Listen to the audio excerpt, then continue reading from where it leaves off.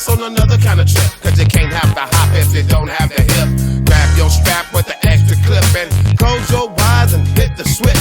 We're going to a place where everybody kick it, kick it, kick it. Yeah, that's the ticket. Ain't no bloodin', ain't no crippin', ain't no fools in the party set trippin'. Everybody got a stack and it ain't no crack. And it really don't matter if you're white or black. I wanna take it there like the Staples singer. Put something in the trunk and I know that I can bring you if you can't take the Santa Claus is coming to town.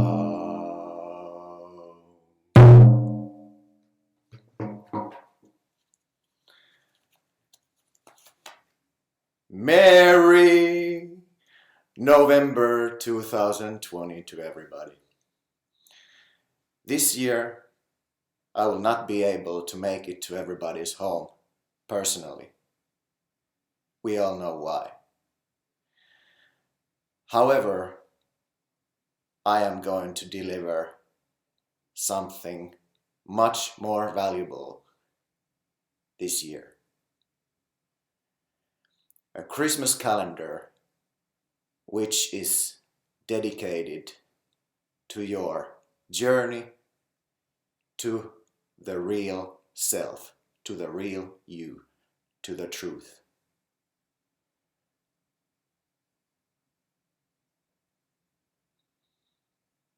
All the best for everybody. Stay tuned. Santa Claus is coming to town.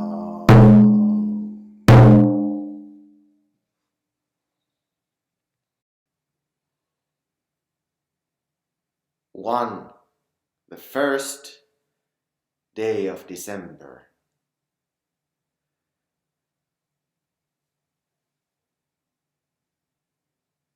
Merry December, everybody.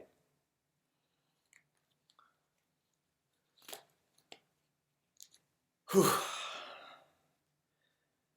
It's very hot in here, I have to admit.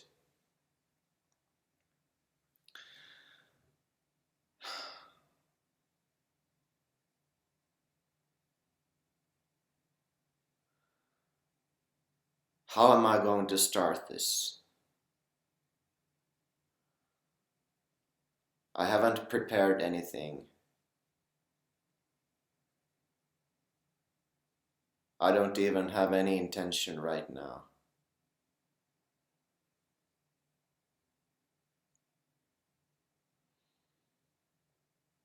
I just give everything to whatever this is, existence, God.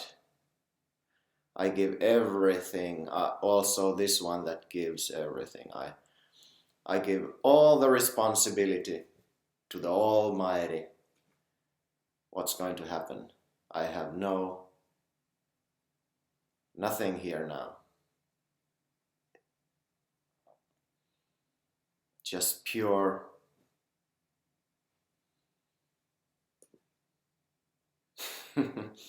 pure.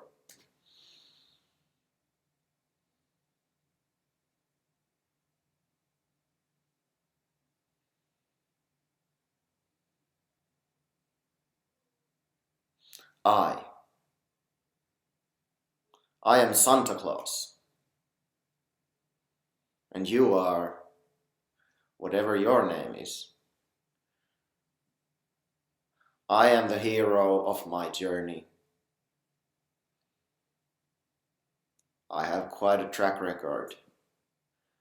I have been delivering presents all over the world for many, many years. I don't know even how many. Hundreds of years, probably.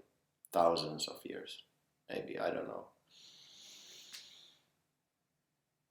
And you have your journey. We are heroes of our journeys. It's common in both of us. Here's an I and there is an I. And we have our own perspective. I have my perspective right here. talking to you, trying to convey something to you, and you are there listening, maybe trying to receiving something from this character there. So then you can apply this information and every kind of thing that comes from here, experiences, beliefs, whatever they may be. So energetically you will receive them then and apply somehow. It resonates, or you are able to apply it to into your life. So you are able to somehow function better in the world or in your life. Become happier, more peaceful. Maybe something like that. And I am here with my purpose to deliver something to you over there.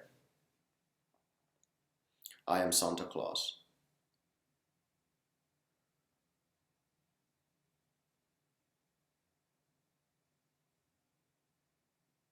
So what can I offer you then?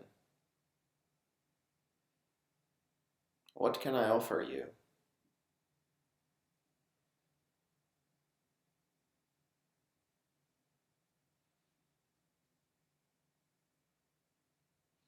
If there is actually nothing here right now.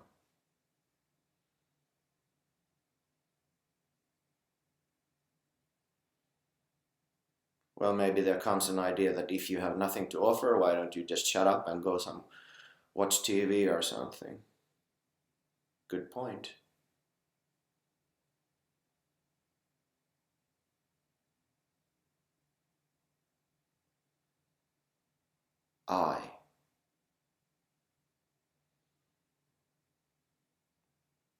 What could I offer you?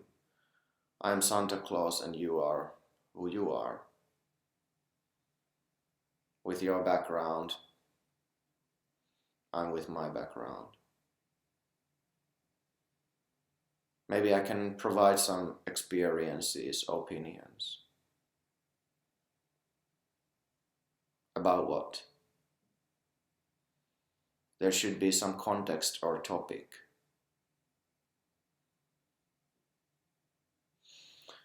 One topic that I like very much, I love, my passion is for it, is truth.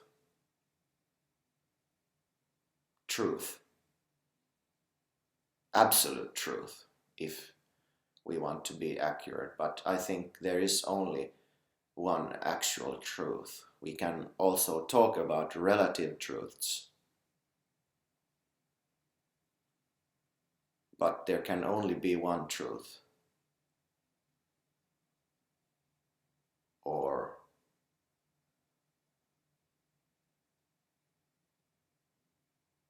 then we have to define truth. If we say there's 8 billion different truths in this world, we have to define truth according to those terms.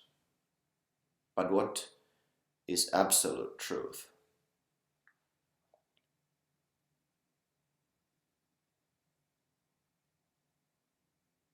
Is there such thing? Or is it just an idea? What feels true? What makes sense? Is the truth something that is tied into the experience of a human being? What the human being can understand, relate to? That it says that, okay, this is the truth. For example, gravity. That things fall down like this. Actually, this is not falling, I'm putting it down like that. But if I take this face mask and it falls down, that's gravity.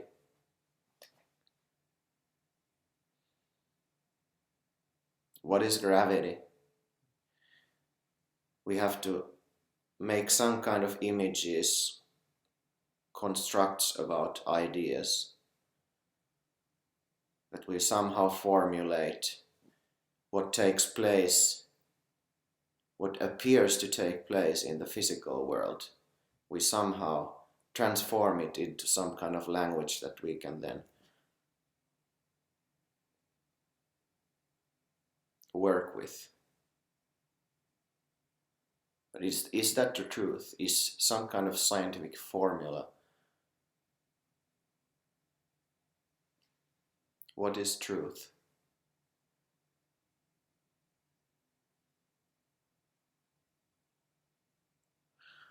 And isn't this just some kind of philosophical thinking? Is it possible to come to a conclusion about truth in this realm that we are now working with? Ideas, concepts, philosophizing about this. If somebody comes and says this is the truth and we accept it, is that the truth really? What do we mean by truth? And can it be reached with this kind of philosophizing?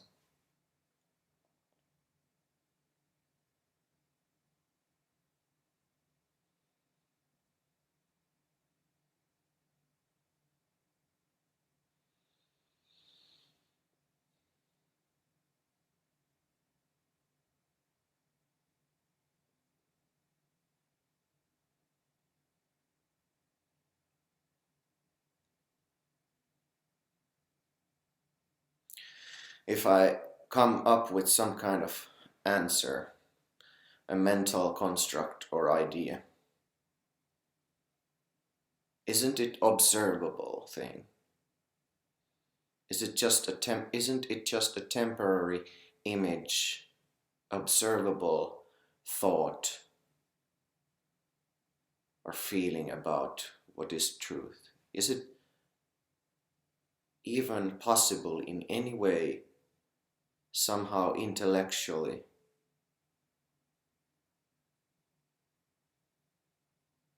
come to some kind of conclusion what is truth? Just asking, because the idea comes, this could be the truth. Yes, somebody else comes with another idea. No, I think it's more like this. And the third one comes, yeah, but I think actually it's a feeling. Yeah, but I think fourth comes and I think actually it can't be any of those things. It's just what is. But what's that? That's also a fourth person coming with some kind of opinion. Yes, and then all the participants of this discussion, they come into their own being and maybe they verify, yes, that must be the truth. Everything that just is as it is the truth somehow. But what is that statement? What is that confirmation inside that, yes, this is, I agree? What is that? That isn't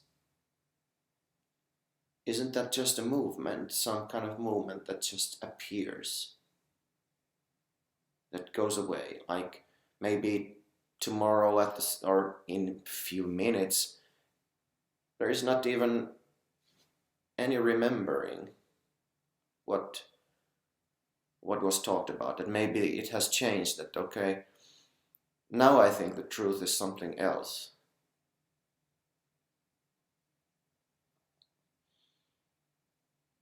Is truth something about being honest?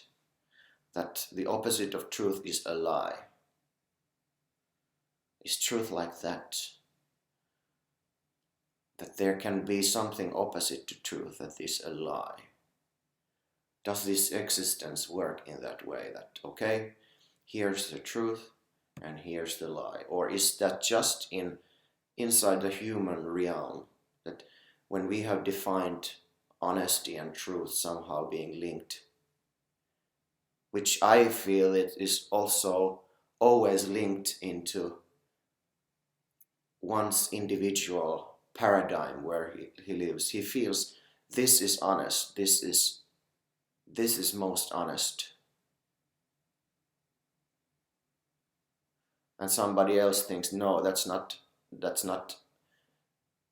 as honest as you could be. You could be even more honest. And they both might agree that, okay, this guy is not honest at all. He's just lying. But what does this kind of situation has anything to do with truth?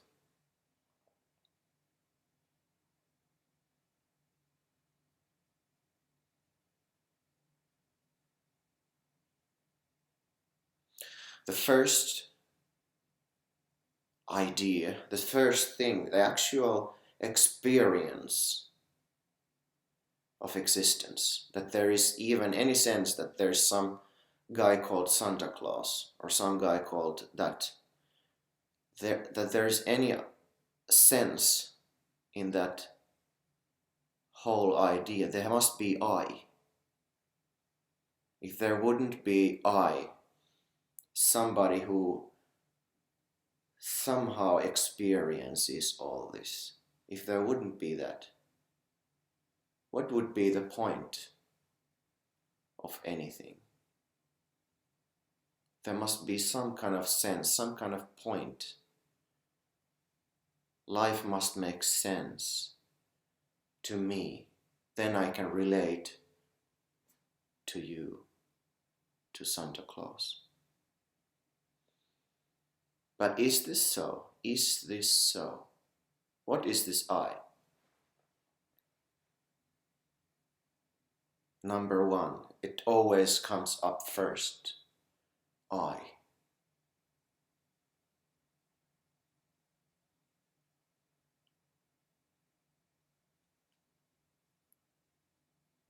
This world, this experiencing is subjective, individual thing.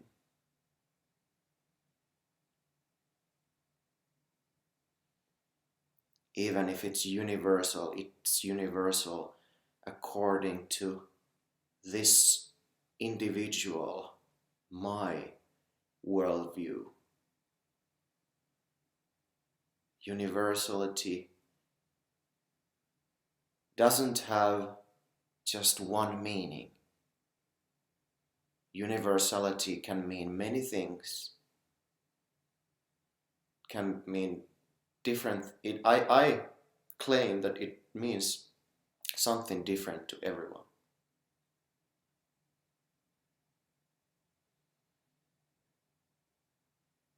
But you see, the problem here is that we are working in thoughts, concepts. It's all in thoughts and concepts.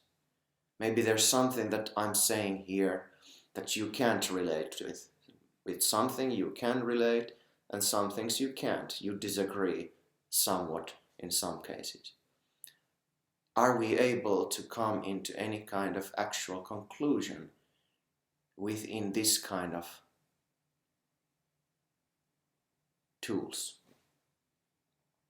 using concepts and ideas and thoughts?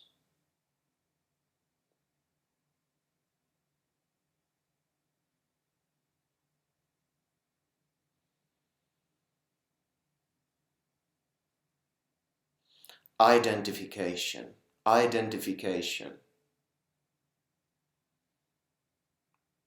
What is identification?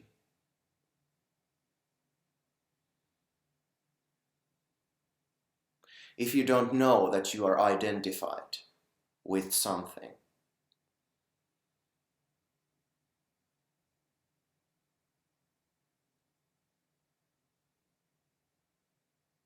what to do? If you are identified being Santa Claus, what to do? Should there be done something about it? Well, if one wants to come into more natural state, more true nature,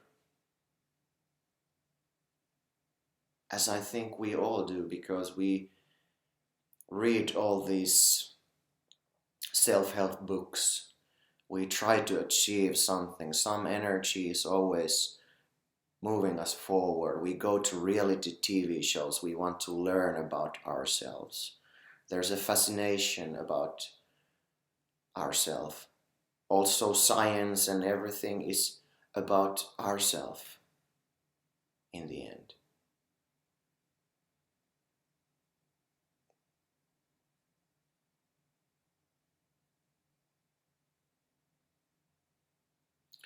Maybe you can see through identification in some cases. You see, I'm not this character.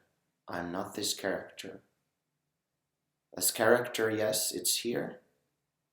But actually, I can see that I'm identified. Maybe I could be even some guy just having a costume of Santa Claus and a fake beard or something. And then I could just see that I'm not actually that Santa Claus, I'm just acting Santa Claus.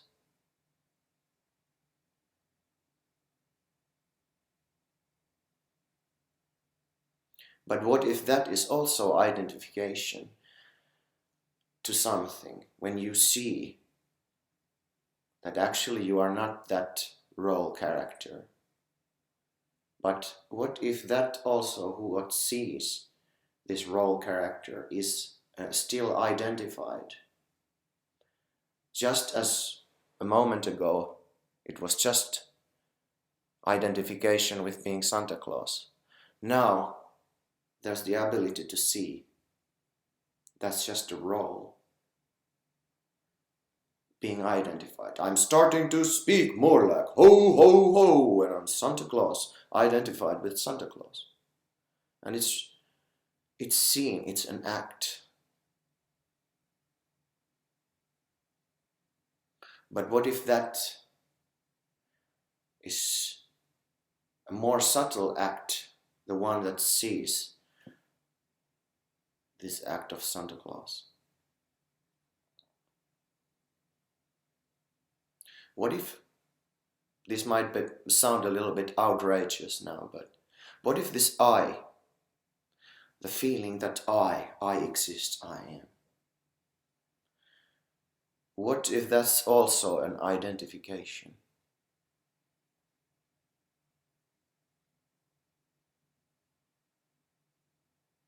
Think about it.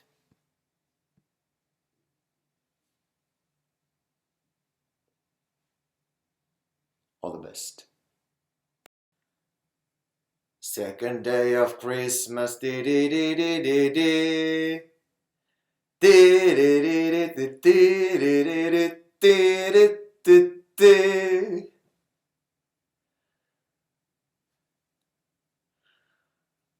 Namaste. Let's open the second door of this Santa's Truth Christmas calendar. How are you doing today?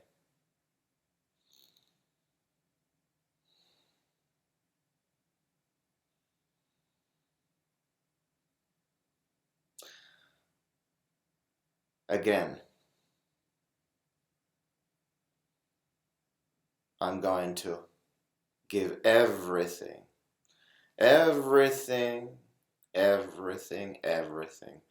Also this one, who gives everything? This, whatever this subject is, I will give it now.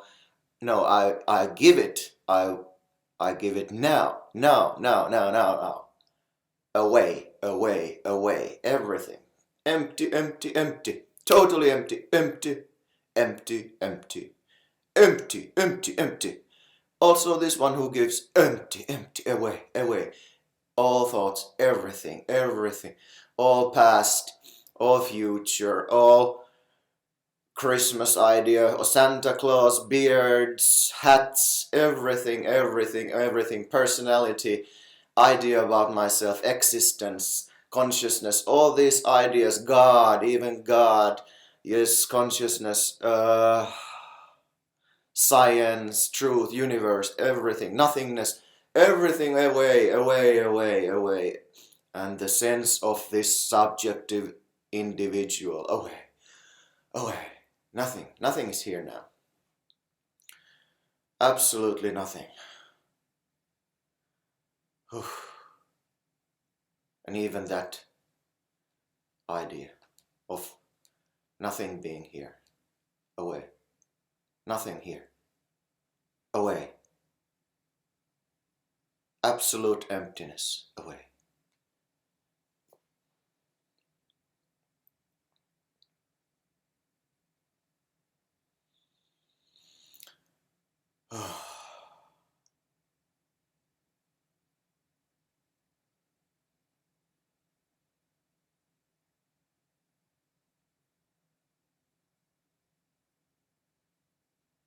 Now you do the same, if you didn't already. Throw everything, everything, everything, everything away.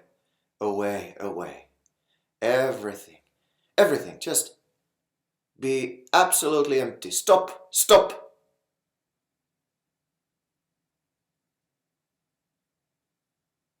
No expectations, no anything, not past, not future, nothing, nothing, nothing, nothing. Not even the I who throws away. Just complete emptiness. Not blank, not some kind of blankness or blindness or whatever. Just throw that away also. Everything.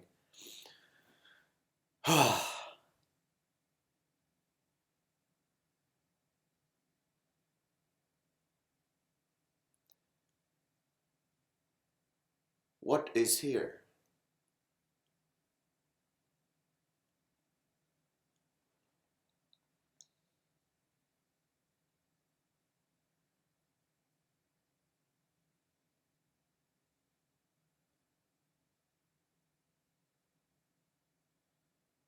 Senses function. Sense of beingness is there, but also that just all those ideas or feeling concepts about feelings or associations, everything away.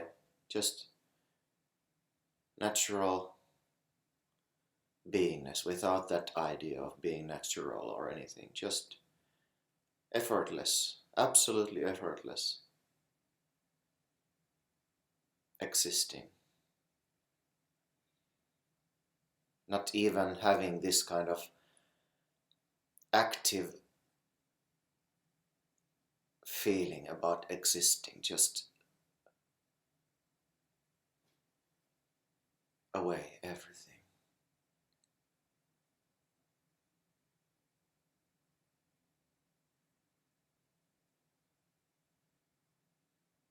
What remains? Even that idea away.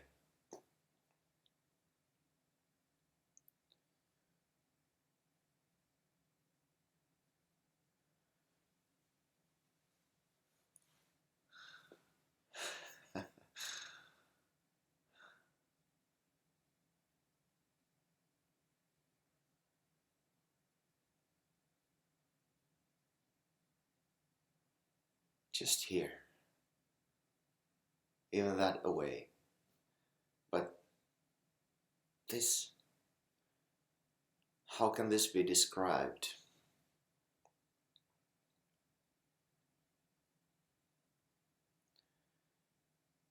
Well, the only way somehow to describe, it's not description, but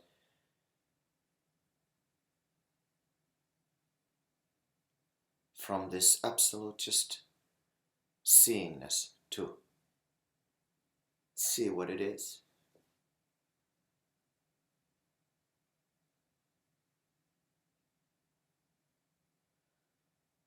Is this some kind of strange thing that's here now? This, how should this even be called, this that is? There might come something that sense of existing or sense of emptiness, but if also those are just thrown away because they are perceived, just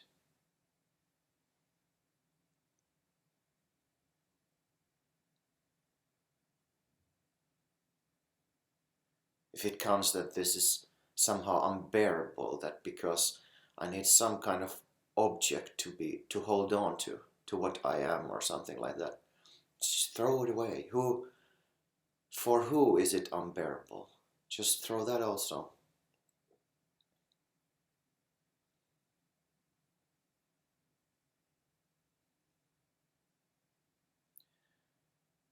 Is this an object?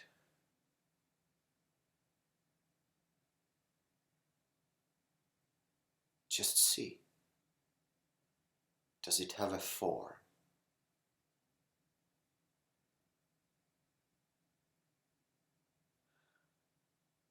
The answer comes straight from this, not from any mental thought or image about this, what this is, but just straight. It's not an object, it's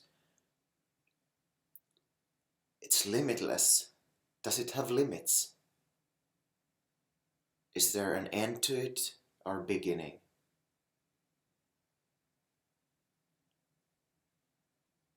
You need to bring some kind of image or mind to say that if there is a limit or something like that. But when that is away, those kind of constructs, you just come from the straight seeing. There are no limits. It's formless. Absolute. And where has this been before this? Was this created somehow? Where was this before this? Was this created?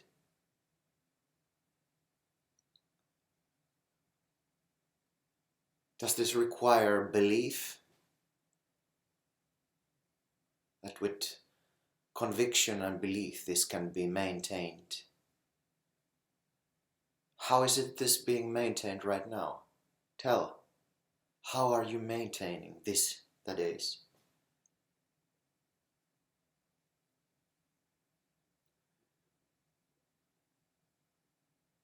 Does this require anything for it to be something? What does it mean? What does mind or existence mean to this? They're just movements. The whole consciousness actually is just a movement in this. It's bigger than consciousness. It's limitless. It's absolute freedom. Absolute everything. But still at the same time it's nothing. It's no thing. You can't put it into any kind of, you can't grasp it. You can't put it into any form. And even though it's like static in a way, it's or still, but it's like this stillness or emptiness is completely alive somehow, but it's ungraspable.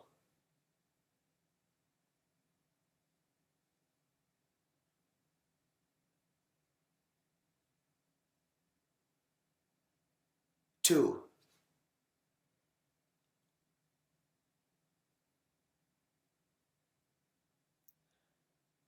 is for dualism. In dualism, in duality, you need two. You need subject, object, subject, object, subject, object.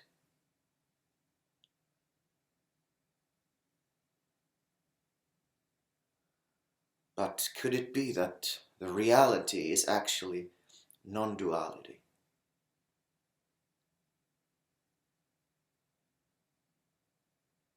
They say that it's better to express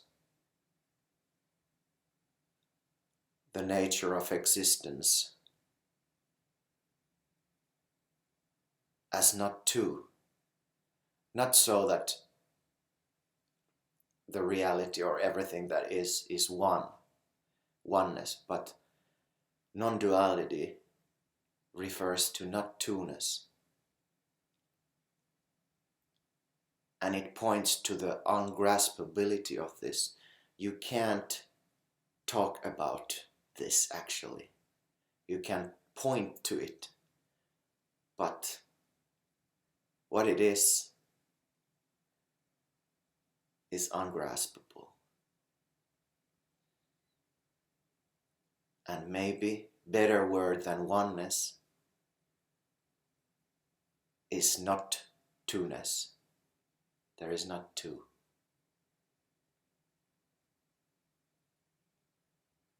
You can't grasp it. Nobody can. It's not anybody's possession.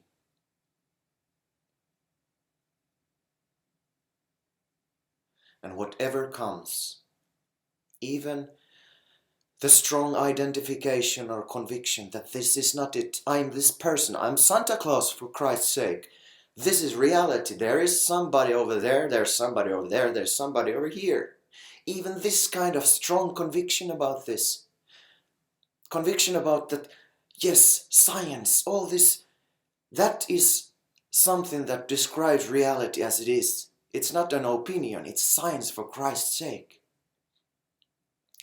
Even this kind of conviction, strong conviction, saying that this is reality, how it is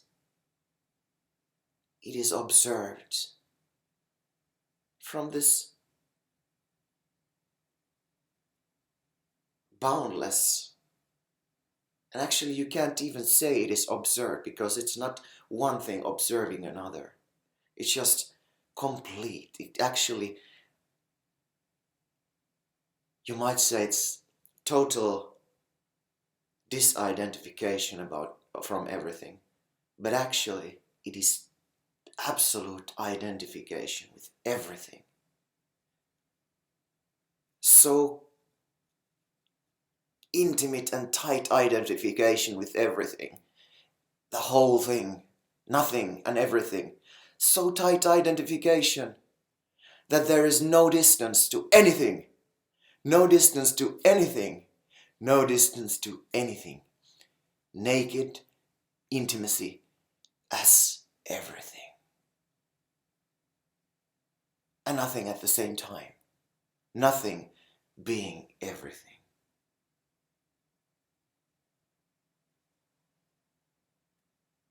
Totally, absolutely unknowable. You can try your best to know this, to understand it. You can even have the sense that it's fully understood and recognized.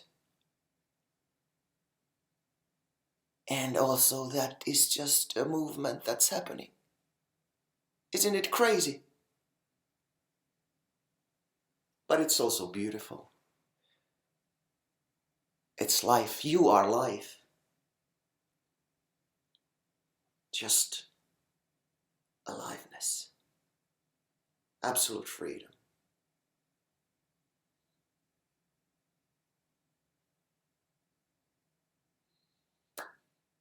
Happy day. And all the best. Ho, ho, ho.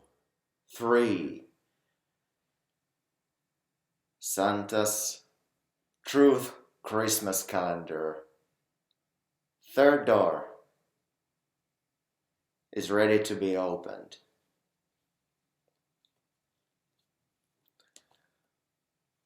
Like that. Very simple. Now,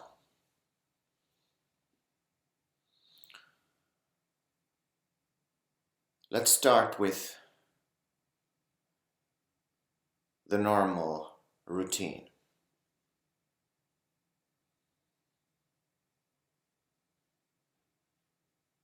There's nothing here. Nothing planned, no intention. Maybe there has been some ideas before this.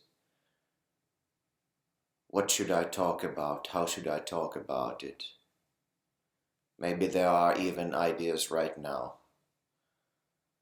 that are circling around that I could talk like this or talk like that, start like that or start like this.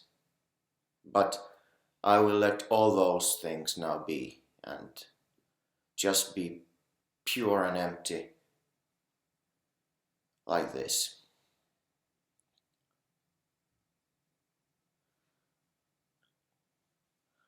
I will fix my hat a little bit. So,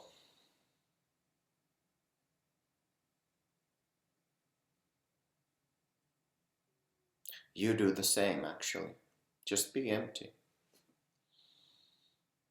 Just, there's no pressure to do anything.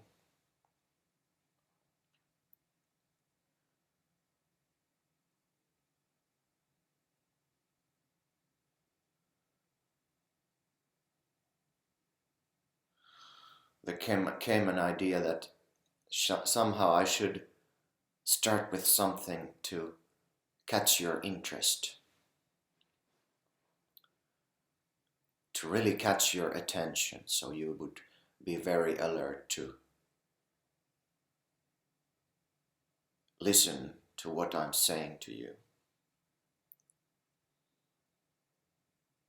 I won't touch that now. Whether this is interesting, whether this is insightful, whether this is useful, it doesn't matter.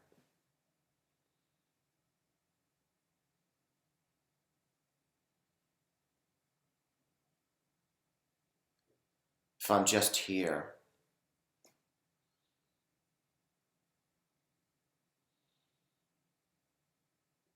there can be some little bit uncomfortable feelings or emotions, that some kind of agitation that something should happen or something should be said.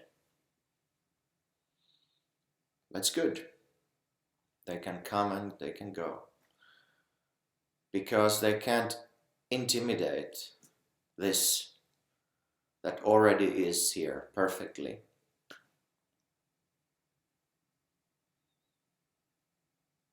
It can speak or not speak.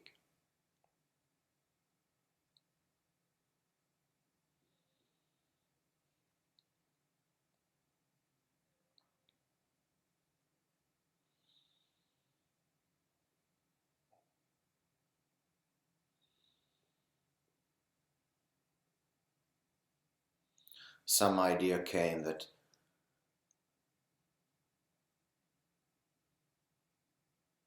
actually I don't give even attention to that idea.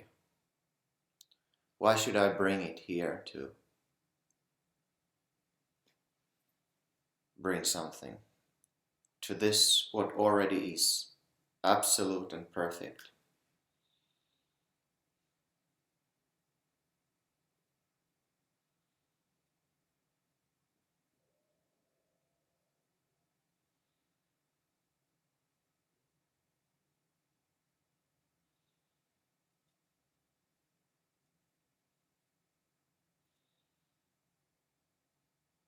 This is not meditation.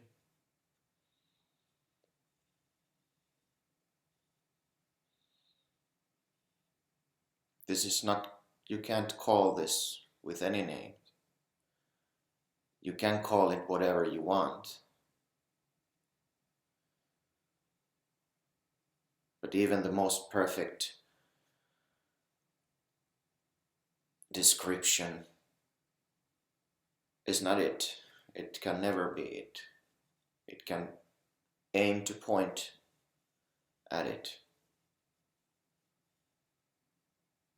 but I'm not even sure if anything is able to actually point to it. Because it's not an object, it's this formless.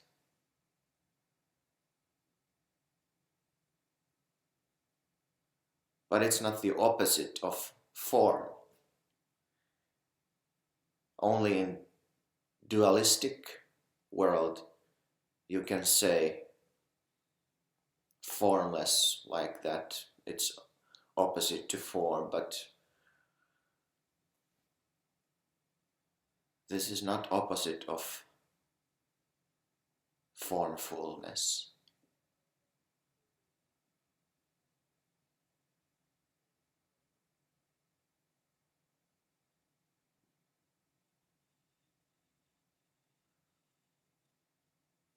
This is not opposite of somethingness. This is not opposite of fullness. It's not nothing. Nothing can't be described because it's nothing.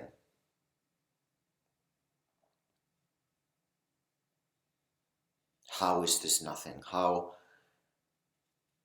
is this nothing when you talk, when you appear to be something?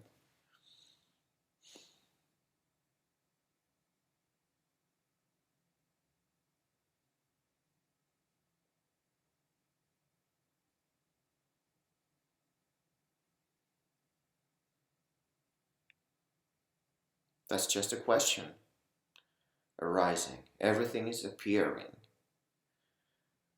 But you can't grasp anything.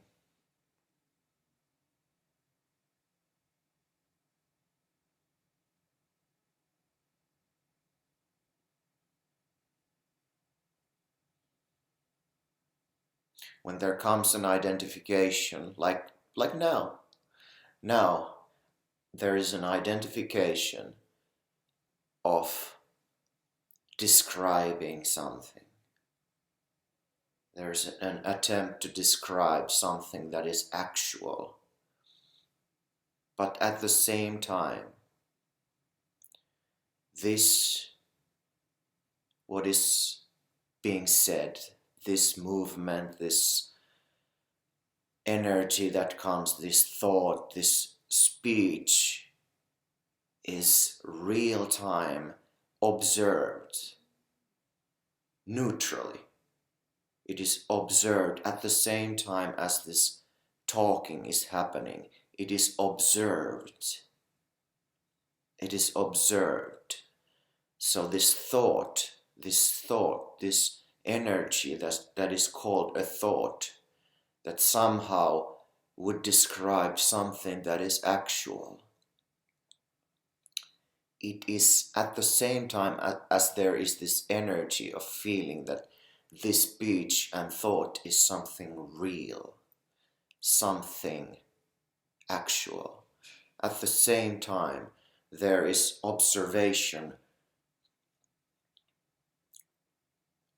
just observation of it. So it is seen through.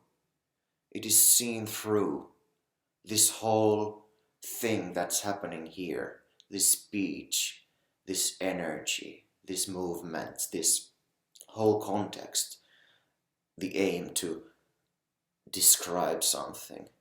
All of this is seen through real time. But there is no position where it is seen through from. It is just seen through.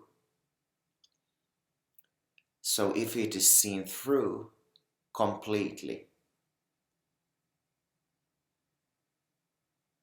what is it that is seeing through? What is it that is observing this? Now this question, there are two things happening. The seeming identification to this question that aims for some kind of interaction, that there's some kind of thinking happening or some kind of observation, internal observation happening that comes up with some energetic response. This is the answer to that question. But at the same time, this whole thing is seen through. And actually, if you really look at it, that's something is happening beyond this whole thing. Or can we call it even happening? It just is. Something sees through, but not as an active thing of seeing through, because that's also, if something like that kind of observation is happening, that is also seen. The observation of this real-time happening is also known.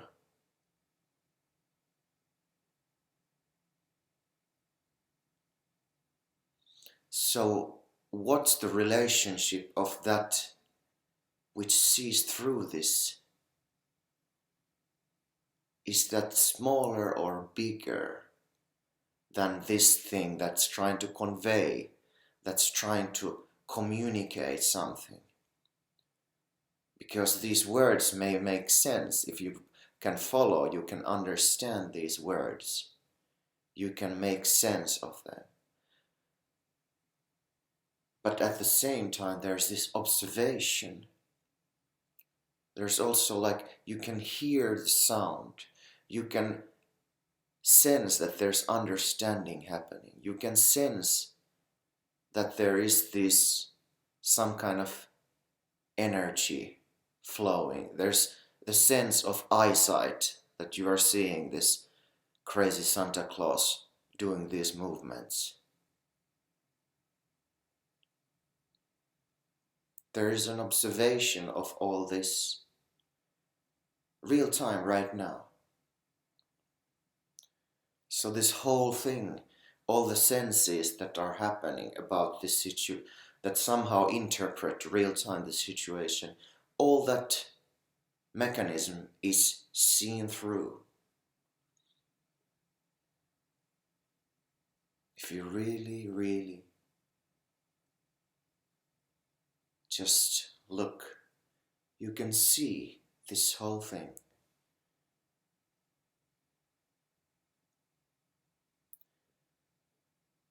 Also the observation of this whole thing. You can know. There is knowing. Not that you can know. Because if there is a subject that knows, this kind of subjectivity or the feeling of being subject is also known. But this knowingness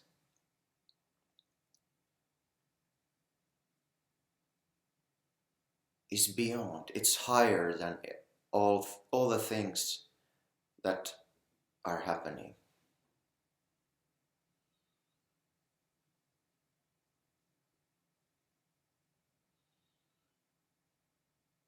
There is no substance in anything. There has to be identification and really the belief.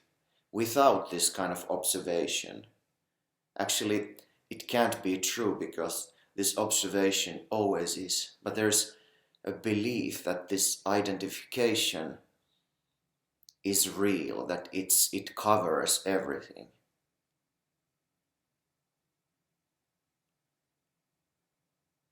That can happen, but observation, this neutral observation, is always, it also sees this kind of identification.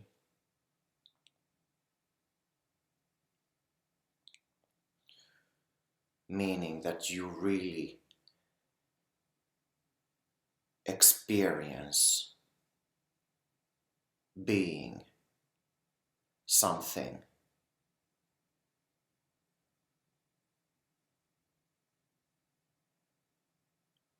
But if there is no identification with anything,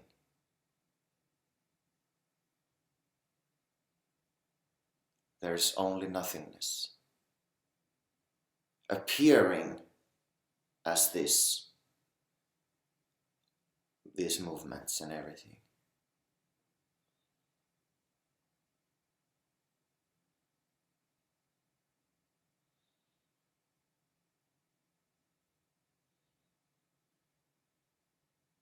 Just recognize this, confirm this,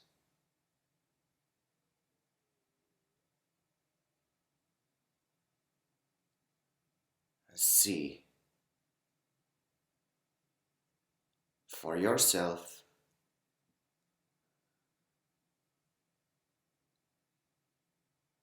how beautiful your day will be.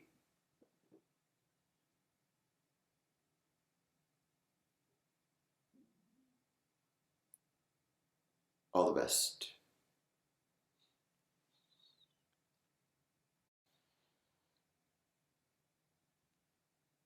Hello, hello, hello. Santa's Truth Christmas Calendar number 4. Door is ready to be opened now. Oh man, just like that. Let's put this back here. So,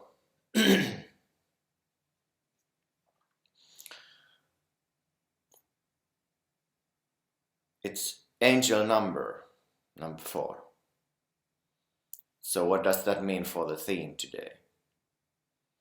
It means the theme is surprise, surprise, truth.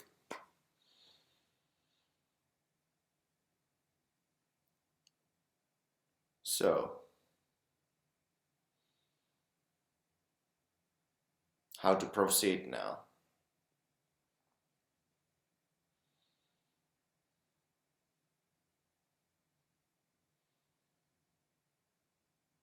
It's impossible actually to proceed.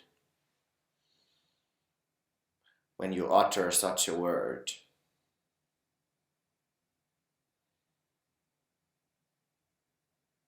there's a lot of responsibility after that.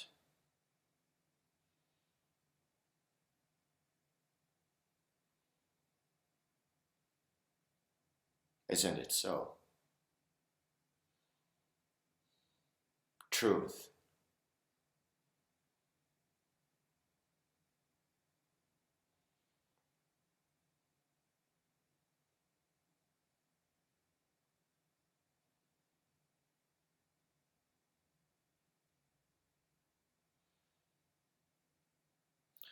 It feels like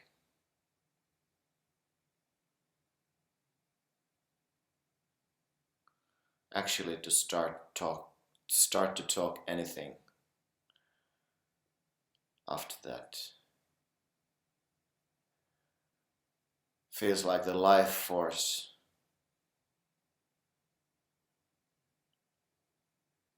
hardly allows any words to come out.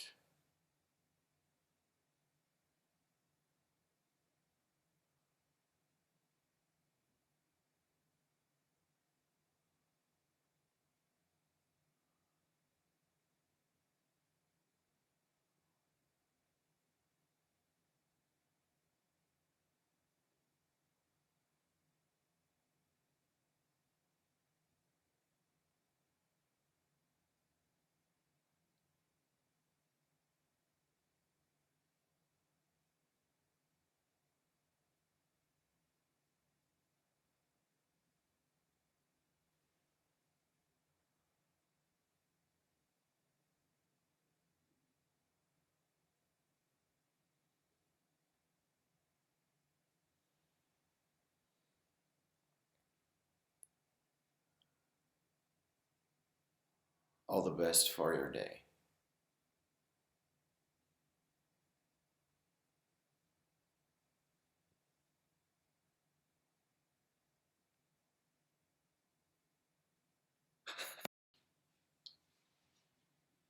Five, high five.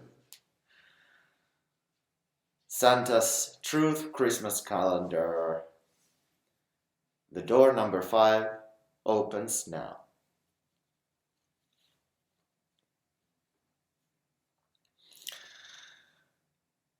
So, Santa's wife told me that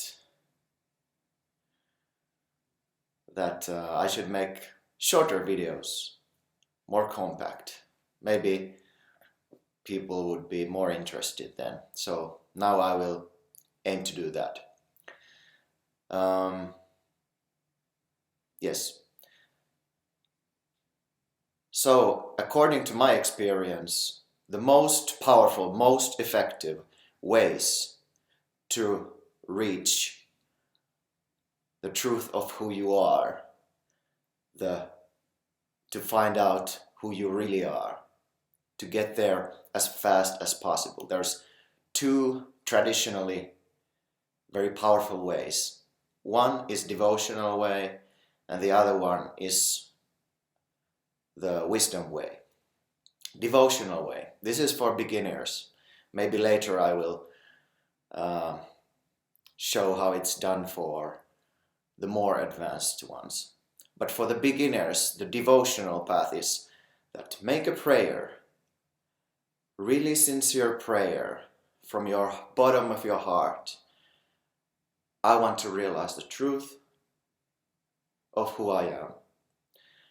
I don't know what this consciousness, what this God, is there a God or anything like that. I don't really know. But if there is something like that, a God, consciousness or whatever, I sincerely, and I know I can't be as sincere as possible, but as sincerely as possible now I'm asking, if there is really such a thing, consciousness, God, existence, whatever, show me the way, show me the truth, or help me in some way. And do this as fully as you can. And then, after that, when you have done that, amen, amen. I really want that. Then, use the wisdom. When you are praying like that, see, witness it, see that the one praying is there fully heartedly. Witness it. You can see this character, this power, this effort that you have here. You can witness it from totally neutral place. Use your full intelligence, full capacity right here, right now to witness it from the zero place. That you're now here with all of your willingness to find out the truth of you, who you are. Sincerely. You are witnessing it from neutral place. See that can you be the one here praying, oh please, please, show me the way. You are witnessing it from totally neutral place. Can you be, are you bigger, are you wider, or are you that small one, the smaller one? But I'm not saying you should in any way diminish the sincerity and power of your prayer. On the contrary, make it as powerful, as genuine as you can. But at the same time, show God, show consciousness that you are worth it and that you are using your full capacity right away. It's good to read right away after the prayer to really witness it from neutral place. To see, yes, I can see this. I can witness this. And then you can say just what helps in the end. When you have done these simple things, now it's been taking 5 minutes, you can just say thank you, Thank you, thank you. Already thank you so much. Thank you, thank you, thank you. This simple thing, if meditation is too difficult or something like that to emptying yourself, this kind of activity is helpful. Do it as often as you can, every day if you can, and I guarantee it will work, it will manifest. Thank you. All the best.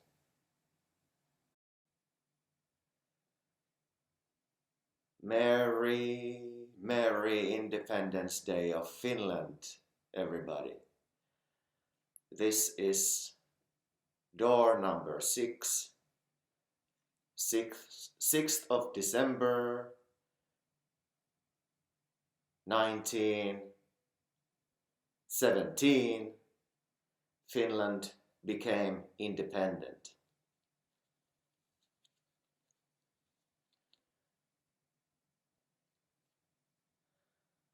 And of course, we all know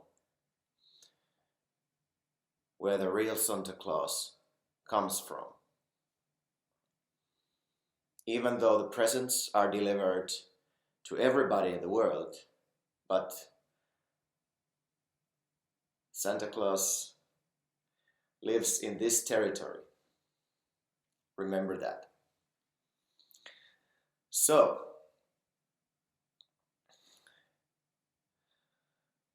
how to use the independence analog to discovering the true self.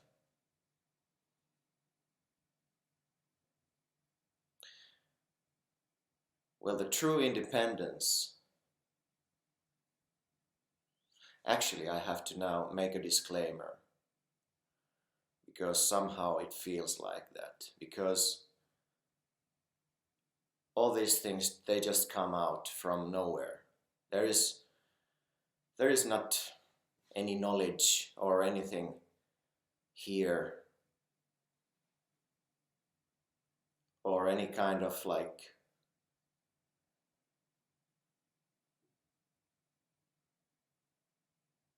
I don't know how to call it, like there's nothing to learn or nothing to somehow know about these things. And I'm not trying to somehow convey anything, even though it might seem like that. And energetically there might be this kind of feeling that, yes, I would really want, or like somebody there who watches this to get this, but fundamentally the real experience, or not even experience, but the fact is there is nothing here. There is absolutely nothing to give, nothing to offer. But also that's not quite accurate, because it's not even that side that there is nothing to offer, but there is just absolutely nothing. But just some kind of disclaimer that there is actually, I have no idea what I'm talking about. So, the real independence is to be actually absolutely shapeless. Whatever happens, whatever the circumstance, whatever your form, whatever your nationality, whatever your situation, independent or not independent, the actuality in you, the actual environment is absolutely shapeless. It's zero. There is no identification with anything in any kind of situation. That's the actuality. Of course, you can be in any situation as you are, like wearing costumes, going to different places, doing whatever you are doing. And you might have the emotions and words and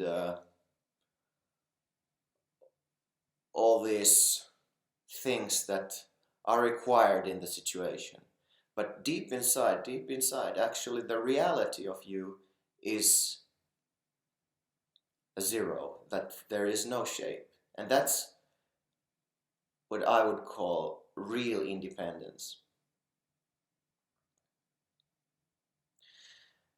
And if there is identification to, let's say there's like a very stubborn form inside that says that no, I am definitely Santa Claus and I'm responsible for being Santa Claus all the time. This kind of identification may be and feel very strong. So it might require some seeming battle or some seeming work to fight for that independence that actually is already and always present. But it's not just, the only thing is that it's not discovered. So the only thing is that it's not discovered. That's the only thing. But that's already a fact. You are already shapeless by nature. And there lies everything. Happiness, peace, freedom. Without even being attached to those qualities. Even if you are not free externally, inside you're boundless, limitless, timeless.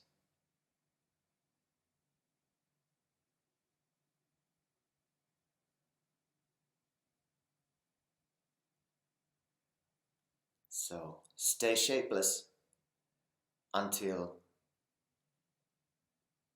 there's no other way. And see how beautiful everything is. Always, constantly, timelessly. All the best.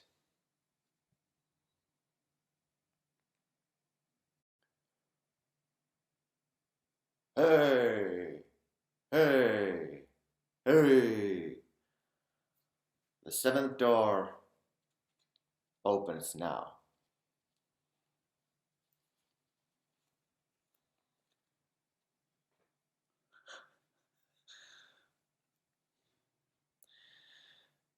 This episode is dedicated for the hopeless ones, for the absolutely hopeless ones, those of us that cannot meditate, cannot concentrate, cannot understand what's being said, what's being even meant. I mean, it's impossible to even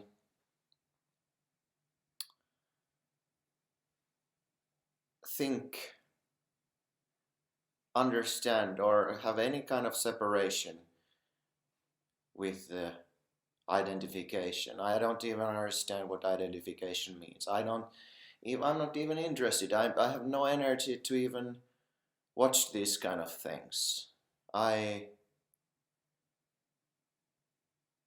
don't know what's meant by witnessing or watching thoughts or whatever that is. This is not for me.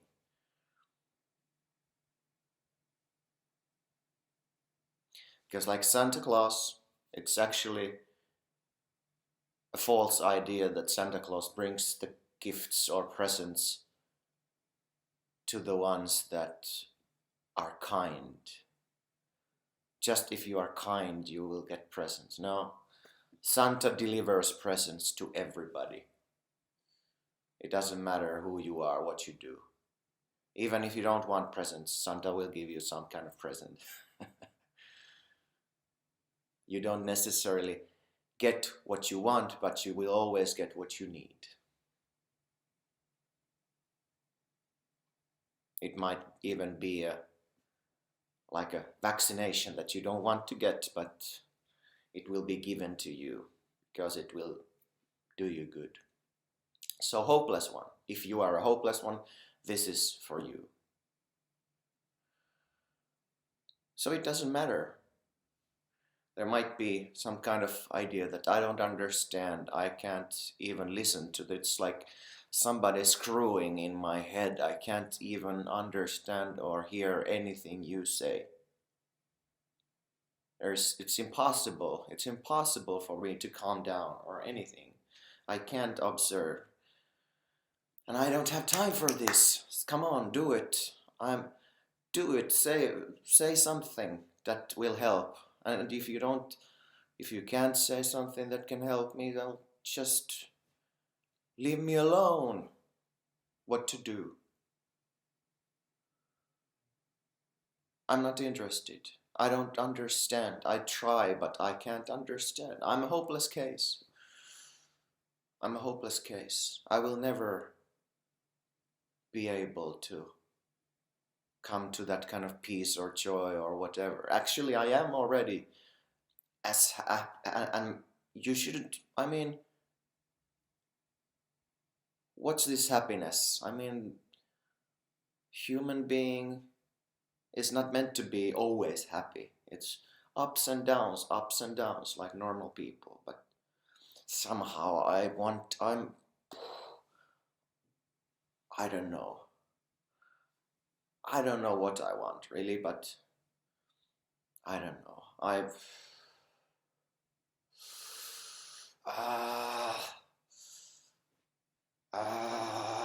don't have time for this.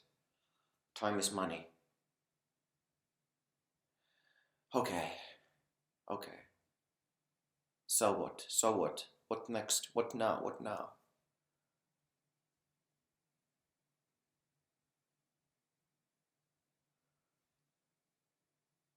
So, watching this, doing this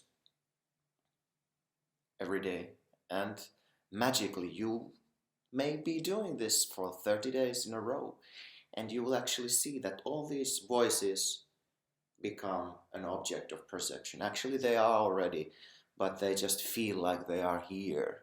But something changes, and you don't even remember these things that you were identified with. And you will have new problems, new ideas, but the same thing will happen. So, there you go. Remember, number 7 is the number for cosmic joke, and this is the best one. You are not a hopeless case. Actually, we are all hopeless cases. There's just some of us that actually know that.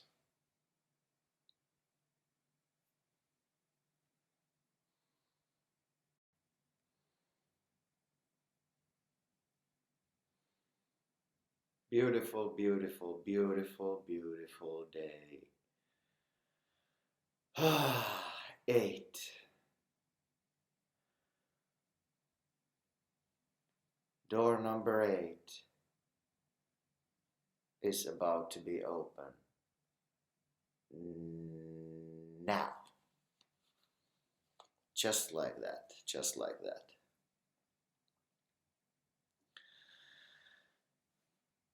Yes.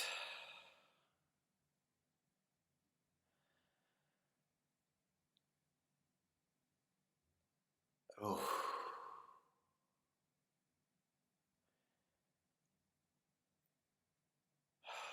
How beautiful it feels to breathe.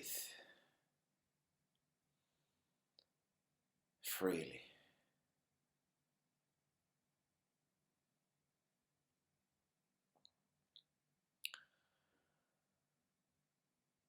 Okay. So truth. Truth. When this number is concerned, we have to go directly to the truth. And the only direct way is to approach it from absolute nothingness. And actually it's paradoxical, because the moment you utter truth, the moment you make it an object, like a topic of discussion in this video, it is the same thing as they say in the Bible, that when Adam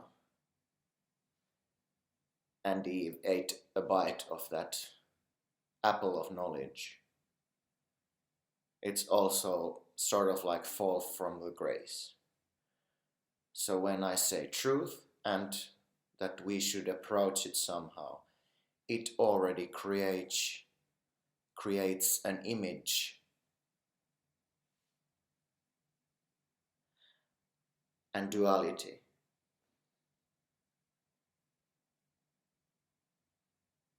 Can you see it? Immediately it becomes some kind of object that we should find or approach. And actually, if we follow that path with this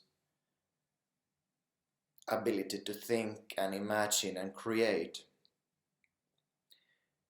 we go further and further away, in a way, from the truth.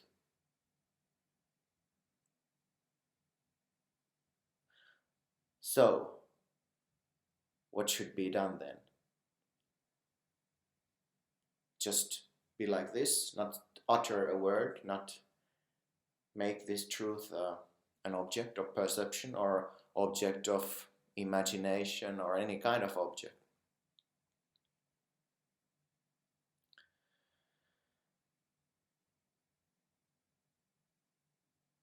There is no solution to that, because it would all the time keep truth as an object. All the time, if there would be some kind of solution, some kind of way to approach it, truth would always remain as an object.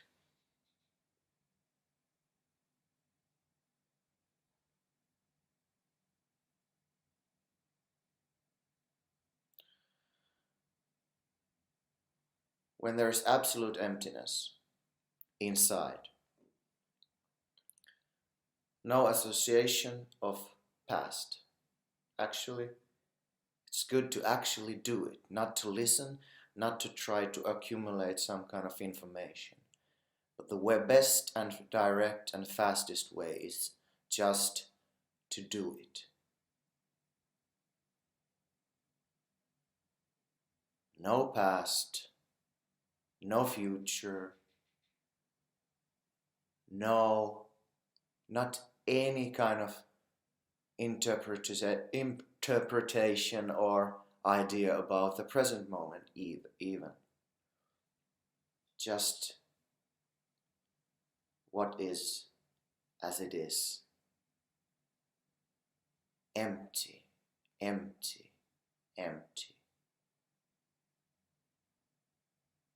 Even if there are thoughts about past, about who I am or something like that, they can be. They are in this. It's not a field even, because a field is also an object of perception. If there's a feeling of emptiness, it's beyond even that. And it's here, absolutely available, completely. Right here, right now, even though there is no right here or right now, but it just is. It's unavoidable, boundless, limitless freedom right here. Too obvious to be recognized in any way. Too obvious. And still, it's this.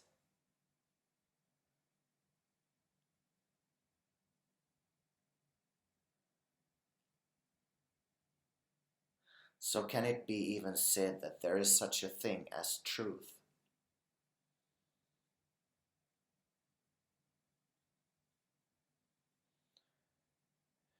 Well, human experience includes this context, this existence. And truth, of course, it can have many meanings, but if truth is as some kind of anchor, that you are not too tight into having it as a certain kind of truth, or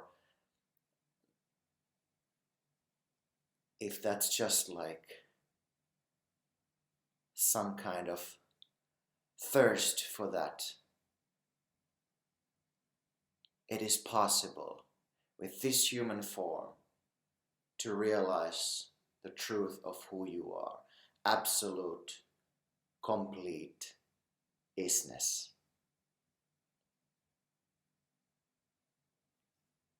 All the best. You are that.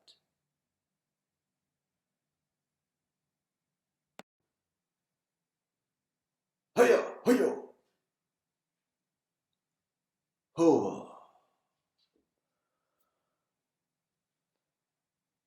Santa Claus. Truth Christmas calendar. Door number 9.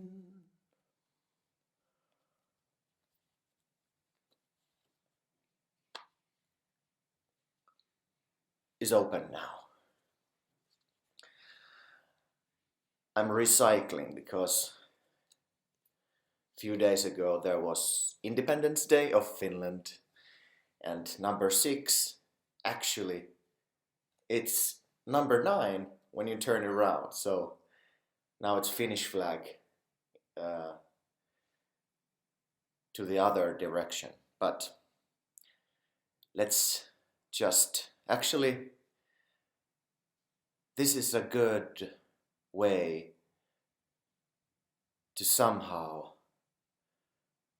go into today's theme. Truth. Whoa, truth again. Well, Finland has been in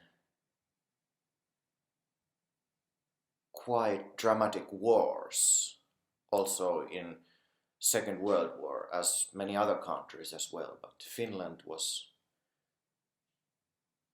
in very bad situation with its neighbor, the big red country. And actually Finland attacked Russia at one point. Really, they did. This small country that now has 5 million people, but I don't know how many then, but they attacked this huge country. Of course there was also Germans attacking, and I think there was not many options to do otherwise, but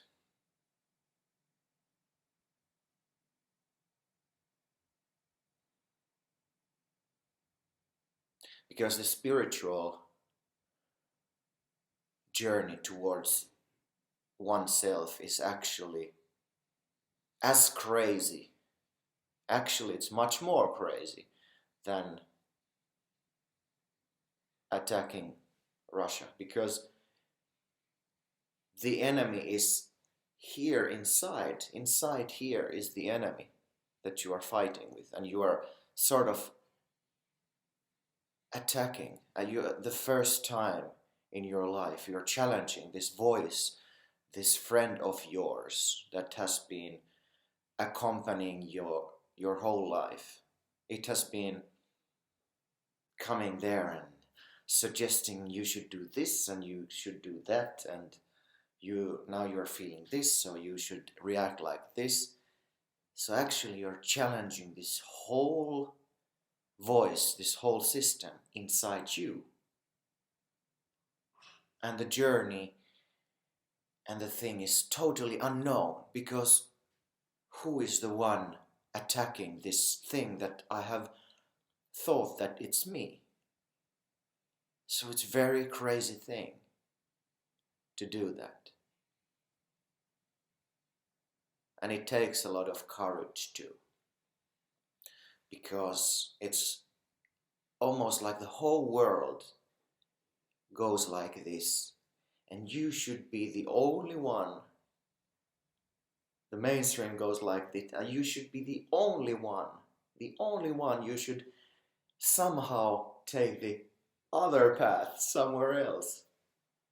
It's crazy like that. It's almost like in one of those pictures from Nazi Germany when all the people were like doing like this, and there was one guy in the picture that didn't do that gesture. So spiritual journey requires such courage, such madness.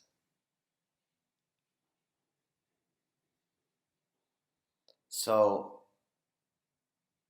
it's not wonder why it's not everyone's cup of tea.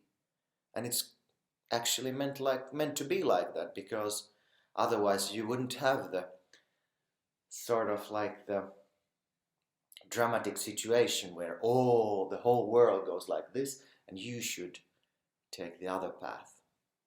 Even though the whole world says, come here, this is the real thing, this is how it should be, this. And some people are, no, this is, but you take the road that no one else takes. No one else.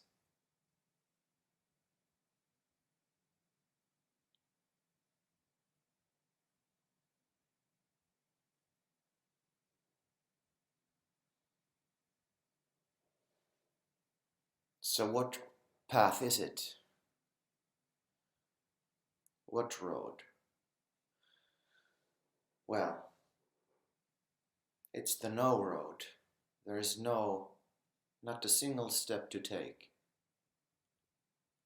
It's already this. But to realize it, it's not something you can do it psychologically with your mind. It usually helps when there's somebody guiding you.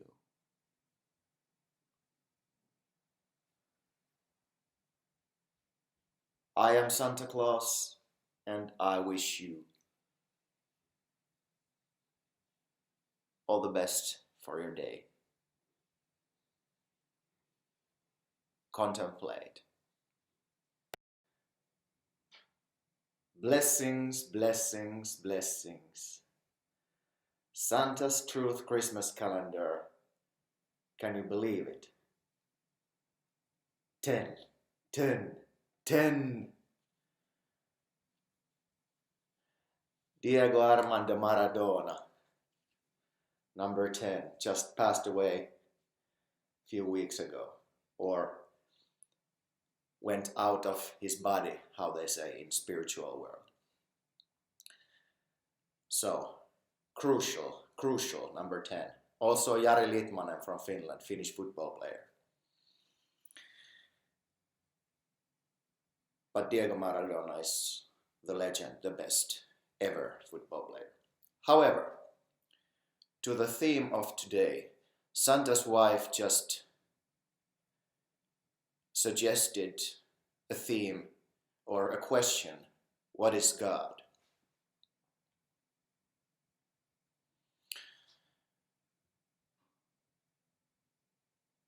So,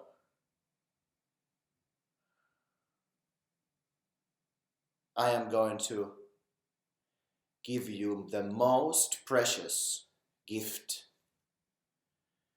I know, the most precious, valuable, and effective method that I know how to reach the truth of who you are. This is dedicated to the desperate ones, the ones who are ready to kill themselves, who are absolutely fed up with their ego and their personhood, who can't take it anymore, who are just, I can't take with this life anymore. I'm desperate to know. I mean, this can't be everything there is, and I'm just so fed up. I'm ready to jump out of the bridge or something, and I'm just desperate. Because that means you are also spiritually ripe. That's actually a divine place to be. We are not very often desperate in our lives. But when you are, that shouldn't be wasted to some kind of like you're going to hurt yourself or something like that. You should use it to discover who you are. But also, if you are just a regular seeker who is complacent already, and somehow you can't find this kind of feeling of being desperate or being purely for truth or something like that, this is also for you a method or a practice to do. So let's go to the point now. Usually we see meditation as that you have to be really calm and sort of like follow your thoughts and be quiet and just be somehow alert of your breath and surroundings so you become peaceful. That's a good way too. But now I'm going to suggest something very controversial. And this is actually very good for a human mind that is very keen on objects and effort and doing. This offers perfect way for that side that wants to do. So maximum effort. And how it goes. So remember, this is very intense. This requires the desperation, the intense feelings that I need to know the truth now about who I am. I don't want to have another second, another moment with with my mind, with this monster in my head. So, first, you pray intensely. God, existence, consciousness.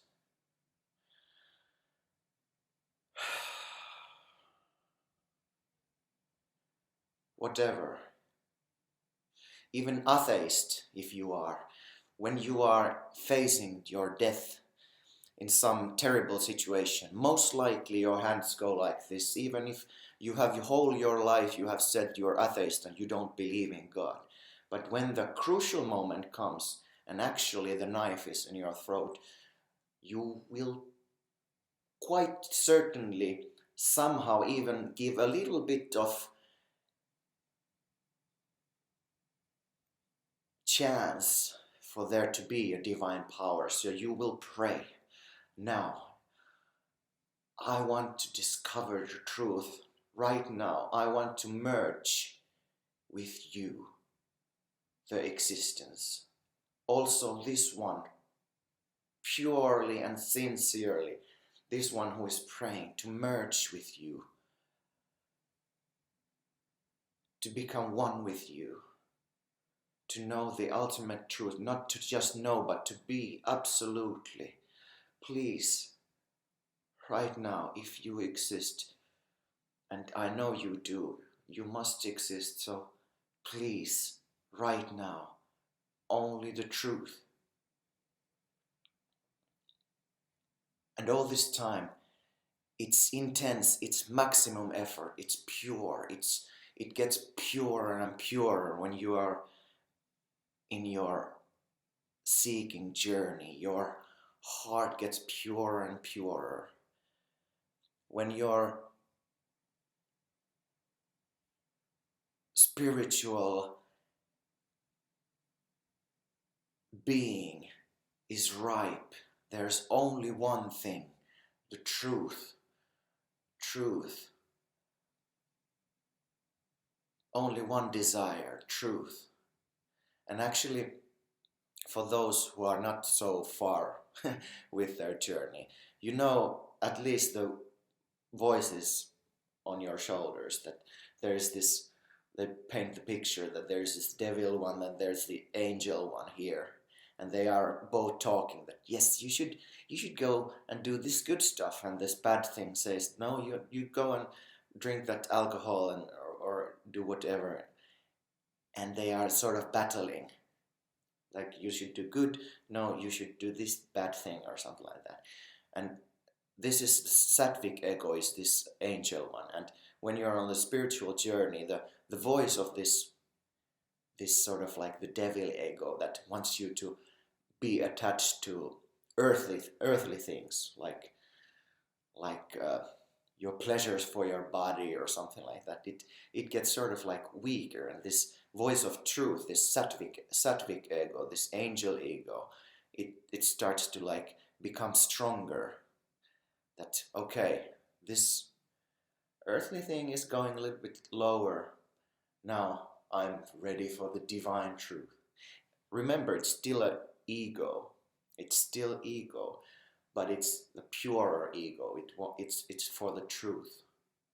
So the idea, or if you wanted to call it an idea, it's like not a mental process like it sounds like right now, but this sattvic ego becomes pure and genuine and sincere. I want the truth. So we are now in this moment. I want the truth, please, please. And actually, if you can have this kind of, maybe you require some godly image. I have my master's image over there.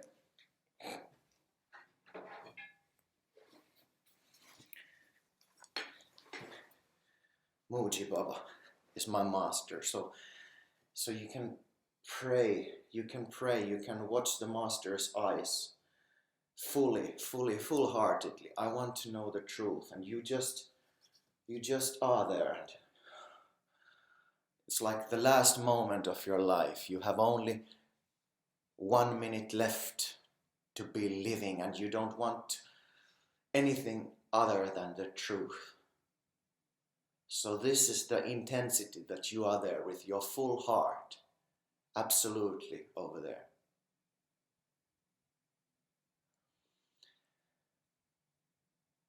And there's nothing else than this. And you know already by now that being empty, observing, is wisdom. So you, at the peak of your intense prayer, you observe the situation, you see. I mean, this desire is the biggest desire that you can ever have. Like, even if you wanted like anything from the world, your own child, or happiness for your family, or for yourself or something, to be one with God is the ultimate desire you can have. So when you are absolutely intenseful and with full power in that prayer, you can still witness it. You can't overload your being so that you couldn't witness. Actually, you witness it from the neutral place all the time. At the same time, you are here. There's no non-sincerity in this. You are absolutely there. But at the same time, you can't deny that there is observation from neutral place. So use that at the same time. From absolute emptiness, you actually not even thinking that there's from absolute emptiness, but you see this. You witness this situation, and you're absolutely empty. When you have uttered that prayer and said, Amen, Amen, let your will be, and let my will, this I who is praying, let that also dissolve. So there is no I anymore. That there is only you, God. And remember, it doesn't have to be master like mine. It can be like picture of Christ, or it can be a picture of some Hindu god, or I don't know if there can't be a picture of Muhammad, but I mean it can be whatever point of observation. Maybe actually one of my favorites is emptiness. If there is a symbol of emptiness, like this kind of Om symbol, so you can just be there with full intensity, and you sort of like force the mind to go away, because there's only this one pointed desire for truth. But actually, and at the same time, there's this witnessing. You can't not witness this whole thing. So there is a combination of this sattvic ego, this angel ego, that wants the truth.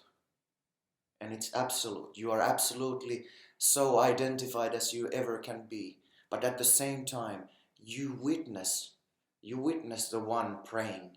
You witness the subjectivity of this desire. You witness this all. Even if it peaks, it like maybe your body shakes and like that, and you're like, oh God, it's here.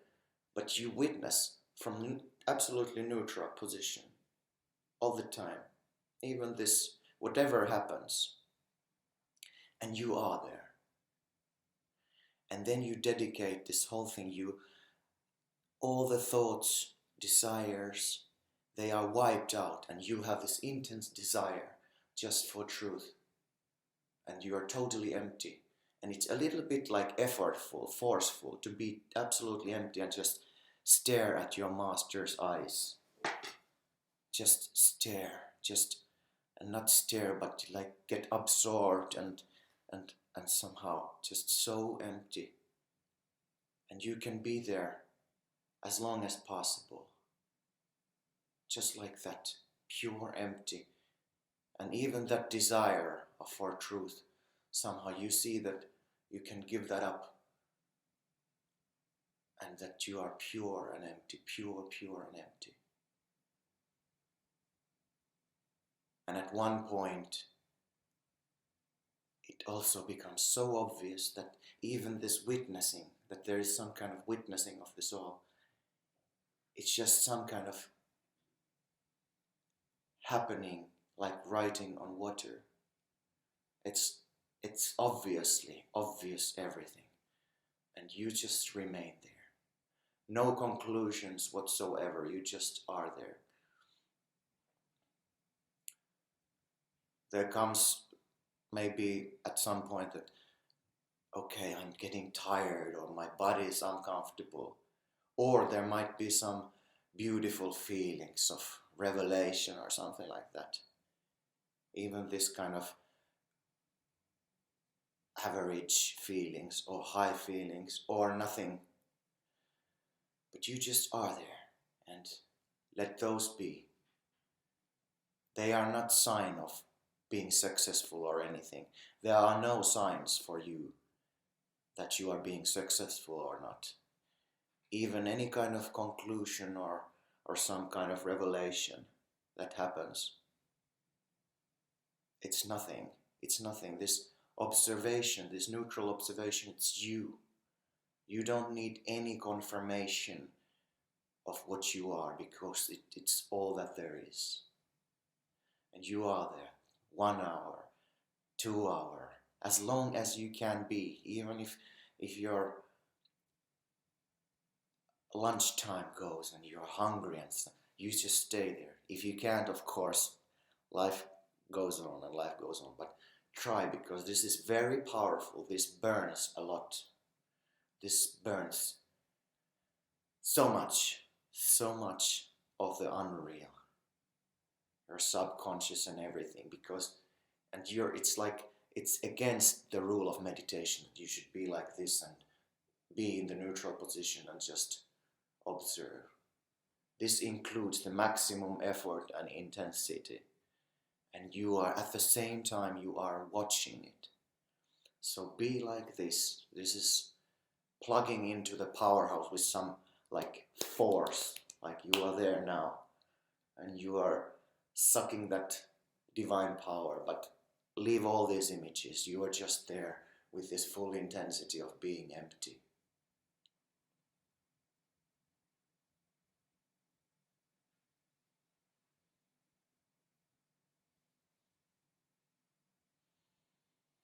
And you can even straighten your posture to be like this, even if it brings pain or something. You just are, because here you are in the ultimate mission of human being and life. You are there, absolutely present. And all these ideas also, just they are observed. You can't say what it is, because it's everything. It's nothing in everything already as it is. But here you expose something very significant.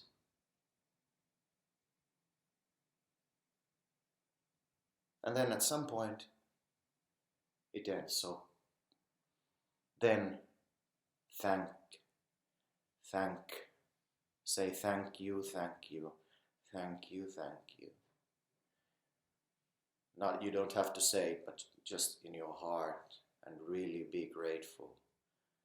You don't even maybe know what to be grateful for, because it's not necessarily anything sensational in that, but it's just so pure. You have devoted your energy and your time to the most precious thing.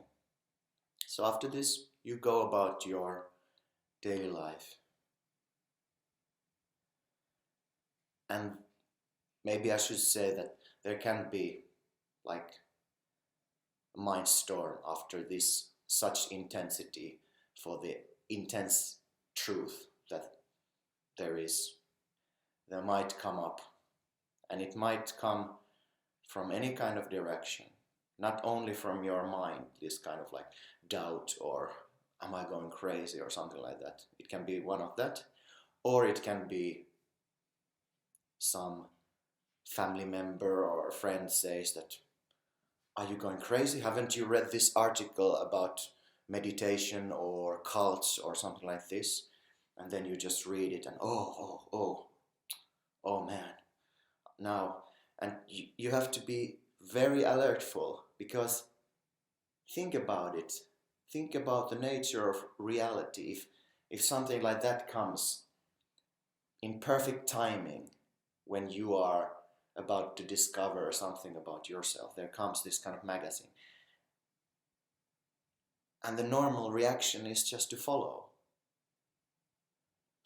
these kind of signs, and then just be somehow like the follower of these kind of ideas but your mind is gonna take you to more and more circles. So be very alertful and make a higher choice in those situations. Yes, you can follow those signs also. You can say, okay, let me see what this article is about. But all the time remember that it's all, this whole context and everything is observed from neutral position. But remember, it will be challenged from unexpected place, that you are identified to something, some external happening or something, and you don't even notice that that has happened. But now you have the higher card because you are in the witnessing position. So it's not a sign of failure if such a thing happens. It's actually a sign of success. So then, when this kind of mind storm comes in any kind of form, it can even be that now I'm enlightened, I am free, I have discovered the truth. So also in that moment, be very alertful, be without form, be without identification. Your true place is there. This may play out, this kind of. But remember, you were at the peak of the identification when you wished for the truth. There is nothing that can be higher than that. And even that was witnessed. Even this one, this prayer one, this sincere one is witnessed from a beyond state, from higher state. This is lower state. Even though it's the most, it feels like it's in the veins and it's you, but it's still always lower state than the true position, the positionless position, the formless, the ever present. I mean, it's so pure you can't even talk about it. And now I have talked about it for 23 minutes already.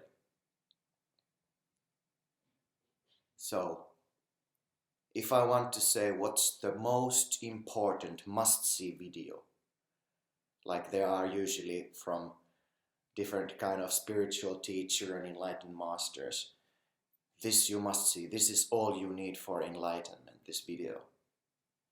So this, out of all these 24 videos probably that will be, this is the powerful one. Watch this over and over again. Follow it with your heart. And enjoy the fruits. They are immediate.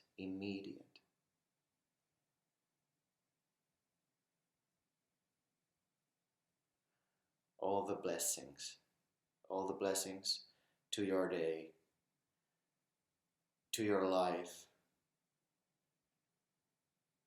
to your highest wish. And like the Christ, the last words of Christ on the cross was, actually the last word probably was the wordless word, but the last word that was written in the Bible was something like, I surrender my whole being, let to you, God. I surrender everything. So this is the essence of this whole non-method that I just presented to you. All the best. I love you. Good luck. Good luck. Santa's Truth Christmas calendar. The door number 11.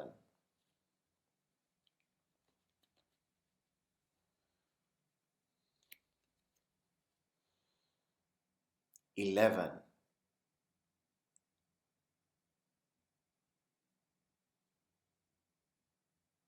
It's open now.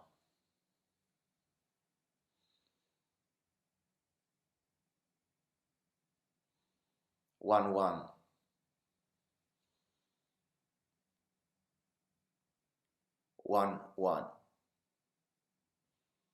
11.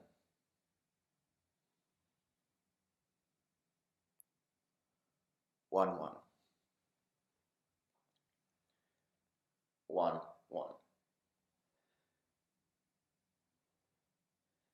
very significant. The mind would like to go to the topic of what does it mean when I see 11 everywhere? The register numbers in cars, and my cat's birthday is 11th of November 2011. But we are not gonna go into that now, because this is about truth.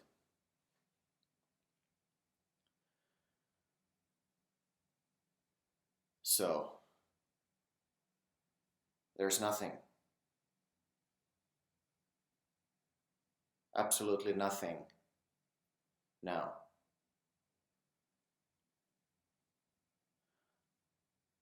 I'm not even saying that this is now given to some higher power to do anything. This is absolutely nothing now. No higher power, no lower power, no I power, no nothing, no nothing. Complete what is.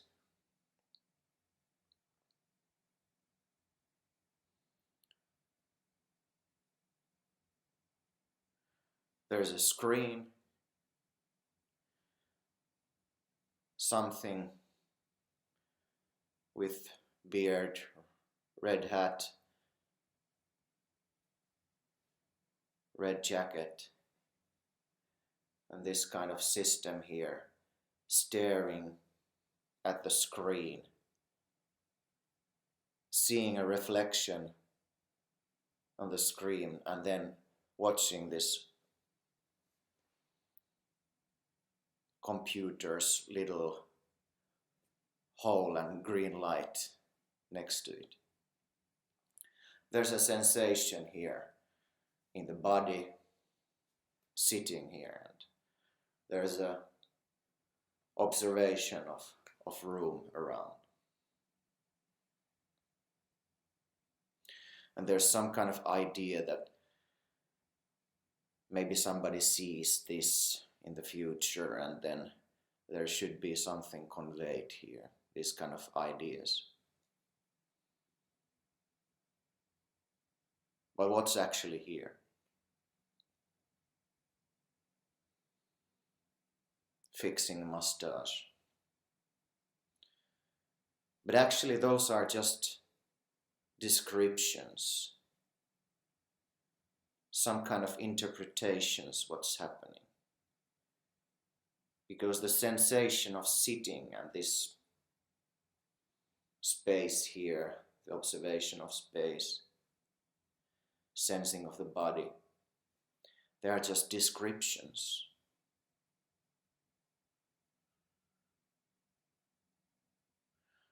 When there is no meaning that given to the feeling that here's the body sitting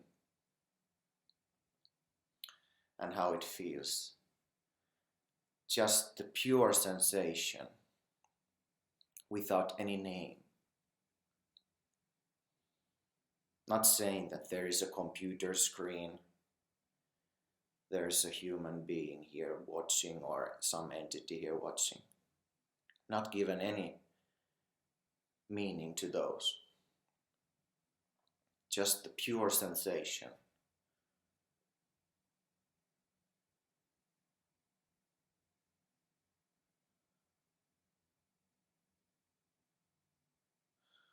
So what is actually the sensation then? If I focus on my bottom right now, because that's what's feeling when this sitting is happening. The feeling of bottom is very clear. But without giving any meaning, like there's an ass to the pillow, or actually not even thinking that, or having the image of the body and that it's happening somewhere low. If it's just a pure sensation without any name, not giving any name to what this is, any definition.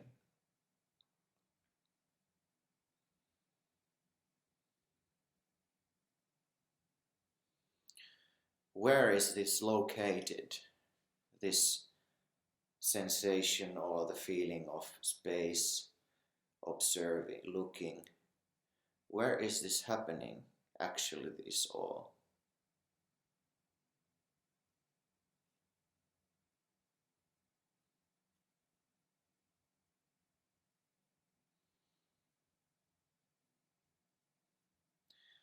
When I change the attention from my feet, now I'm having attention in my feet. You can do the same there. From feet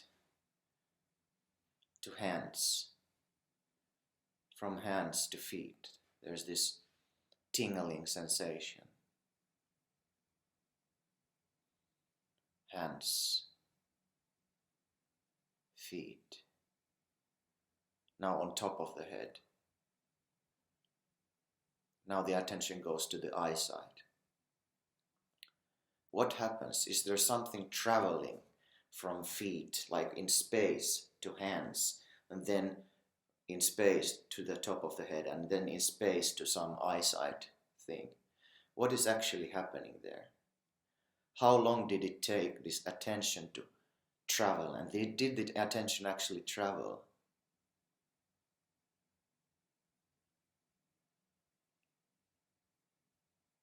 Just observe. Isn't there just a knowing that it's actually happening in the same space, these kind of sensations? And what are sensations actually? Aren't they just knowing or awareness of sensations taking place?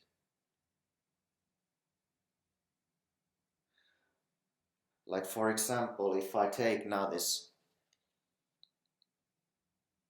mask and it feels like, okay, there's an object here. I mean, a no-brainer would be that I'm holding an object here now. But if I really look into the experience, what's happening? There's just sensation. I could say there's sensation of this material, but there's just sensations. And there can be some meaning given with the thought that, okay, this is a mask and there's this significant 11 number there. But they are just thoughts, also in the same awareness. The thoughts have no substance, but they are movements in the same awareness. And also this, when there is this holding, this feeling, it happens in the same awareness. It's just some kind of projected idea that something is externally happening. But actually everything happens inside. And there is no sensation, there's actually just awareness or knowing of that.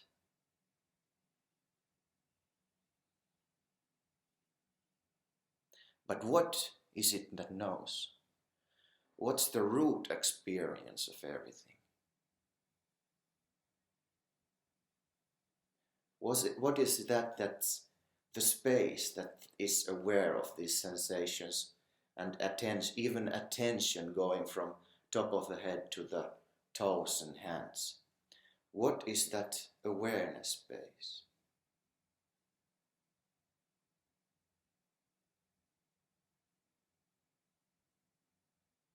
Isn't that also known? Like this whole subjective awareness space of consciousness, because it feels like it's a point of view from this specific sensations somehow projecting. But this whole subjectivity of this whole consciousness, isn't that also just known? That there is no actual movement, there is just a knowingness of it. This is very subtle. But when you go to the root experience of what's here, it's just this pure knowingness, unexplainable, unknowable knowingness.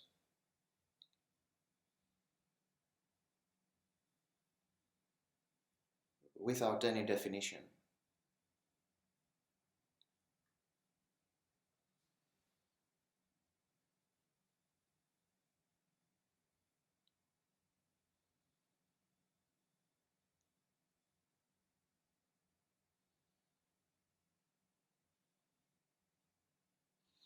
If this knowingness, this pure awareness of of existence, of knowingness, of consciousness, of what this is,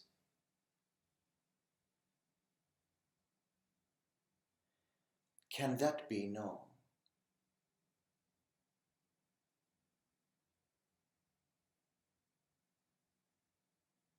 What would know? What would could it be apart from that?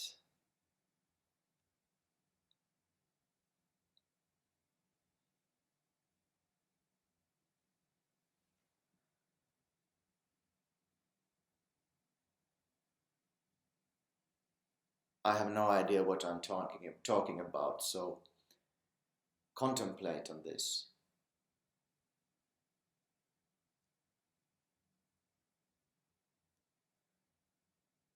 I mean, I may have a feeling that I have an idea what I'm talking about, as if there's something here that knows what it is describing or talking about. But that is also a movement scene, this kind of analyzing way of looking.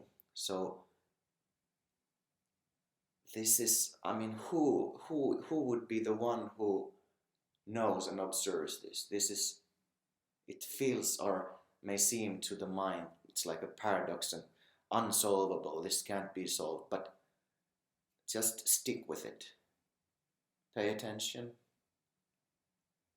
And even paying attention is seen. Any kind of subtle feeling or sensation of emptiness or awareness, or ask, or just don't ask even, just observe. Can it be seen?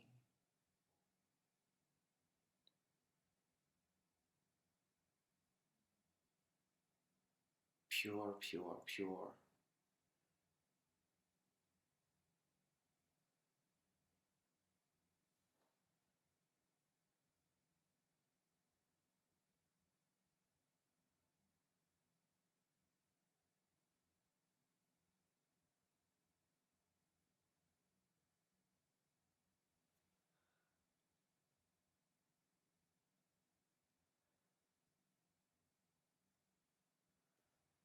Contemplate. Hello, hello, hello. 12th door today. I'm a little bit busy, so let's just make it really short and cut the crap today. Everything is already complete and whole. There's nothing to get here from anywhere. Everything is already as it is. There's nobody doing anything. There's only what's apparently happening, but it's happening for no one, and there is no seeker. There is nothing to seek. this is totally unexplainable, this and unknowable what this is. It can't even be said that it is this, because there's no point of you to say anything about it.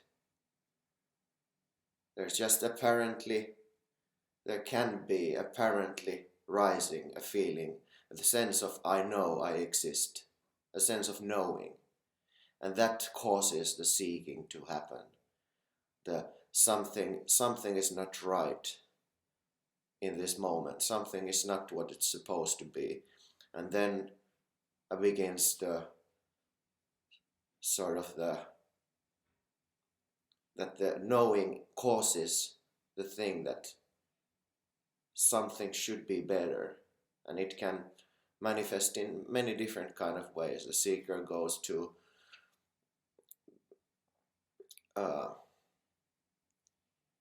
masters or anything like that, and wants to get enlightened, and before that he wants to get rich or make its life better, but it's always about the better experience. So there's nothing to get, everything is already perfect just as it is, absolutely as it is, and everything is just unconditional love, and even there is no term that can define what is, because it already is, and there's really nothing much to say about it. So I don't know, this is not even talking to anybody, this is just what's apparently happening. This has no meaning or purpose whatever, and at all. Nothing has any meaning or purpose, and there's only this, what is and isn't at the same time. It's totally ungraspable. There's no one knows this. No, there's nothing to know even. I mean, and there you go. Have a great day. Bye.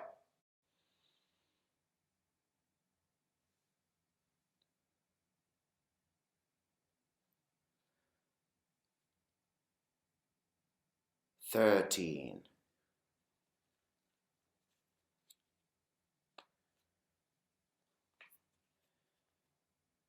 is open now. Watch out. Watch out. You better watch out. You better not cry. You better not pout. I'm telling you why. Santa Claus is coming to town. Why I am waving this Who I Am book? Because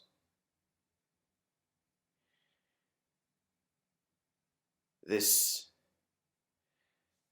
is the top gift of this Christmas. And if I could decide, it would be the top gift of all the Christmases.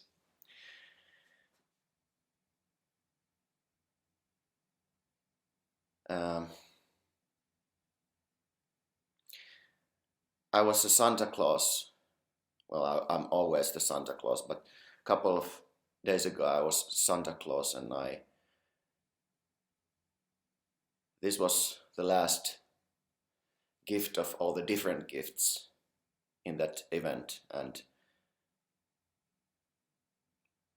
the character under this costume received this gift. The character under Santa Claus is called VJ. So, who am I? Why do I think this book is so? Because VJ said that it's the most beautiful gift he could have ever wished for. And I agree totally. He said that if there's one gift in the whole world he would have hoped for, this would have been the one. Why?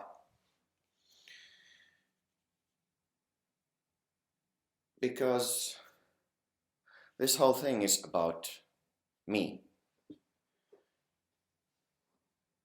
Everything is about me. If you really think about it, maybe there's the sense that no, it's not about me. I'm always interested about others. I'm always just interested about the external world. Actually, I'm the least interested about myself. Just, of course I have to make a living and I have to eat every day and take care of my body, but mostly there's just interest about the external world. And, I'm not so interested about myself.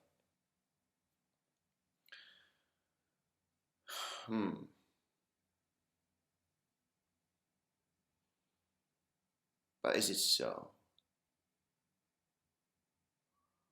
I mean, let's take an example somehow, like, always the face mask as an example, but my mustache is a little bit like that. Okay, let it be. So this face mask over here, it's just talking about the face mask. It's not about me. But the existence of this face mask actually is due to the experience, the energetic experience of me. If there wasn't me, this would have no real substance. There wouldn't be no idea what this is actually. Yes, of course you can say it's just a name given, that it's a face mask for the utilitarian purposes. Yeah, that's true. But if there's a feeling that this really is a face mask, this really is a face mask, and it's all about this, it's not about me, but actually the energetic sense that here's a me creates the reality all over.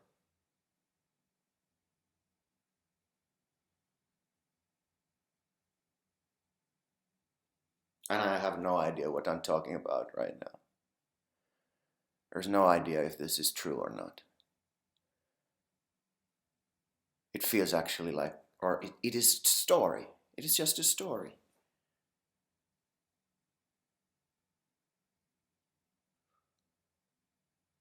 If there's a sense of reality to what I just described, if it's like a real thing, there is energetic I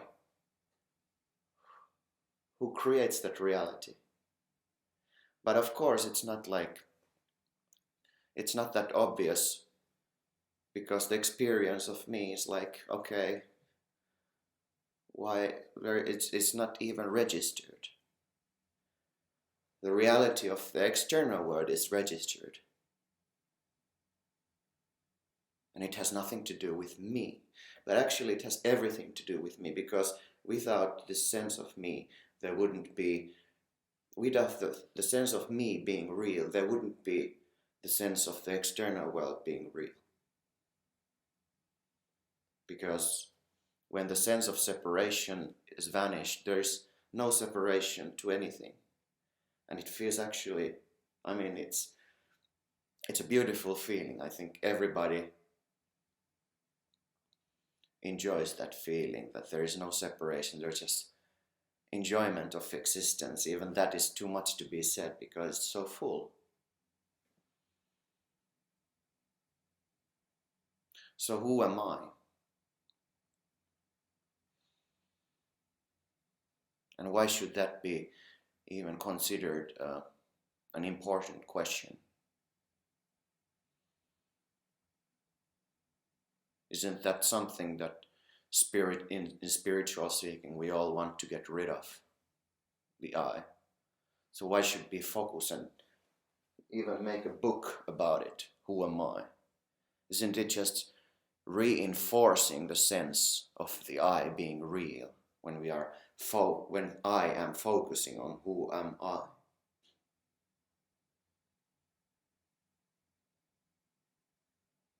Well, there's nothing to lose to actually really go into it. Who am I?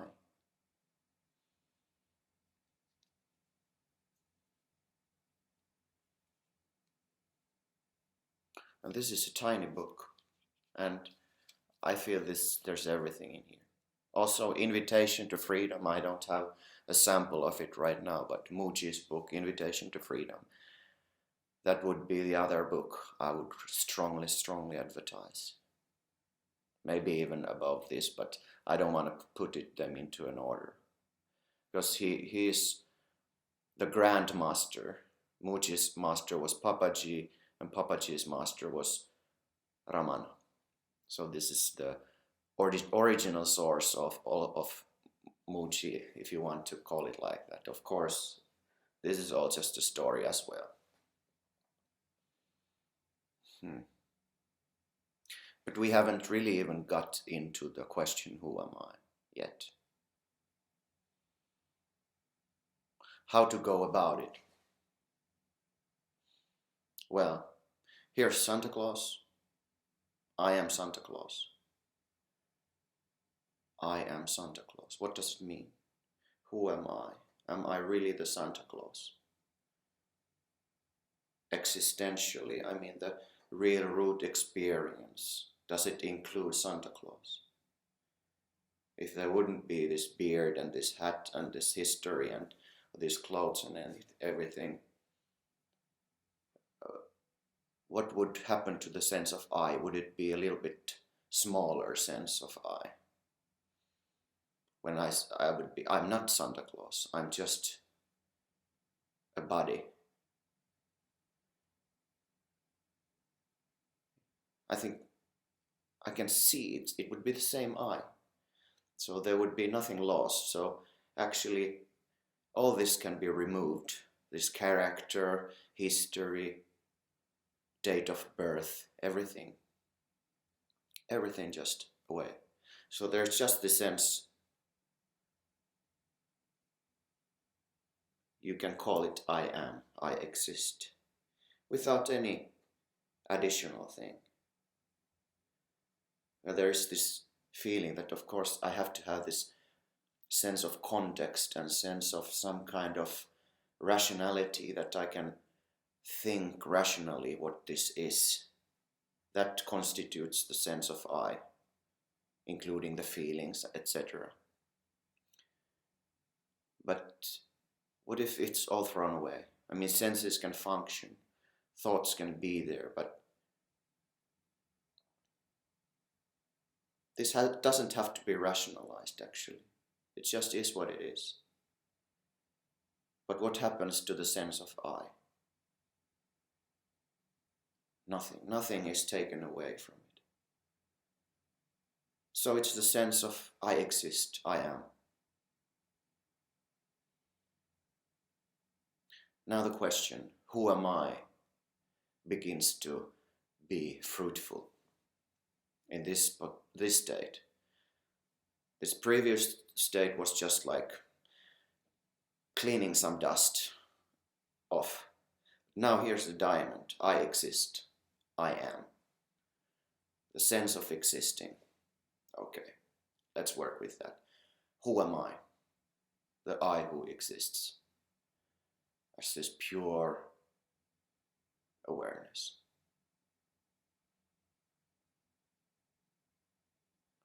Now, of course, there can be different kind of sensations. Some kind of attention moves around inside. Then there comes some kind of thought that describes, okay, this is me, this is what I is. But they are perceived, aren't they?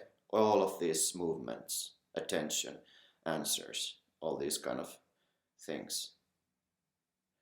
So the sense I am is not affected by any conclusion about it. It just is pure, pure, pure. So we don't have to worry about that. Who am I? Who am I? Sense of existing includes all of this, all of this. Internal word, external word, no difference. The whole awareness, whole sense of subjectivity, everything. Just plain sense of existing. Even without that kind of feeling that it's a sense, like it's, but it's there. The one thing that cannot be removed. So who am I?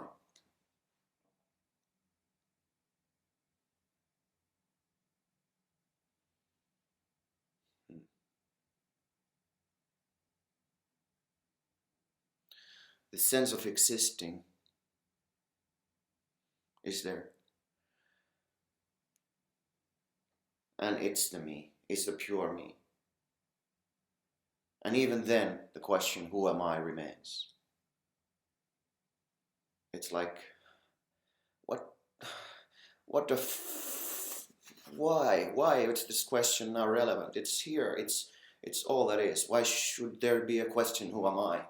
It'll sort of like, shit. But still, stick with the question, who am I? Who am I? Just look. Because all these movements, like unbearability of this thing and like I can't get anywhere with this question, all of that is just a movement. So stay focused and alert with the question, who am I? Who am I who is feeling all this turmoil? Who am I who is here?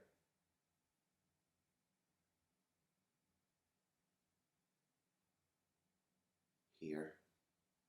Now here. Whatever that means. It's not in time, but what's here? Absolutely here. Who am I?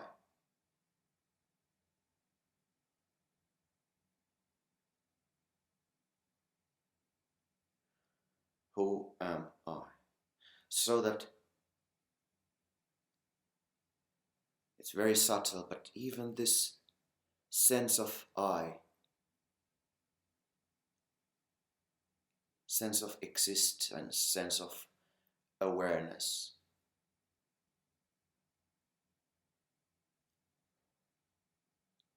is there, sort of as an object.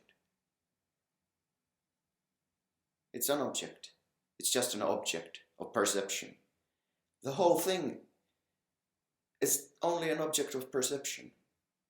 But what kind of object? It covers everything, and the observing power, can it even be called like that? But it's limitless. So everything is there.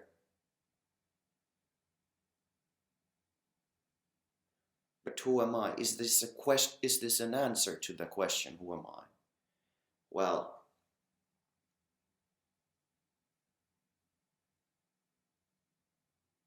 could it be said that the questioner is not there?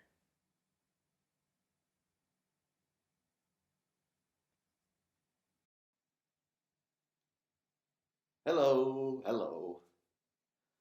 Santa's Truth Christmas Calendar, number 14. Door number 14 opens now. And some lights are going like that too. So,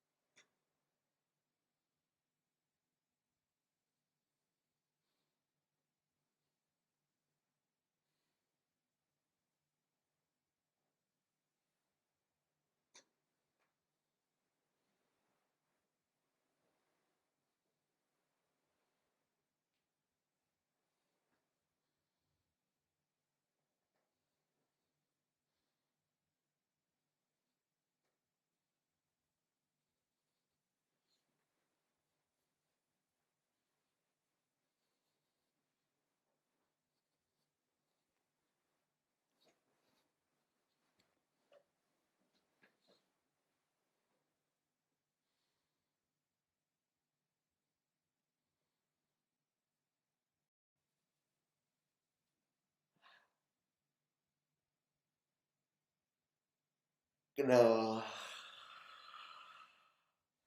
Santa's Truth Christmas calendar, door number 15. Opens now.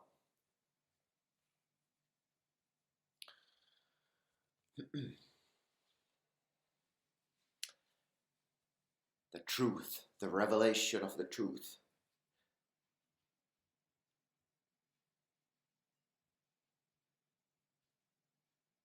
Is it time for that? Is it time for that? I don't know. Who knows? What would that even mean?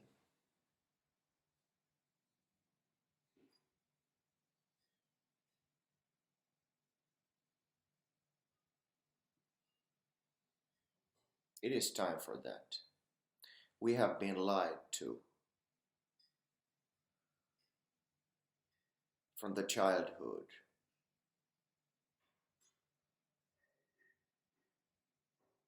All of us.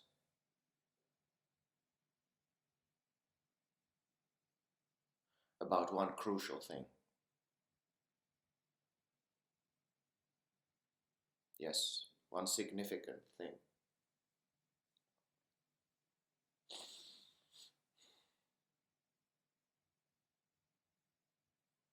It's been done by our parents,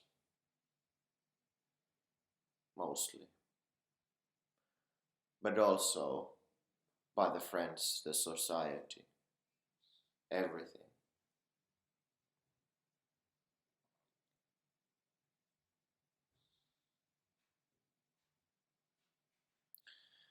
And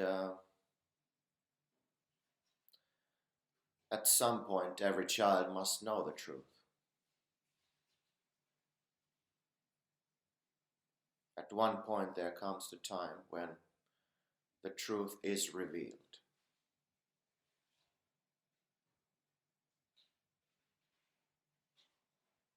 And it's my hard duty now to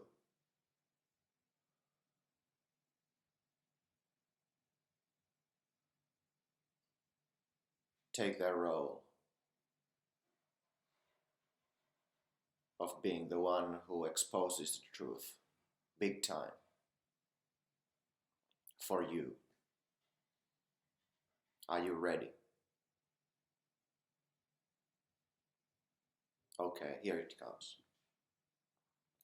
Now, all the children of the world,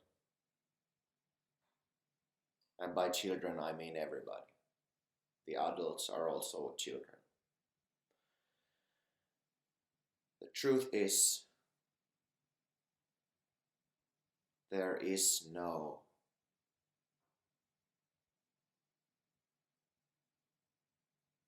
you.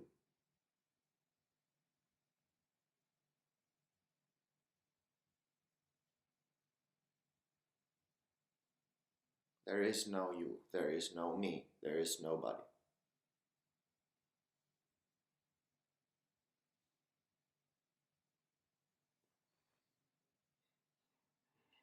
There is Santa Claus, of course.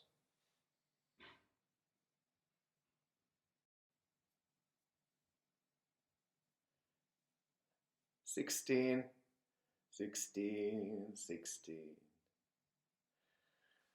One friend of mine said that in Facebook that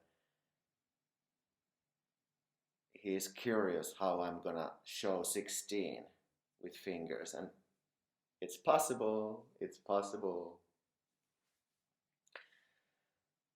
And can you see that I'm recycling the same face mask now third time with Finnish flag. So it's been very well used.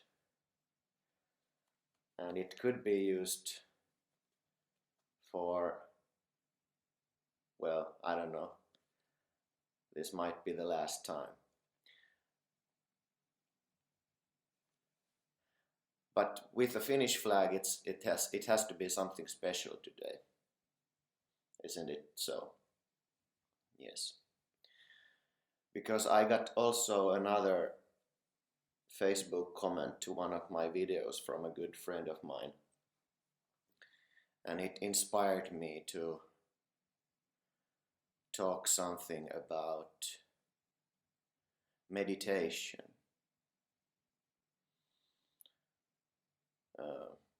Vipassana meditation. It's a method that was introduced. Actually, it's an ancient meditation method, this Vipassana method. But Osho, that was my first real master, introduced this Vipassana meditation according to his description. And it's not very much different from the original one, but let's get to the point. So Vipassana meditation is all about becoming aware about of the bodily function. Breath is the main function that you become aware of, but also becoming aware of consciousness and the bodily functions, and using that becoming awareness as a gateway to your real self. Because the challenge is for many people when they start to think about meditation and stuff like that, because the paradigm where one lives with its views about world is very strong. Like, you can't even get any distance from your worldview because it's so solid. Everything feels so real. The world is like this. And I'm telling you this because I know I have been like that myself as well. That the paradigm of the world seems very solid and real. And it's very, very difficult, almost impossible to think that there's something beyond the perception and the thoughts that are and feelings that are attached to this paradigm. Because actually they make up the paradigm. You may not even know, but the thought stream, ongoing thought stream that goes through your whole day, makes up your whole world, the whole way that you see the world around you. And there is solid feeling that how I'm perceiving the world is objective and realistic. And I can see these objects around the world as they are. And it's really solid feeling and sense. It's like this. If I know something, I know something. If I believe something, I believe something. It is like that. And mostly it's like I know better than the other people. Or that, yes, I know that I can't know everything, that science knows better than me. But still there is this kind of feeling that how I perceive, that if I perceive that I don't know things like they are, somebody knows better. That's also a form of knowing and believing something to be as it is. But actually it's just a belief and thought form that makes up the whole paradigm. And it's like a bubble, even though it feels like you can see other people's bubbles, but you are not living in a bubble, or that you can actually see your own bubble. But that actually seeing your own bubble is like a big bubble that you don't even recognize yourself that you are in it. And like said, the thought, the ongoing thought, even though it's not necessarily ongoing thought, like something is all the time there taking your attention somewhere, but the thought also is like this kind of non-substantial way of seeing how the world is. Like if you're very much involved into doing something, there may not be a thought, but still there is like this contextual paradigm that is sort of like a major big thought that is ongoing.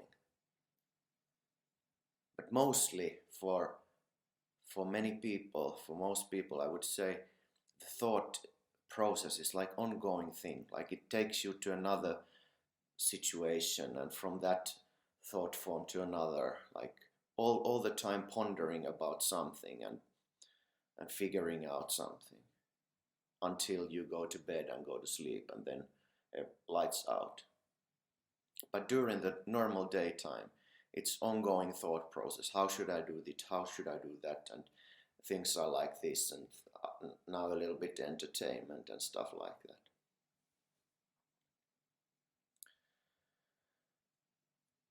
And to talk about meditation, to be sitting still, and somehow like even the idea that I'm not my thoughts, it feels impossible to somehow, it feels like a fantasy, like I have to believe something, I have to believe that I'm not my thoughts. And I can't believe something like that.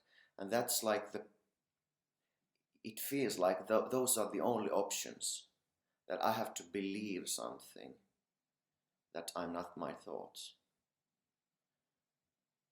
And that's why meditation may bring some like fears, that I may start believe something. And this just shows and proves how weak actually we are. We are afraid of our own system, that it might take us to some wrong place or wrong direction. But we are not aware of that, because we think we are in control and we can sort of protect ourselves from bad habits and bad influences by not getting involved. But actually we don't see it, but we are slaves to this thought paradigm that takes us to different places.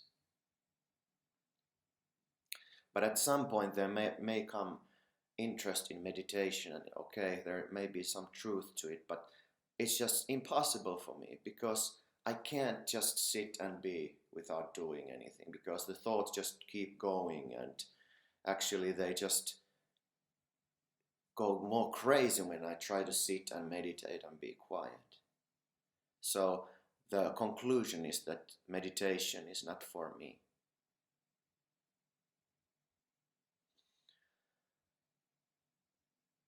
And also I have to say, before we go into the actual thing, is that I have to say this because the object of meditation is to actually realize that everything is already whole and complete. Not as a thought, not as a conviction or belief, but as just as it is experientially. So you are aware totally of the situation, that there is somebody sitting now starting to meditate. This whole thing is already seen from the goal. And the whole process of meditating, trying to be calm and follow the breath or the bodily functions, the target of it is to realize what already is. So this may not make sense right now, because the thought paradigm is so strong that it can't believe. The identified thought paradigm cannot believe that this is so, that it is already perfect and everything is already as it is. But it doesn't matter. You don't have to understand it or believe or do anything with that. But I just said that this overall thing is sort of aware of what I'm starting to talk about now, about this individual, that I also was in the same situation with the paradigm and starting to do meditation. So now I'm identified with that kind of feeling and identity, that I'm this person and I should discover my true nature. I should discover the thing that people say, that you are not your thoughts, and I'm not my thoughts and not my paradigm. So what to do? So Vipassana meditation.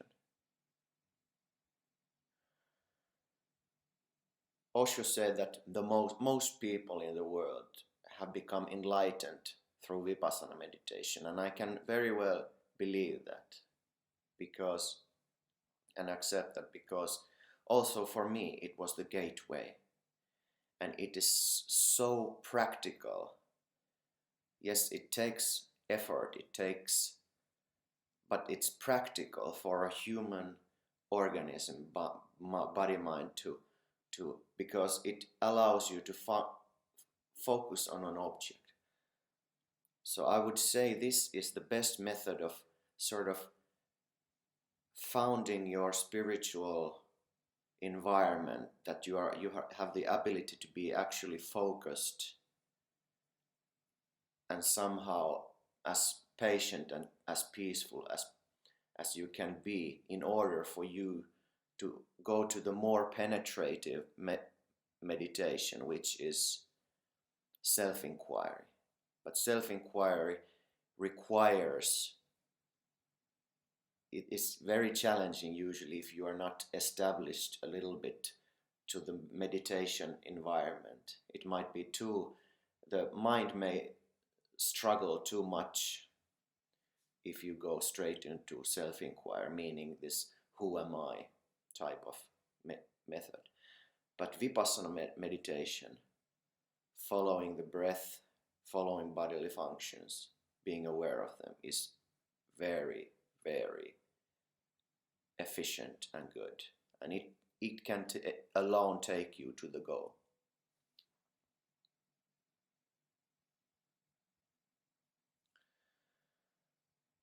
So, what is it about? You may have heard about following the breath kind of meditation, that you sit and you follow your breath. And actually it is that simple.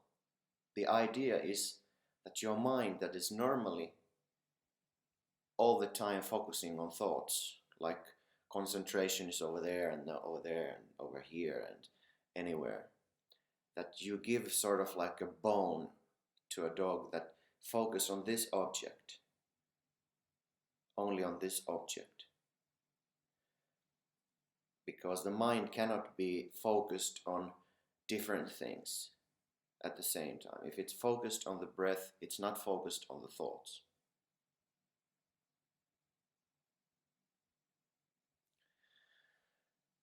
So you breathe, because that's your basic function as a human body form. When you breathe, you become aware of your breath.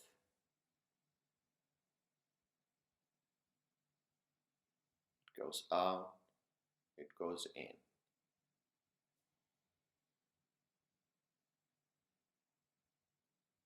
It might be easy for 1 or 2 seconds, and then your thoughts start to come, and concentration. I can't do this, this kind of thoughts may come. But the thing is that you come back. It's not a bad thing that these things happen, but then you just bring back your focus to the breath, to the simple thing of breath. How it feels. Just being aware how it feels. You can watch your belly, being aware of your belly when it goes up and down according to your breath. Or your nose strings, you can feel the air going out and in. Or there can be this kind of inner sense of the breath, in and out. And yes, the thoughts may come again. I can't do this many seconds. The thoughts come in again, and I have been lost into thoughts even 1 or 2 minutes. But then when you just remember again that you are meditating, you bring back the focus and the awareness to the breath. And it may be very much this kind of thought activity. But actually it's a very good sign, because when you meditate like this and you start following the breath, you become more aware also about your thoughts.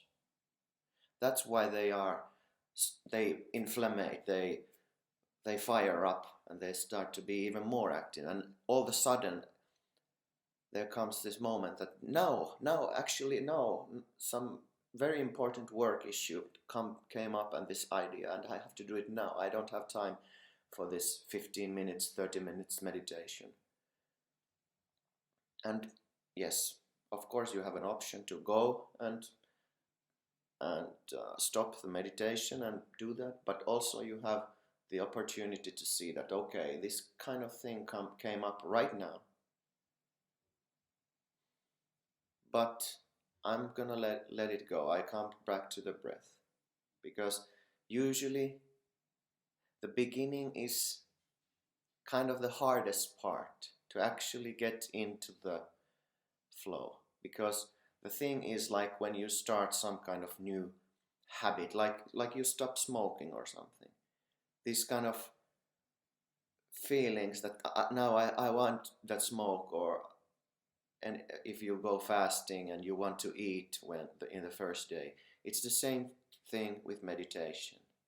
When you start doing this, the thoughts and everything, they fire up, and it feels like it's some kind of sign of not succeeding or something, and there may come some hopelessness or something like that. But actually it's a good thing. You are becoming aware, and that's why they come up, and you are more aware. But they have always been there, even when you think that you are solidly now living your life in a comfortable way. They are there. They're actually this kind of, there is this underlying controlling mechanism that sucks out your power with your thoughts taking you there and there. It sucks your power. You are not even aware of it. You think it's rather comfortable. I'm rather comfortable with my mind. But you don't realize that how much they take into the circles, that you are not even aware of the same patterns and circles, that at some point they take you into some kind of suffering, that something is not enough, and that actually just brings more and more of that same mental activity to take you into different places. So you come back to the breath. You don't have to breathe, you just become aware. I mean, you don't have to do anything with your breath, you just breathe normally. And you are aware of it. You can have your eyes closed or open. Maybe it may be easier if you have your eyes closed in the beginning, but it's not such a big deal.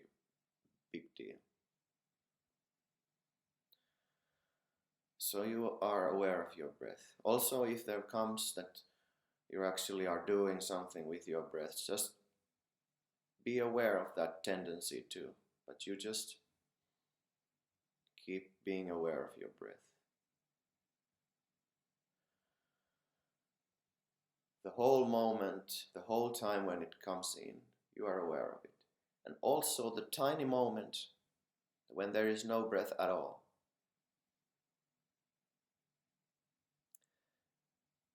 Also be very alert and aware of that, because that's actually the divine moment. When you're actively breathing out or in, it's like a thought being active.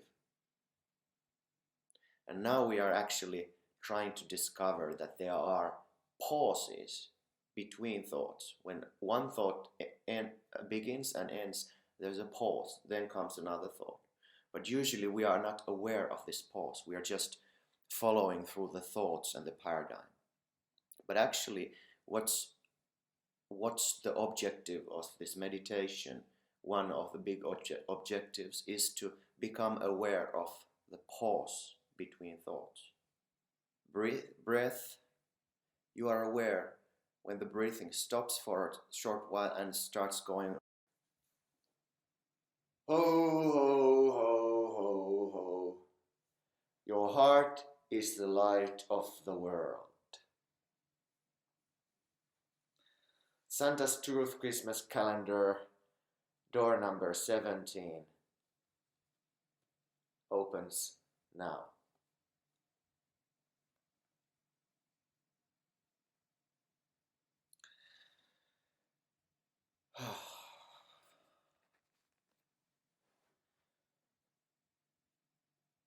Let's throw everything away now.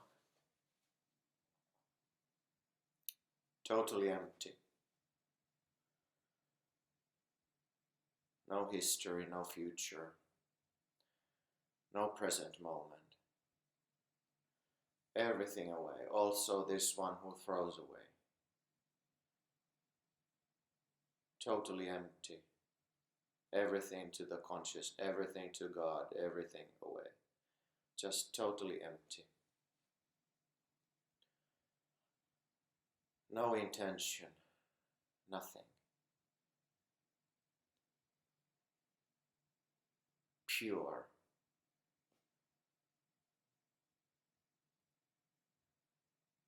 Just this, what is.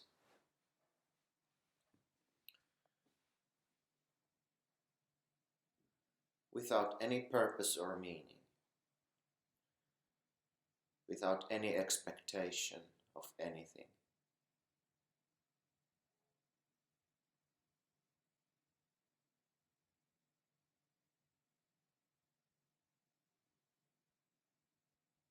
Just this.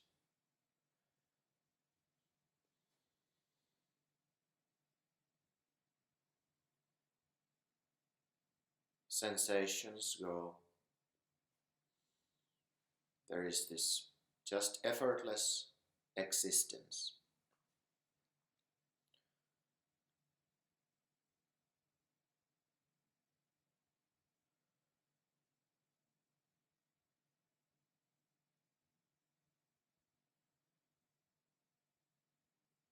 Now,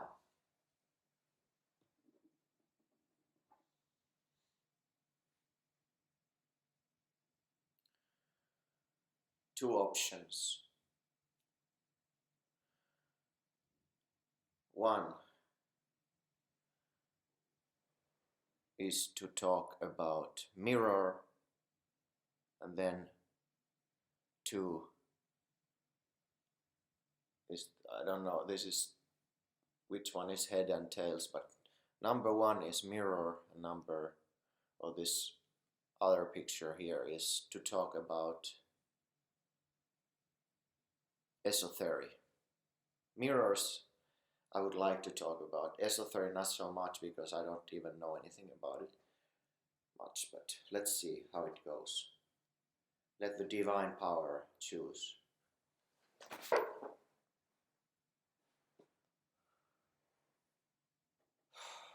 Okay, esoteric. I was prepared to talk about mirror, as you can see. Now, let's see. Because one friend of mine has talked to me about esoteric.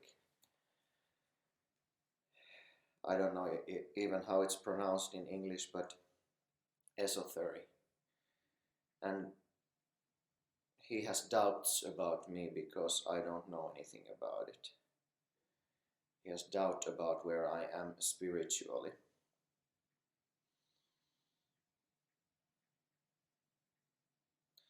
And yesterday was the first time I watched esoteric in Wikipedia, what it means. So let's see, I have my phone here.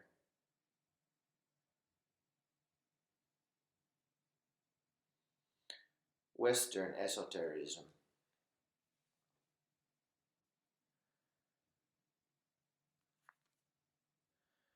Range of related philosophical ideas and movements that have developed in the Western world. Western esotericism also known as esotericism, and sometimes the Western mystery tradition, is a term under which scholars have categorized a wide range of loosely related ideas and movements which have developed within Western society. These ideas and currents are united by the fact that they are largely distinct both from Orthodox Judeo-Christian religion and from Enlightenment rationalism.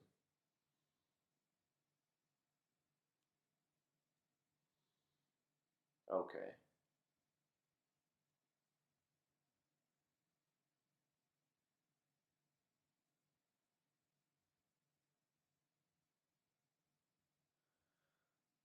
So there is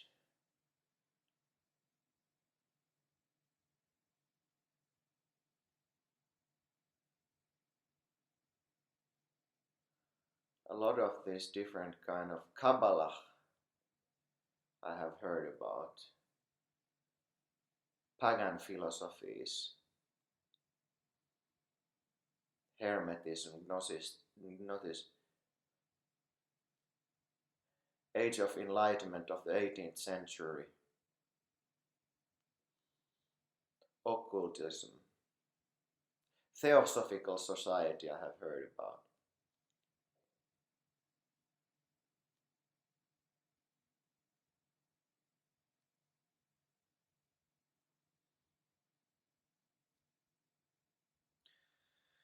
So it seems like it's like this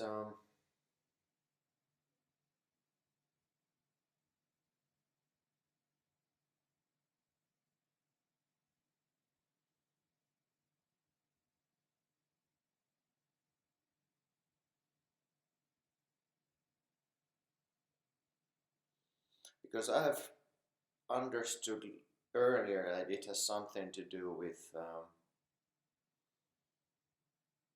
supernatural things or miracles or seeing the world in the knowing about past lives or something like that. But it seems like it's more like this because there are these different kind of societies, like what are they called,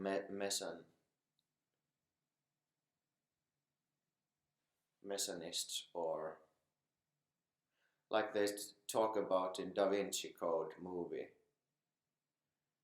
these secret organizations that hold some kind of secret knowledge about enlightenment and about souls, how they proceed in this universe, purifying karma and stuff like that. And I don't know much about that. I have been interested in that.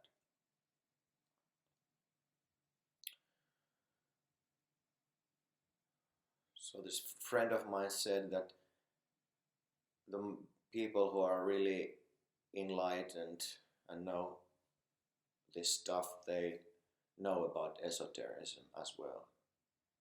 Also, Osho talked about esotericism sometimes, esoteric things, but it was like always about this kind of like about doing something with clairvoyance or some kind of coincidences or miracles that are not explained by this normal way of seeing how this human reality works.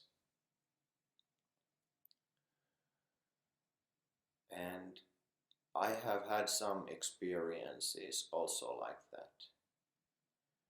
And I have been interested also in these kind of mystical things. I think the knights in England who were hiding this holy grail of Jesus, that was the Last Supper, was drunk Jesus' wine from that holy grail. So they are part of this kind of temple knights that were protecting this kind of sacred knowledge, because the sacred knowledge cannot be given to everybody or something. I'm not sure about that, but now I'm really talking about something that I don't really know, but I have some kind of feelings or some kind of knowings here and there and ideas but they're just now, I'm randomly combining them with each other, and I have now solid knowledge. I don't know how should I study about these things to have really solid knowledge? Should I really try to tap into this kind of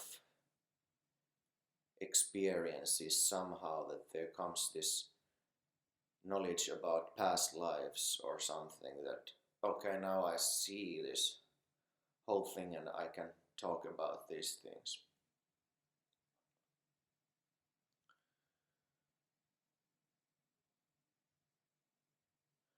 So I'm trying to think if I have some example of some esoteric thing that has happened to me that's okay. I think this kind of like going out of body experience is like, I have had like really minor ones. I haven't been like very much out of the body, but a little bit, just to see that okay, it feels like I'm not exactly in the body right now. So it's like this kind of subtle sensation that whoa, they haven't lasted a long time. Also, I have had at night times these kind of lucid dreams. And yeah, plenty of actually like miraculous stuff has happened with colors and people and animals and spiders. I haven't, and numbers, like number sequences that come like 111 or 444 or stuff like that.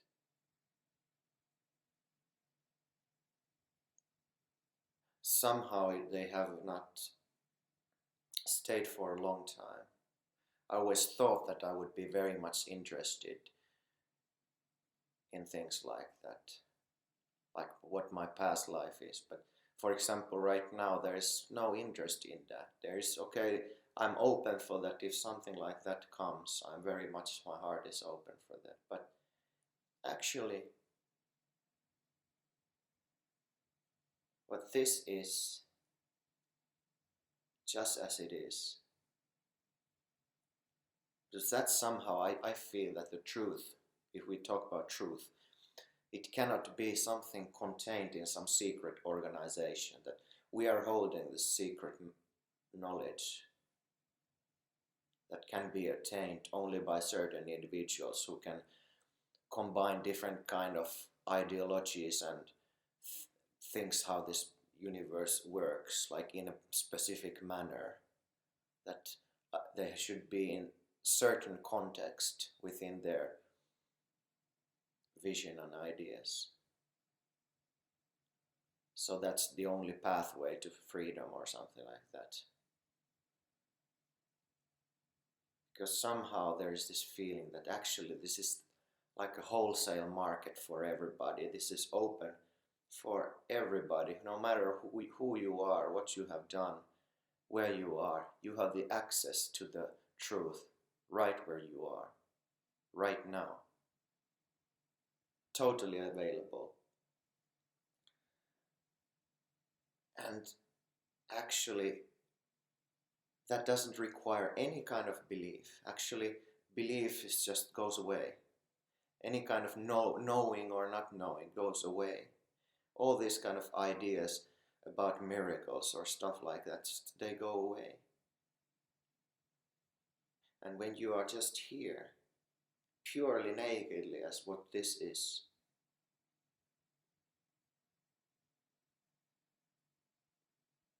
absolute freedom, absolute chaos, anarchy in what is, because there are no points of view for this. There are no, I mean, I can hold this and say it's a face mask, but it's freedom. It's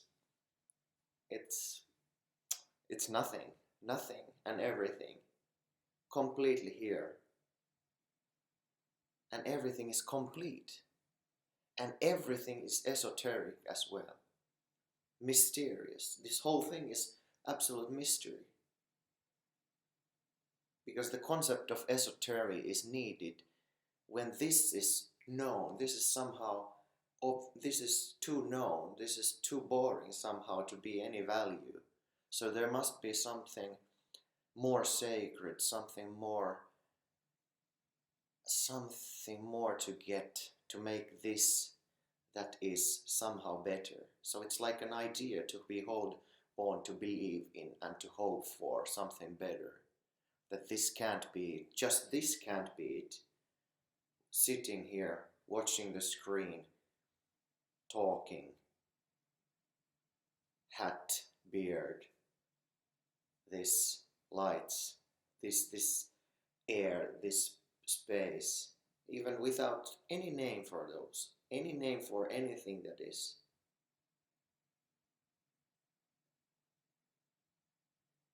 And when there is not knowing what there is not knowing about any subject, any kind of this, there is sense of the body somehow, but not knowing of anything. The sense of the body doesn't even mean anything. This is the mystery, this is miracle, this is open secret right here, totally available, right here and right now, and totally complete. Even the feeling that it's not complete, that I need some kind of esoteric experience, I need some knowledge about past lives, I need some knowledge about future, some alien stuff I need to know, I need to somehow purify this karma. Even those ideas fit into this perfectness. Even this feeling of suffering, that no, I don't want to be this who I am, I want to be something better, something improved or something. It's totally an absolute perfectness and completeness there as it is.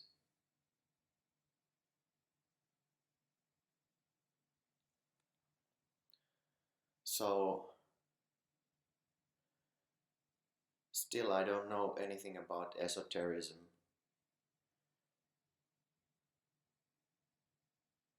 And it was said that Ramakrishna, in a material from Lawrency, this kind of Lawrency stuff in internet, you should check it out, it's very much good stuff there, lawrency.com. It was said somewhere there that Ramakrishna, the saint, previous saint, I don't know when he lived, but he said no to esoteric information. I try not to say no to esoteric information.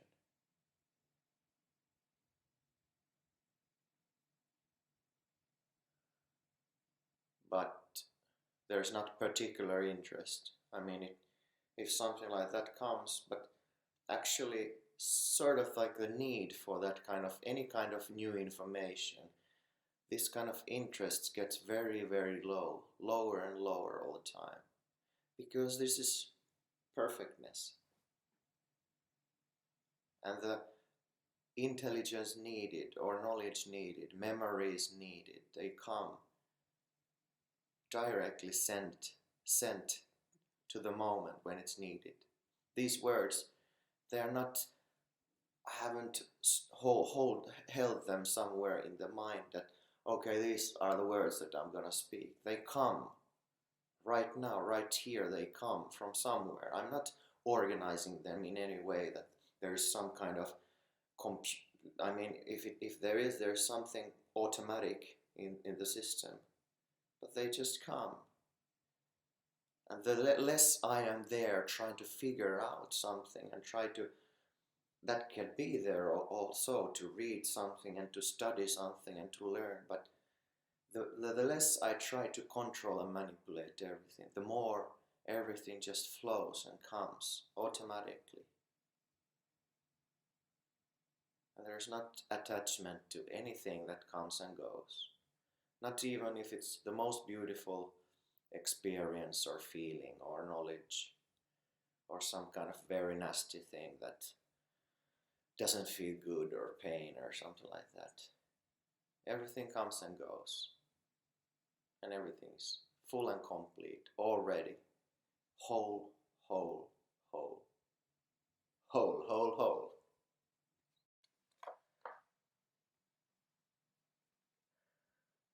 Hello, hello.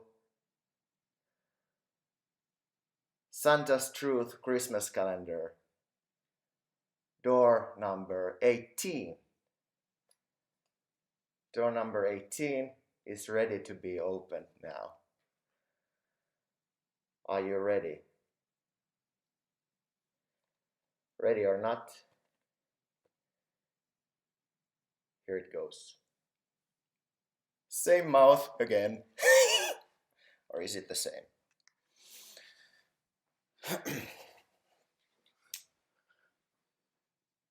Okay. Let's start with total emptiness. Be absolutely empty, with no intention, nothing, not even anyone being empty, just everything away. Are you empty? Good, because if there's no answer, I know you are empty. So, you may be wondering about this positioning of what's happening, positioning of things. You are not looking at Santa Claus, you are actually now looking at the mirror reflection of Santa Claus. Because for many videos already I have been thinking that I would like to make one of mirrors. Why mirrors? Because this existence is so magnificent. It provides so many hints to find the way to what we truly are, to our true nature. And in this manifest world, I feel that mirror is one of the best ones.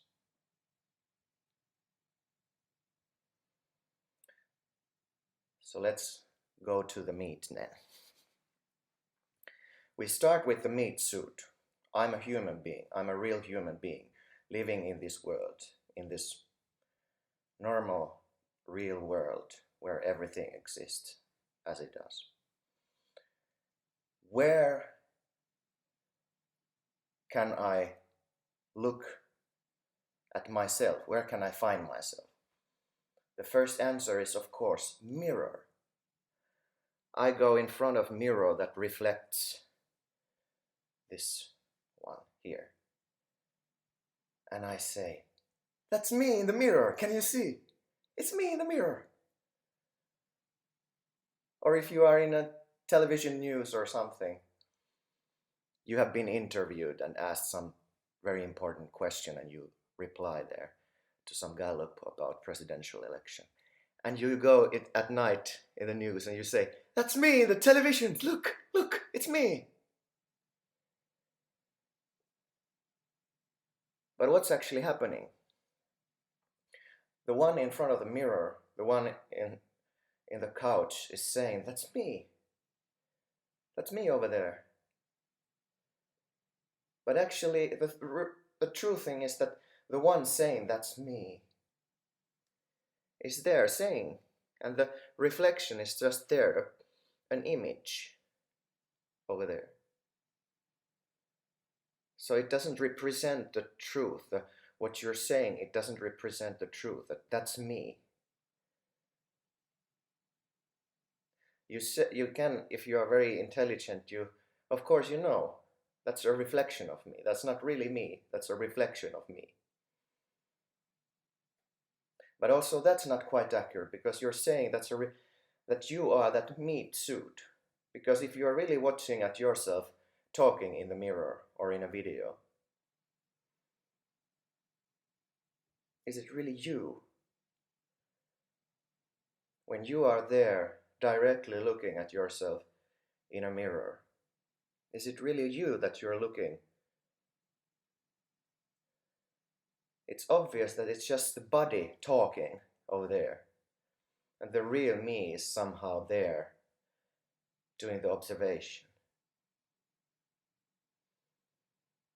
So in the very root level of human existence, you feel that, okay, you see yourself in mirrors, you see yourself in videos, you see yourself in biographies, in books that have been written about you. You say, that's me. Or when you present yourself, it's you in the way you describe yourself. But actually, when the development of spirituality or some kind of way of seeing the world develops, you will start realizing that actually mirror is a perfect way of describing the whole setup, the other people around you. You start seeing that other people sort of reflect you, that you are not aware of your patterns or something like that, and they mirror back. You start to realize that these other people can actually teach you something about yourself. So by they reacting and observing what you do, you actually start seeing, recognizing that actually it's like a reflection of me when I'm looking at other people. And also you start seeing that, wow, I have this quality that if I observe something, I see something in another person, and I reflect back, because they might be totally in their own mindset, and you reflect back, you start seeing that actually you are able to mirror something back to them. So this development happens that, yes, and people start talking that everything is a mirror. So there start this kind of feeling that, wow, how beautiful, amazing it is. And sometimes it's not like anymore explored, this kind of mirror metaphor, that it's enough that, okay, we are just here teaching each other, we are being reflections and mirrors to each other back, and we're like satisfied somehow with that, and we may learn more and more from other mirrors that are reflecting back, and we may fix our spiritual hat a little bit better because they say that it's not good, so and like that, or the beard somehow a little bit better. But actually, if you pay a little bit more attention, some spiritually evolved people go further with this. They go even like a little bit crazy with this mirror thing, because they go more deep inside, and they start to see that actually, can it be trusted, these kind of emotional responses to the world? What about this? Because something can observe these emotional responses, and actually they change also, because there might be two reflections to one thing, that the other one says that no, that's not right, and the other one says that is right. So which mirror should I trust then, if there are two opposing things? Should I trust the inner voice that says that this mirror is better than this mirror? So it goes deeper, that actually the emotions and the thoughts can be seen and observed. The internal world of an individual can be seen. What is that then? That's a mirror, that's a reflection. The content of the thoughts, content of emotions, they are seen. And believe it or not, it's also a mirror. But for what?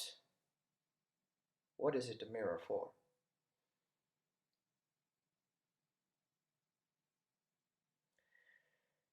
And you start to see that actually you are watching from a neutral position from all the things that take place in your internal world.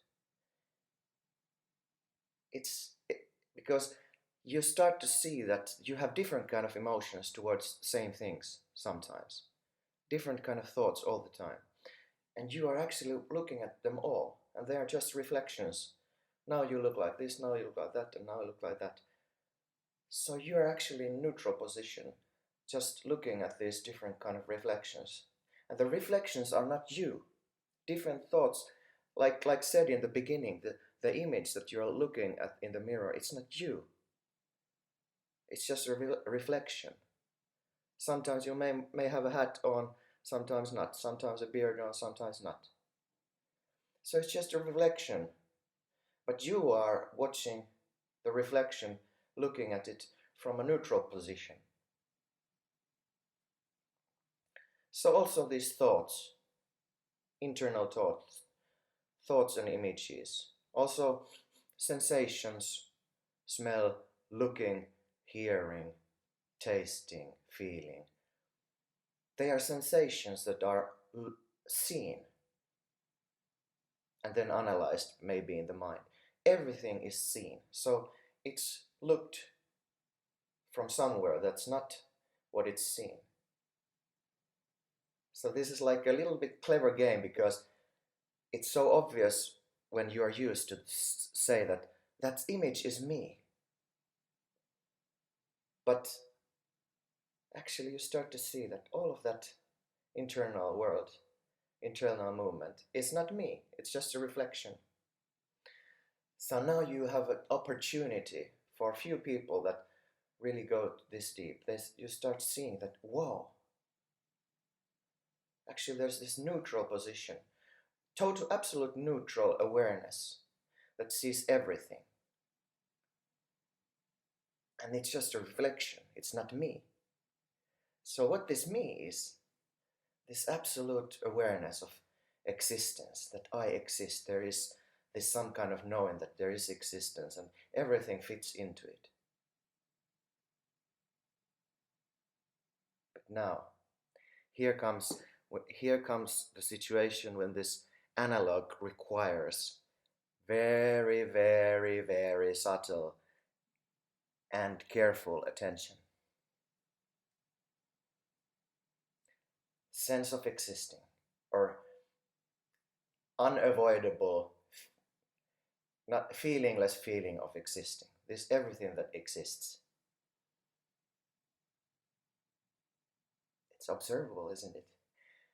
Because there's talking about it. There's this existence. Existence is. So what is not? Because must be something that observes, or must there? Check it out. Is existence the root? Or is there something looking even at whole existence? So the whole existence, the whole awareness that makes up the whole world of this is a reflection. Not you, not the one looking, it's a reflection. Even this, even the thing that you can't even go behind anymore. And this is so obvious, because also it has been so obvious that you are looking yourself at the mirror. There is you, but it has nothing to do with you, the reflection in the mirror. At the same time, in the same way, this reflection, this whole existence has nothing to do with you. Crazy, isn't it? It's a reflection. Because you can, when you come back a few steps to the beginning, when you are moving like this, yes, you can feel that the same thing happens here in a way that happens in the reflection. But still, if you really go into it, you see that there's no connection between, there is no character in the mirror. There is nothing to do with this movement here. So it's the same way that you see the whole existence is a reflection. And reflection of what? So this is the subtle part. I told you this requires carefulness. Because if you're really careful,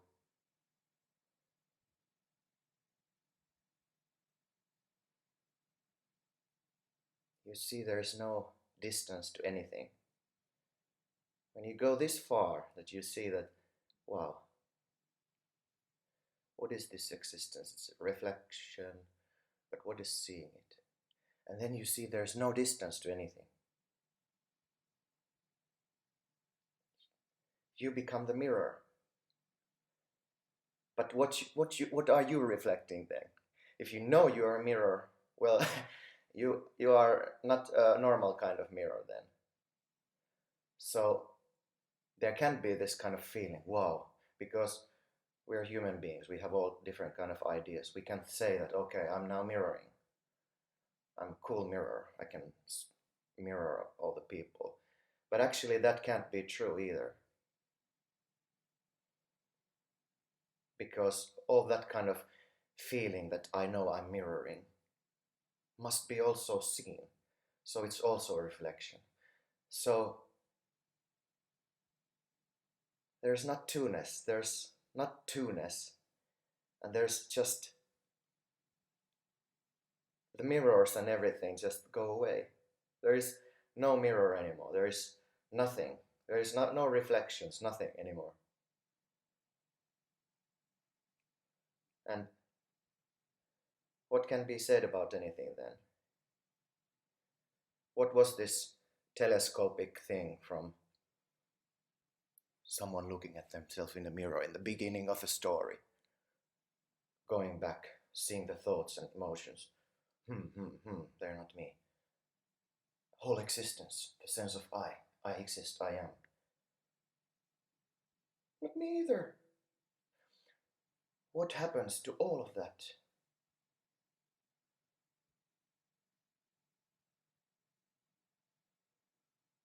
Now, it is seen that, wow,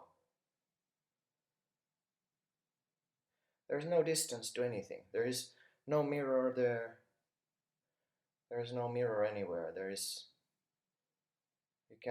not description, but there's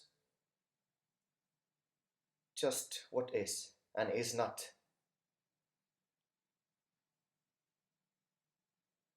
If this doesn't make sense, it's fine. It's not supposed, because making sense or not making sense it would be just a movement. So all this kind of hassle, what happens when the mind tries to think and figure out what's happening? It's just part. This has no idea what it's talking about. It's just some kind of mental analog that is trying to be described here, but it has nothing to do with what it's trying to describe.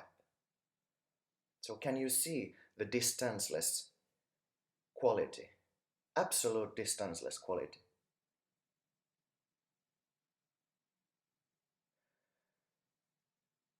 So I would like to say that that's you. But what I'm pointing now is a reflection of finger pointing. And that reflection finger is pointing to itself. Now I'm watching at the video screen. There's this same kind of mirror thing pointing. So there are many people pointing at everywhere. But what is the thing that sees all these fingers? Hallelujah! I hope there's something there. See you. I try to find the button to stop this.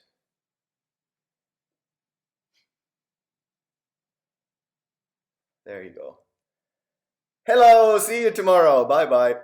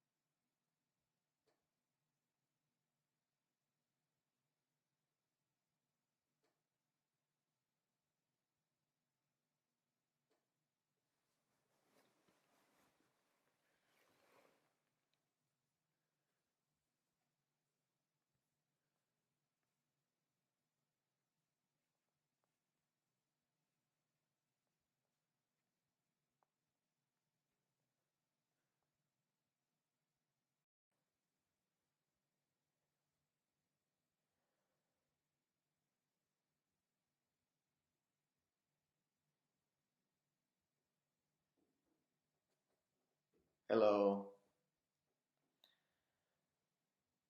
Santa's bird watching calendar. No, Santa's truth Christmas calendar, door number 20. 2020, 2012 opens now.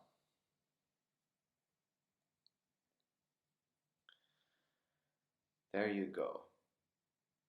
There you go.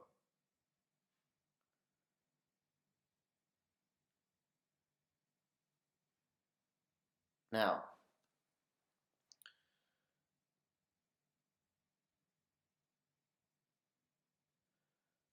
let's start. Let's not start.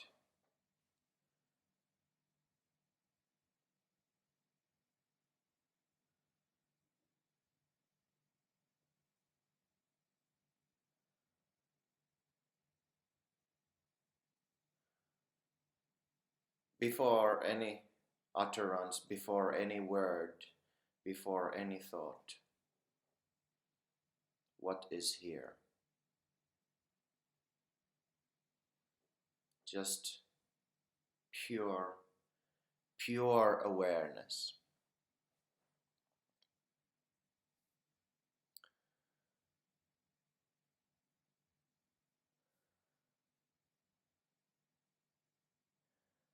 There are only 5 episodes left.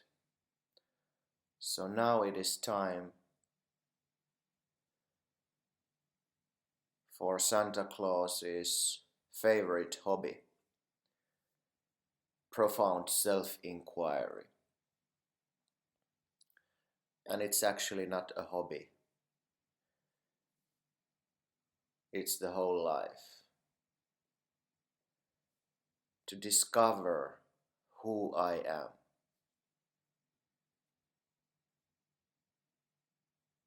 And this is now a possibility also for you to follow, to experientially follow this. Discover yourself. So let's go into it. The most profound, penetrative, effective method there is for discovering truth about existence, about yourself. So let's start now. Who am I is the question. To find out who am I. Now this question comes, and obviously, I am Santa Claus. First name Santa, last name Claus. It's obvious. Why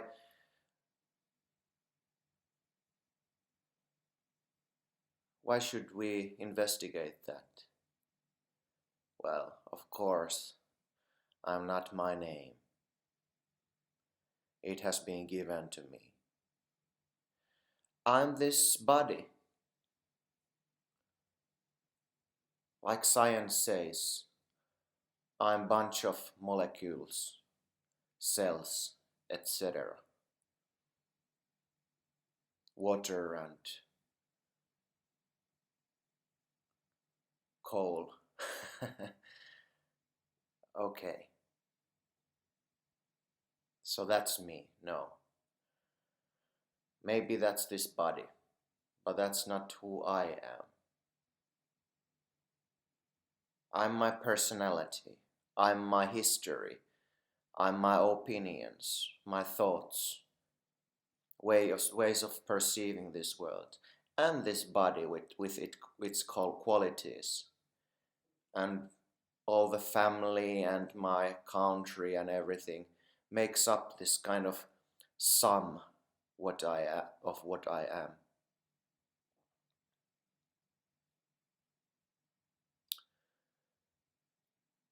But that is also seen. I mean, let's take all that thing that I just described and put it aside. Who am I? That is now aside, this kind of description and everything. Who am I? A thought. I am these thoughts. Well, the thoughts are also observable in real time, aren't they?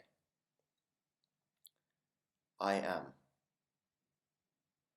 this thought, this internal thought process. But it is observed in real time. Now I'm thinking about ice cream. Now I'm thinking about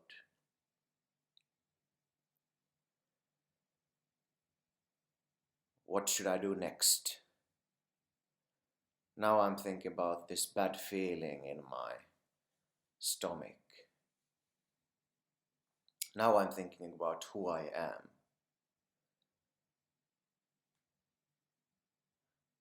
Can this be found in the thinking process? Who am I?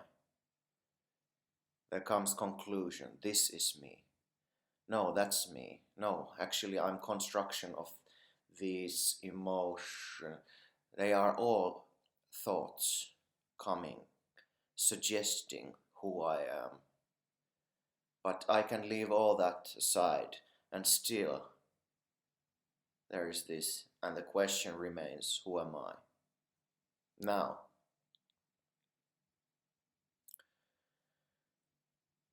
there is a sense of this center in my head. There's a sense of center in my head. When I really go deep into who am I can feel behind my eyes this kind of center. That's me. It's probably in the brain, but it's a sense. When I really go deep and put all my focus, it's behind my eyes somewhere. But what recognizes behind the eyes this feeling? It can't be that the feeling itself is me, because something recognizes, something is aware of that feeling.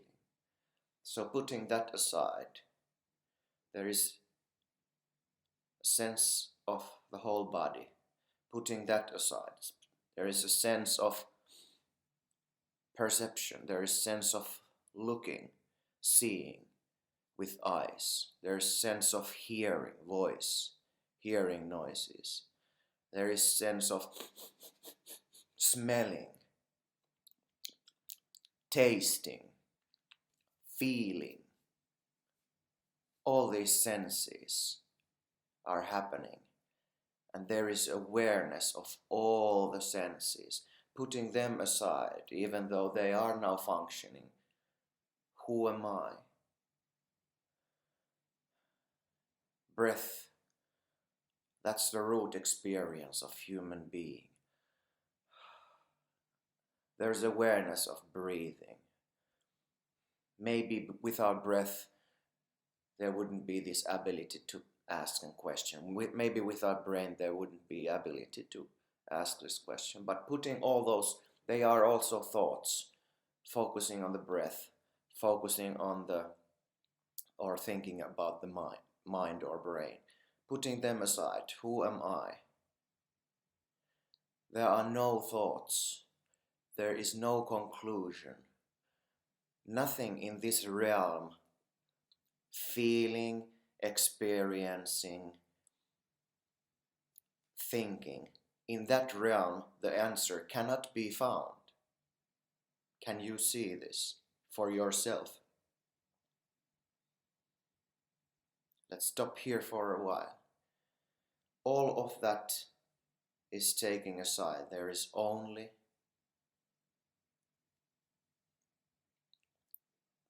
being aware, you could say. Being aware of all these things the sense perceptions, thoughts, feelings. Sense of existing, you could say. Sense of being aware. I am aware. I exist.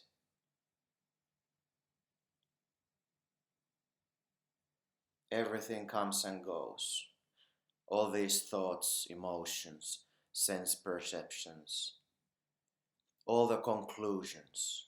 Even to say, I am awareness. Even to say, the sense of existing. It's just a thought coming and going. The actual experience, if you can say, this awareness, is not a thought.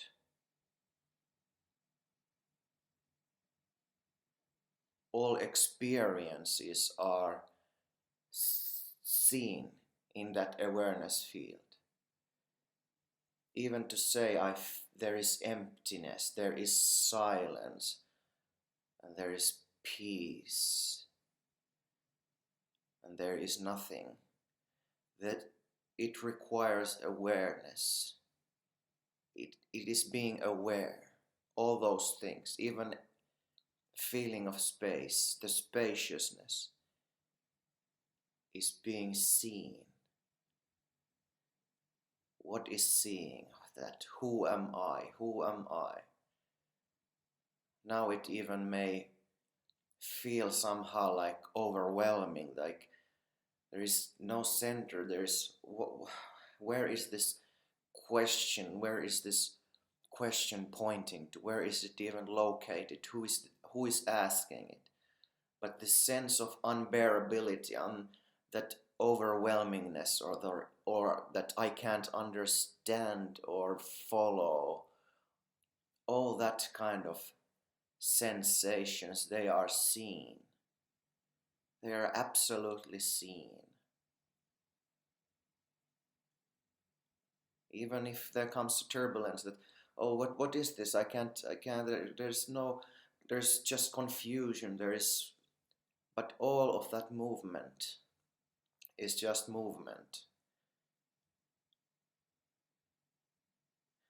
But that, what sees all that movement, what is absolutely seeing real time, you can't even say real time, but sees absolutely this movement,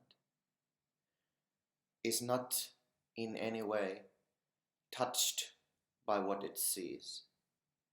The movement may be there, and there might be identification, strong emotions, strong turbulence, but that all is seen.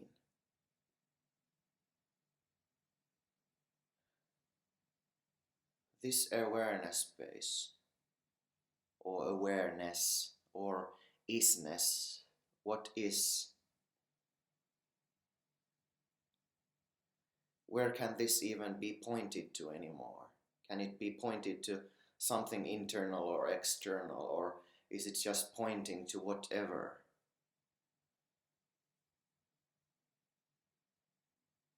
Still the question, energetic question, who am I? Is not anymore a question of that some kind of idea comes, but some kind of attention goes internally or somewhere to focus on the thing itself that sees awareness. Who am I? Who am I?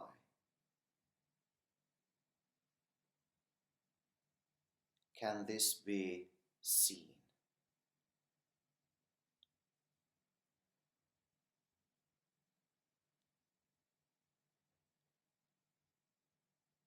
Without any distance, without any distance.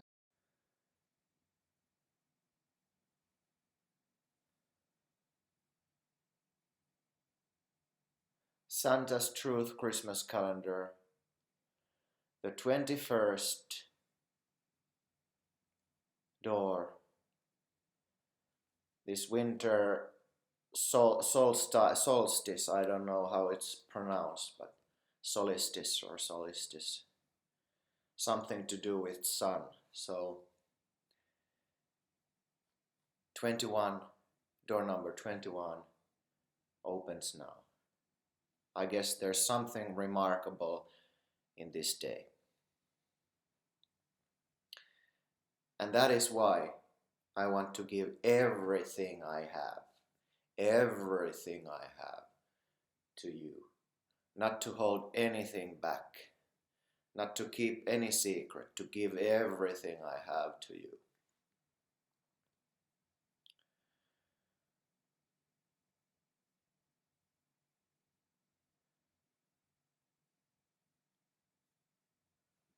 So that's it. I don't know if I don't have anything other to give than this movement. This is everything. It's not even that. There's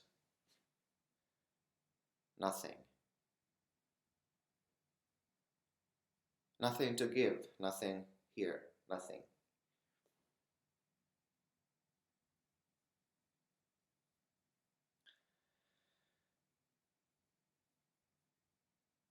But there was also something else I wanted to really talk about. As a seeker, a very passionate seeker, my heart is so thirsty for truth. Every day is dedicated to that. Every single day. And what I have discovered in my journey is that there are these two ways of conveying the truth in the world currently that I have found, that have come across my path when I have been journeying as a seeker. Two main things are what I have also covered in these videos. One is self-inquiry, and the other one is this type of like non-duality teaching. Teaching is not a good word, but I will explain them more thoroughly in a little bit maybe. So self-inquiry, that actually usually involves this spiritual teaching part. Self-inquiry, which I was talking, it's the most direct way to discover who you are experientially, directly. Usually that's like some kind of teacher or master. Like my master is Muji, is in my heart, and I hold he is my master. There's only him. And he actually, I don't follow him, but I follow his pointing to who I am, to all the time somehow go into that who is this me, who is this person, who is this one who is seeking, to go and question that.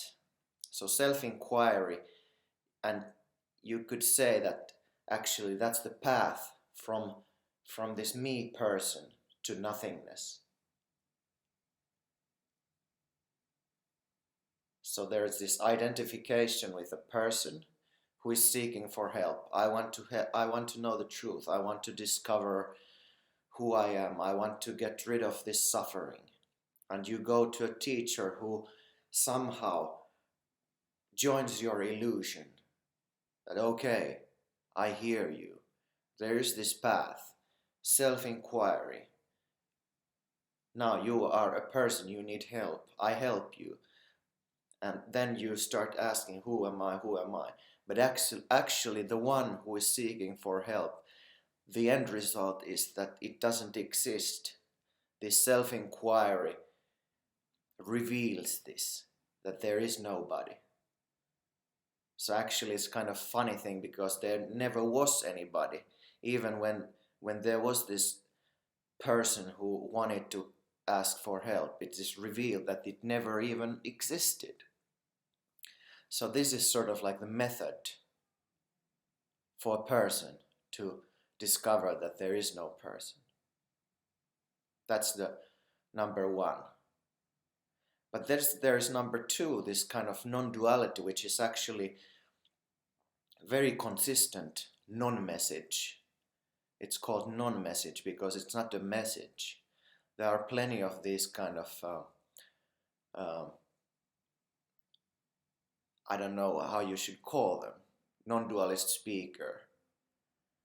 Tony Parsons is the father of them all. But then there are also other good ones, Jim Newman, Andreas Müller, Naho Owada, and Rosemary. And there are plenty of more. There is actually a festival called Nothing Conference, where there are many people who are seemingly talking about the same thing. They are using same concepts. They are describing the nature of reality in the same way. But they seem to be so profound in their messaging that they say that this message has nothing to do with anything else because it's a non-message. It describes that there is no one, there is not you, there is not me. It doesn't give any compromise to say that there is a person over there that could get any help. So it's a totally impersonal message. It's not directed to anyone. So you could say it's totally different than this kind of self-inquiry direct method for a person to reach this same goal. But they are not same goal.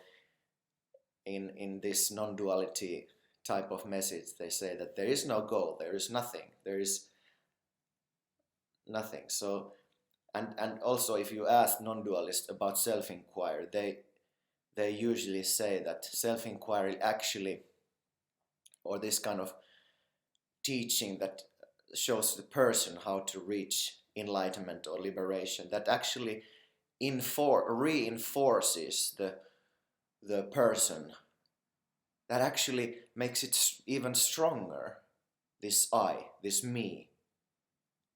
This kind of self-inquiry actually is the worst thing that a person can almost do, because it reinforces the idea that there is something I can do to liberate myself. So there is this seeming conflict, and it's very fascinating to actually be open to both messages, because the other one says directly, it doesn't even take into account your person, that the message is totally impersonal, saying that there is nobody, there's only wholeness, everything is as it is, nothing and everything, and there's nothing on offer to a person, so, or to me, there's nothing on offer in that seeming message, which is not a message even. And then you go there and watch all these speakers, and you get triggered because I can't believe that there is nobody, and but what is this, why is this existence like it is, and there is no answer to that. And then you go to this other, to a spiritual teacher who says that there is, you have to ask, who am I, who is this one who wants to get the answer, that there is a way right now, right here, to actually find out, to go and discover that there is no one, and the discoverer disappears in the final situation.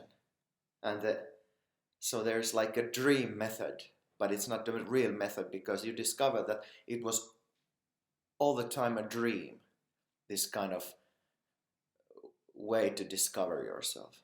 So it's, both are seemingly going to the same end result, that there is only wholeness. But The other one says that you can't, the non-dualists say that you can't, nobody can get it. There is no one.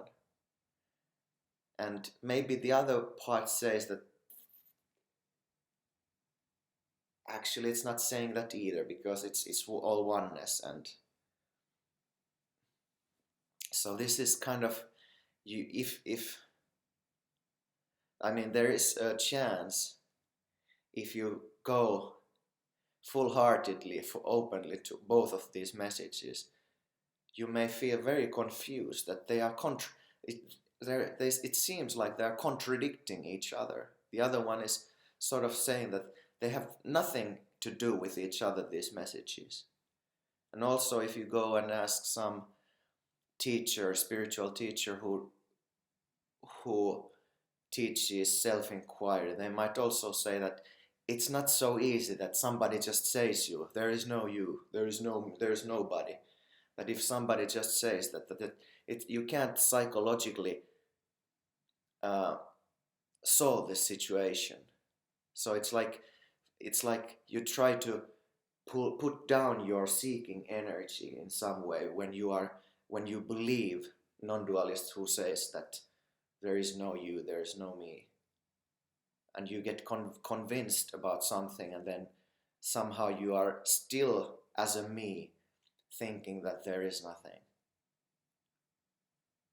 So it's very paradoxical situation, and I have tried to somehow combine them both and talk to these both instances and somehow get them together to talk to each other, but they don't sort of like meet.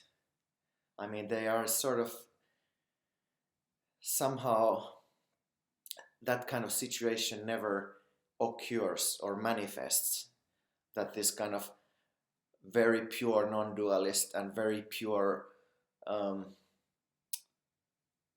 self-inquiry type of teacher, that they were actually talk, and you could actually see that what happens when these two talk.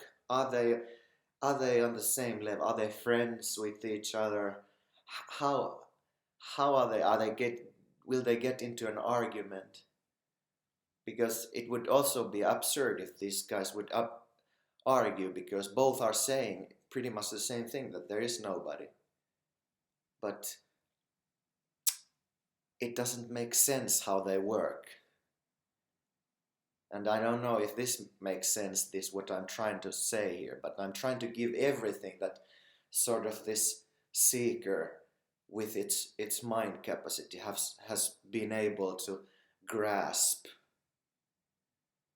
And of course there are also all these other messages that, okay, there is this huge universe, and there is this huge kind of manifestation out over there, that this mind, human existence can never grasp, that actually the path is ongoing and it's going over there, and there is all these kind of worlds that you can't even imagine, and all this kind of science and everything, and secrets and esoteric things, that somehow the truth may lie over there in some of those things. And also I'm very open to that, because if I just try to contain this truth to this existence, that I say this is everything, maybe I start believing in that, and it sort of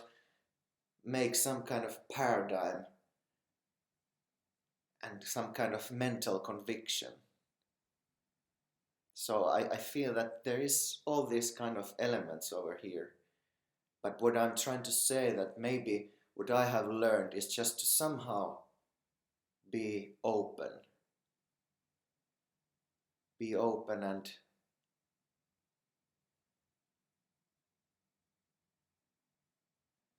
also probably there is nothing you can actually do. There is this experience that right now there is something I can do. I can choose to be open right now. But even that is most likely not in actually in the hands, but seemingly, apparently is in my hands to be just open. My heart is open for both of these messages and all around as well. So not put myself into any kind of paradigm or box where my worldview is static in a way. So that I would like to say that there is no knowledge here. There's no certainty, uncertainty. There's no belief. There might be these things, certainty. There might be this expression might look like I know something, that yes, there's something I can impart to you, or there's some knowledge coming over there, but there's actually not knowing of any kind, and they're not even knowing that there is knowing or not knowing. There's just absolute, just question mark is even too much. There is simply nothing. But this I try to give. If I don't, there is nothing to on offer here either, I guess, or I don't know. Maybe there is. Like non-dualists say that there is nothing to give, but they say that there's something beyond the expression, the words, that can somehow make some kind of resonance, that relaxations happen. Because the non-dualists say also that the me can fall away, the apparent me just falls away, and then there's this it is seen that it never was, but nothing was gained. It was just the me dropped, and it is seen that it never was. But I don't know, maybe this kind of energy may happen. And I have seen also with my experience and how everything has unfolded that there seemingly may happen some beautiful things when somebody discovers themselves more profoundly, or somehow get more relaxed because they are open to a message that there is no me and there is nobody. Something like that can happen, but whether some conclusion can be made out of it, that it shows something or proves something, I don't know. It's just somehow in the moment you do your best with the open heart that there is, that whatever manifests, it's like you just, there is no way, because all of these, I have to admit that they are seen, all of these movements and trying to explain something, everything is perceived. So somehow the master still is in their heart, because also I know that if there is actually nobody, there is no me, there is no you, nothing. So then, if there is right now, right here, the capacity and the motivation and the will to search, to see who I am, to actually utilize the tool of perception, the knowing that what is, there is no option then. If there is no me, there is no you, there is nothing. It doesn't matter if I search my whole life. I don't have to lose this searching capacity or willingness. It's not in my hands. So somehow I don't have to worry about it. I just seek my ass off, like Bentinho Massaro says. And maybe it's a total illusion, that's like craziness and stuff like that. But I mean, if nothing matters, then it doesn't matter either. And somehow I have to say that maybe this me experience or something like that, it gets very juicy when the seeking energy is, and it is discovered more and more that the nature of reality, the nature of truth.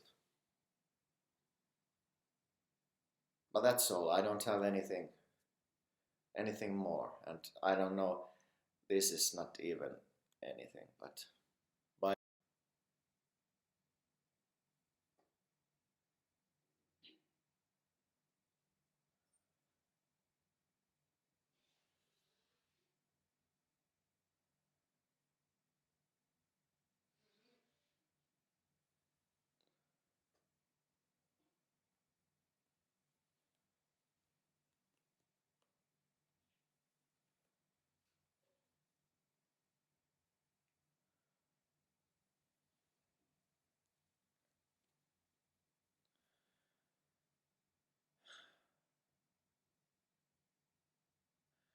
Thank you. Thank you.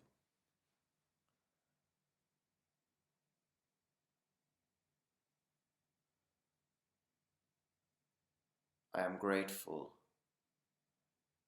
to you.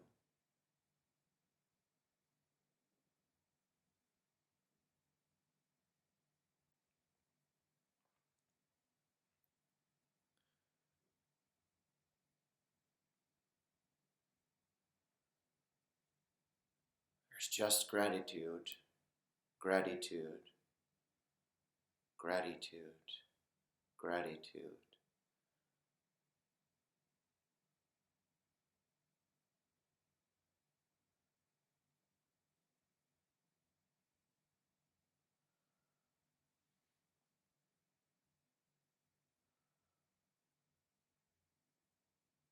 One very powerful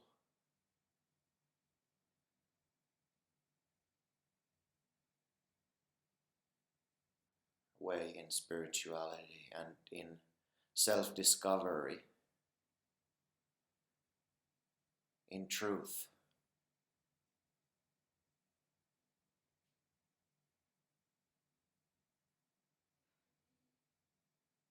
is receptivity,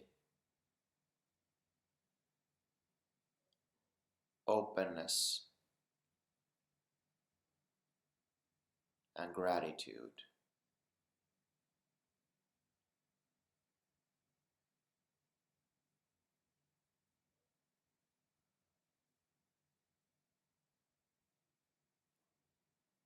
Even if there is no idea what that even means or what to be grateful for and to who, it's very powerful.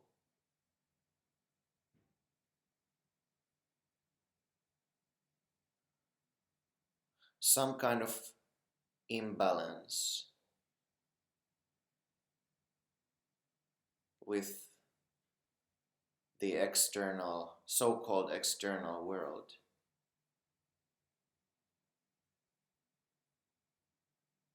Let's say, for example,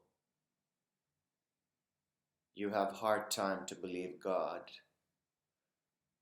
or somehow accept that there is God because there is so much imbalance in the world, so much suffering. Maybe you have suffering. That if there was a God, if there was God, Almighty God, how could a God allow bad things to happen? Child abuse, wars, whatever.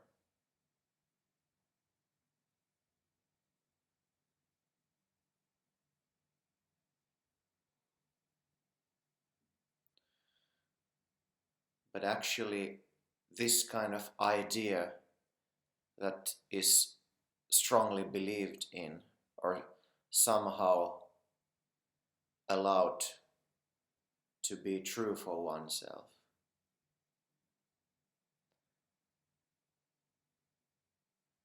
is an indication of imbalance, internal imbalance. Actually, what you are projecting to external world, that how could God allow things like that happen?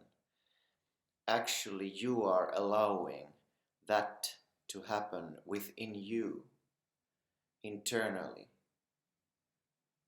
It's actually an unhealthy and insane view about the external world.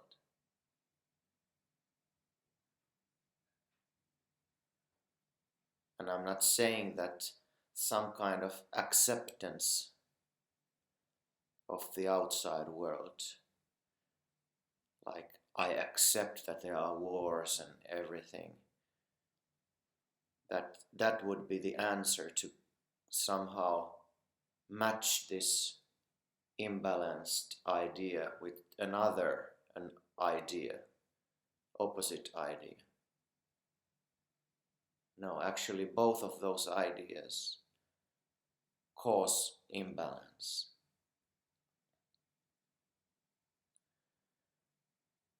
So it's very healthy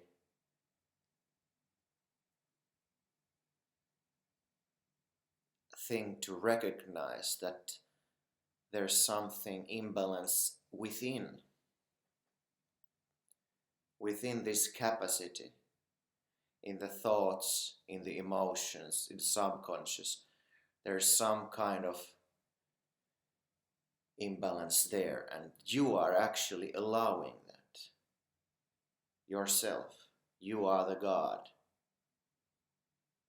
You are God of the whole experiential existence that you are experiencing. You have the power with your thoughts and emotions to make it to be whatever it is. And the natural, intuitive idea, of course, is that you see objectively everything, and you are within yourself, you are a good person, and you can see objectively when people are suffering or something, and you can evaluate the world with clear eyes. That this shouldn't be like that, or that shouldn't be like that. But actually, if you really pay attention, because everything is a mirror of yourself, if you really want to heal the external world, the thing is to go within and to investigate what kind of lack belief, what kind of false belief you have, which causes you to see the world in the way you see.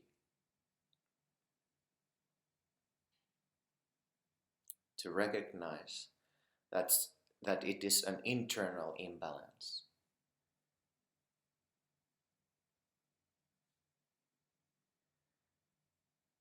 And the intuitive reaction would be to do something about it. To fix that, if that's recognized within. But actually, the recognition is the key. To see, to really be honest and to see that it's an internal thing. Somehow the energy is within. Because when your capacity functions in a harmonious, in a way that this capacity is meant to function, it is then like an instrument. It's an instrument that has the full capacity all the time to respond whatever takes place within the perception of this capacity. And there are no biases or projections that distort this thing.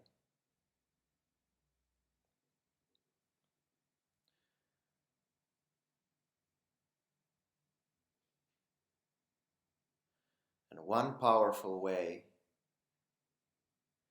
because you have to at one point to really, if you say you don't believe in God, or that you hate God, or that you love God, or whatever, there a wise one would somehow feel and see what God is. Can it be separate in any way? Can it be separate from this capacity? Like the subjectivity of this capacity, can that subjectivity be separate from God? Can anything be separate? Osho said godliness is a better word than a noun, God. But if God contains everything, absolutely everything, and everything that moves or does or something like that says, or that there is no distance, nothing happens without God's power. If that is absorbed to the capacity, what is then left? What is then left for this capacity to have some will of its own or some kind of action of its own?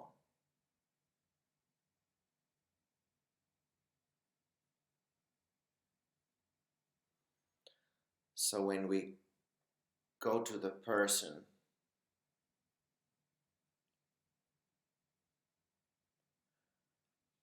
to really merge with God, with which of course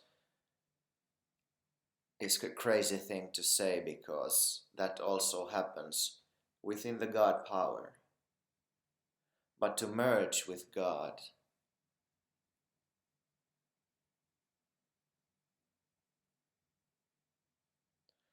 become one with everything, which is actually what everybody is longing for.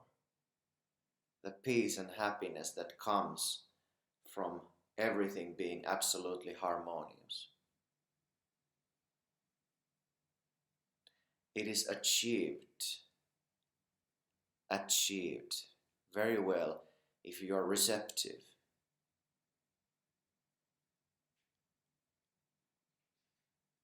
Because we have been used to being active and do things and reach out for there and say our own thing and our own projections and what we think and what, but actually you don't know anything what this is, what anything is, and everything is God. So it's very wise to be as receptive as possible. And I know, because I also have this person capacity that things annoy and some things trigger and I can't understand some things, I can't accept some things. But one of the best practices is to somehow, if there's some power in that moment, to make the choice to really humble yourself with all your projections and be receptive. Even if you would feel like so much frustration that you would like to say to this guy that no, it's not like that, it's not like that, and he keeps saying something that annoys you or something, to humble yourself. I'm not saying that to repress, and there is also time to say something and be active, but it's very rare and very good practice to humble yourself and actually not swallow your anger or something like that, but let that be openly there, but be receptive. What is actually being said? What's the message of love? What's the message of God in that interaction? To somehow let it go to the heart. And it may feel very hard because the mind wants to keep it there and wants to say that I'm right and I know this and I know that. But if you really want to become free and know the truth, be the truth, learn to be receptive. Learn to see everything as God. Learn to see the world as if you have no rights, not even right to be you. And see the power of that. See the power of being grateful even when you feel that there is nothing to be grateful for, just be grateful, say thank you, and the whole environment, the whole capacity switches by and by, being open to the whatever this moment or whatever it brings. To be silent, receptive, grateful.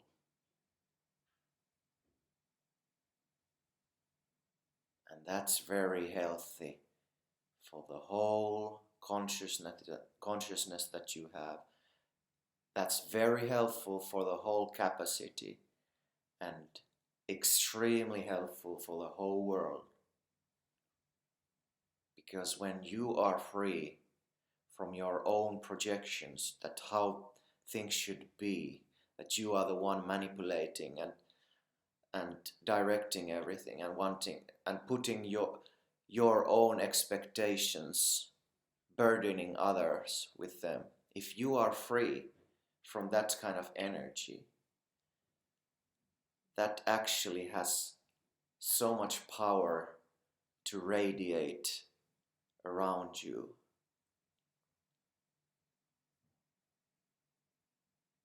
Those kind of qualities that actually have the real power and ability to change the world.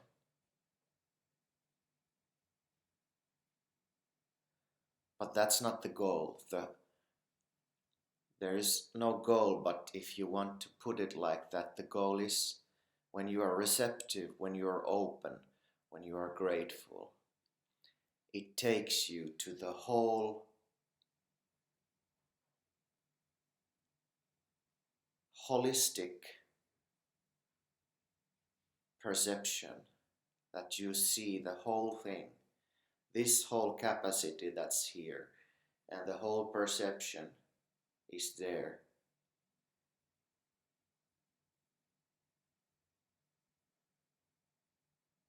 And there's just gratitude, and not even after a while, there is no grace that happens every now and then that brings something, but you start to see that there is nothing else but grace. There's nothing else than God, in any kind of form it takes.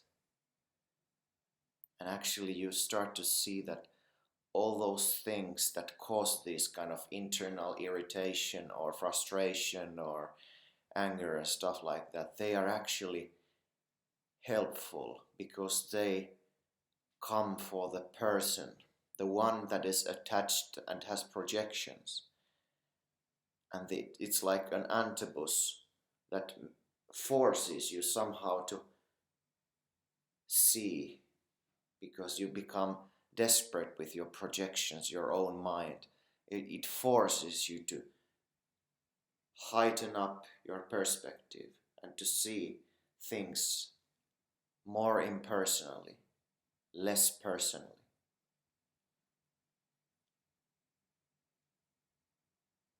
And then your whole name, your whole existence becomes just an automatic thank you, an automatic gratitude. So thank you. You are God. You are my God.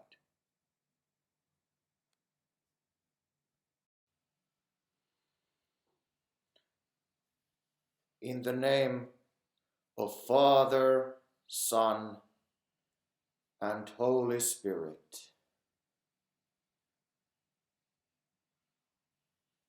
The door number 23 opens now.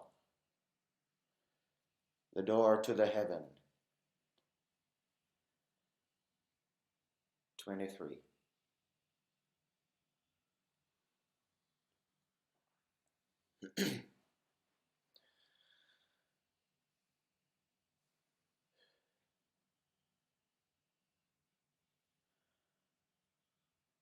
Now let's just Throw everything away. Everything. All thoughts. The one who throws. There may be some ideas going around that what this one wants to talk about, but they are there. But it's absolute emptiness, effortless. And what's here? Boundless, formless, limitless. Nothing, everything. It's always been here. It will always be here. It was never born. It will never die. All the mind things and even the recognition of this happens within this. What is?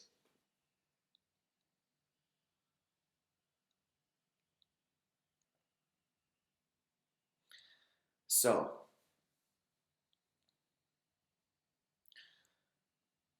purity, purity, purity. There comes the best material in this world from total emptiness.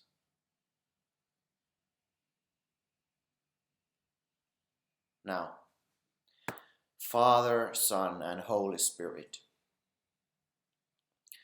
Because this is in the very verge of the holy moment, the second but last video of this journey towards oneself. So the panic button may come over there that, oh my God, have I found myself yet? No. Only 2 more episodes and tomorrow is Christmas Eve. Don't worry. I'm gonna give you the three-pointer. Father, Son, Holy Spirit type of thing. So you have a toolbox within you. Well, actually,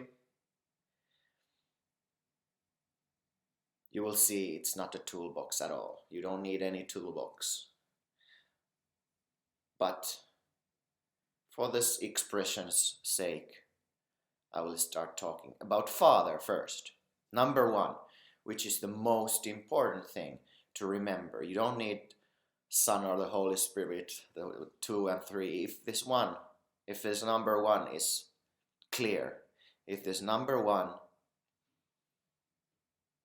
if you pay attention to that. And what is this number 1? What is this Father? Well, it's before. Actually, if I was a real non-dualist, I would say there's nothing to remember. Actually, if I was a real non-dualist, I wouldn't even exist. There would be nobody there to listen. There would be nobody here to speak. There would be nothing. But I'm not a real non-dualist. I'm Santa Claus and my master is Muji.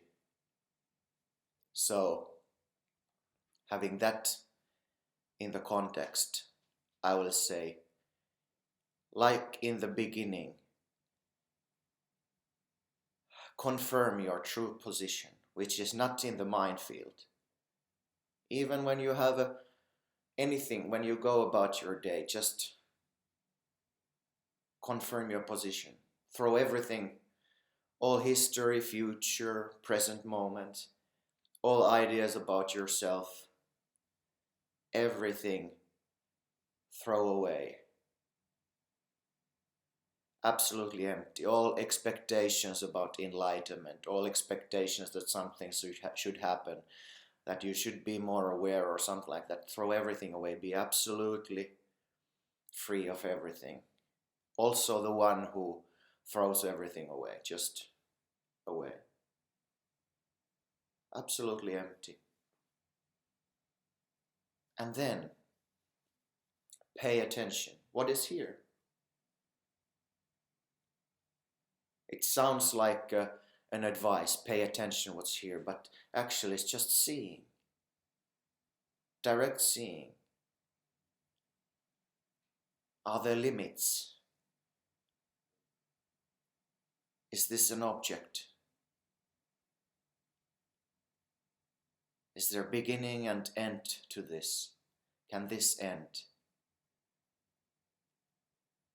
And this is absolutely unchanged from the first video that was number 1, and this is number 23.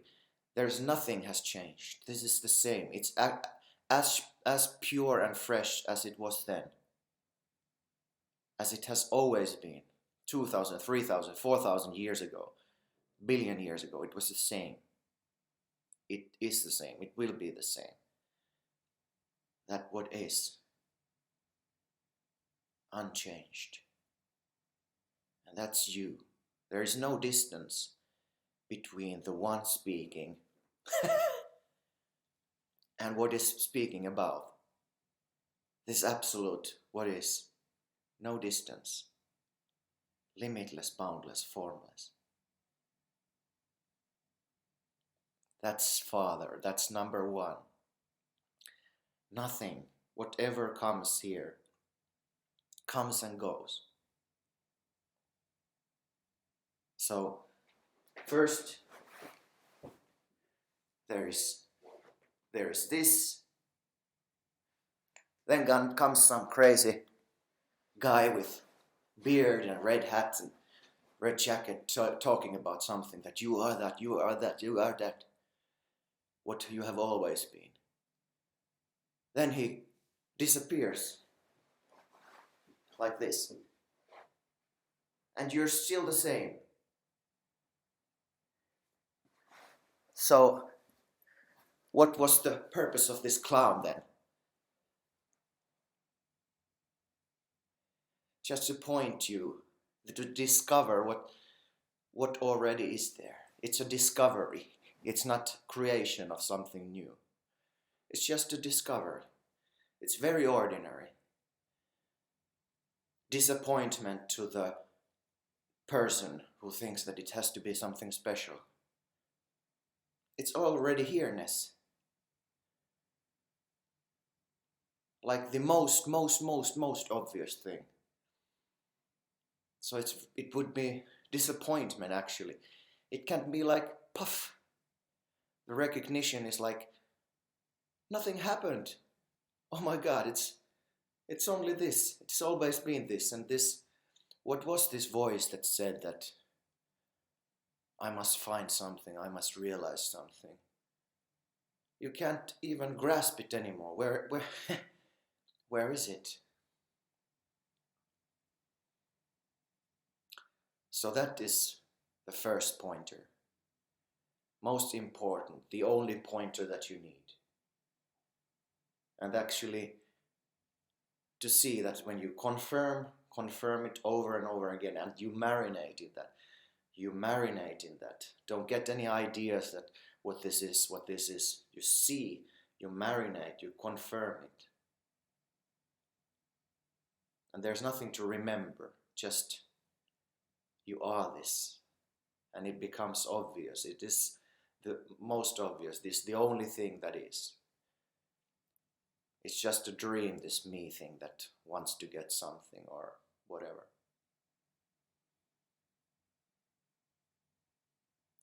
But now let's get to number 2, because if I'm a real follower, the real disciple of Mooji, I have to talk about the mind also. Because when the pointing is direct like this, when the seeker is pointed directly towards the truth of himself, Son, Christ, you are like Christ, seeking for the real deal, the way to Father. But remember, this Christ is the Son, is the flesh in the world, the Maya, what they call the world, the whole existence that is, it's actually the mind. So the mind will come in form or another to somehow challenge this seeing, this unavoidable total seeing that already is. There comes strong identification in some form. And remember, this is big thing. This covers the whole reality, the whole existence. So the mind can come in any form. It can be an internal thought. Usually that's involved in there somehow, some kind of temptation, some kind of idea that you get. But also the real world may come in form of a face mask, COVID-19 or something like that. The whole world is going to destroy because of climate change or something like that. These things seem real, but they are part of the same drama, same thing. They are mind attacks. And what should be done? Well, just confirm your real position. You are the witness. You are witnessing. The isness allows all kind of forms there. And what the purpose? Actually, they are not against your realization, these kind of mind attacks. They are in favor because they expose that the person that has some kind of attachment to the worldly thing, not to the truth.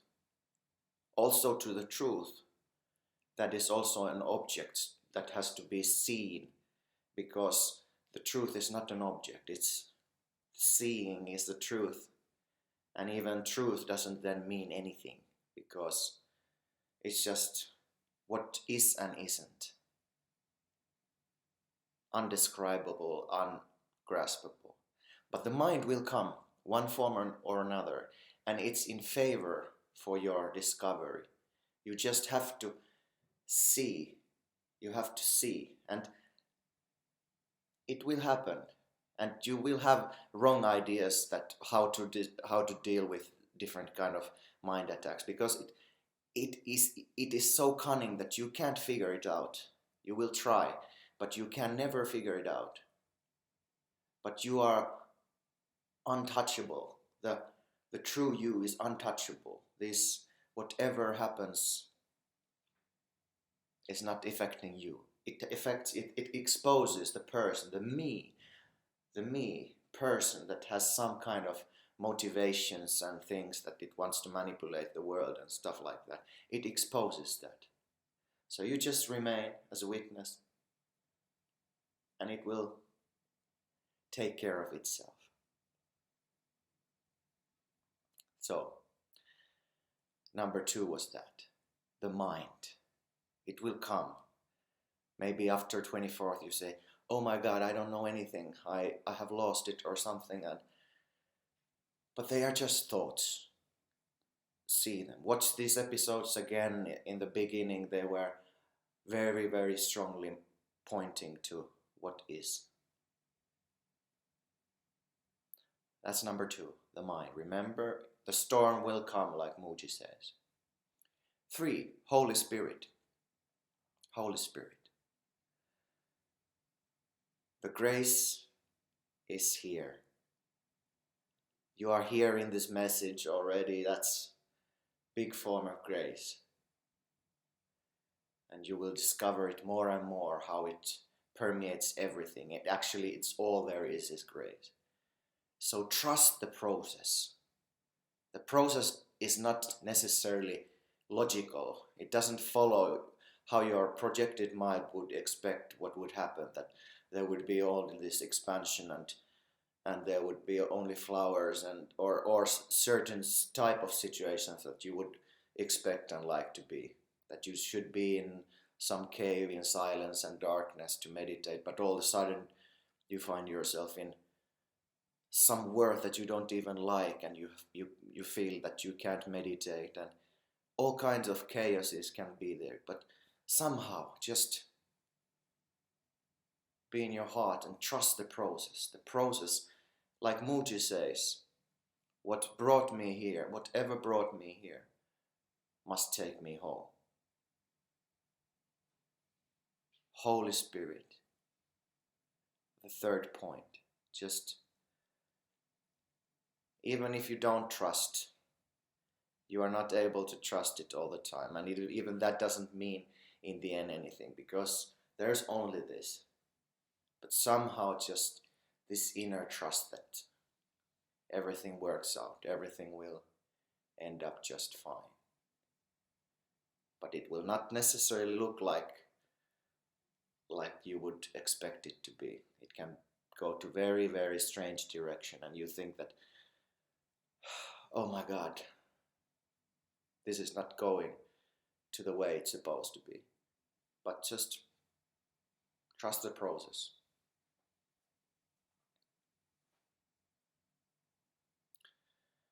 So,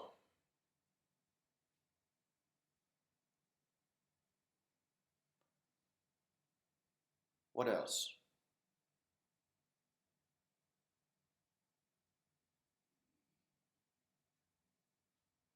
Nothing.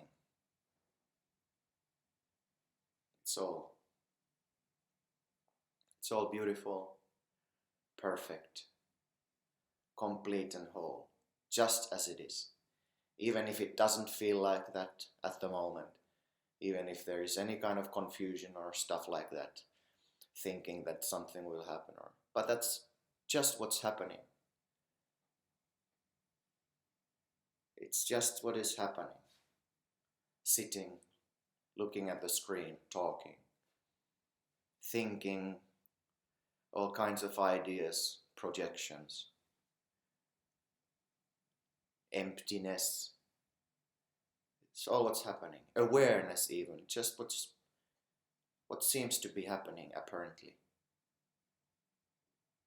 It's so simple. It is so simple and obvious. You will not even be surprised how obvious it is, because it's just the most totally undescribable. And actually, you will see that the people who are talking about this, who are the closest talking about, because it can't be talked about at all, but who seem to be talking most truth about you, you will see that actually they are the biggest liars. But not you will not think them as badly as that, but it's actually everything that is said. It's a lie. It's not, it can't be spoken about, this thing. And you will see that it's so obvious that, but at the same time, everything that's talked about, there is nothing that's more important, more true, more something like that. There is nothing, and nothing matters. All the best. And tomorrow is the big day, big day, big day, Christmas night. Ho, ho, ho, ho, ho. Ho, ho, ho, ho, ho.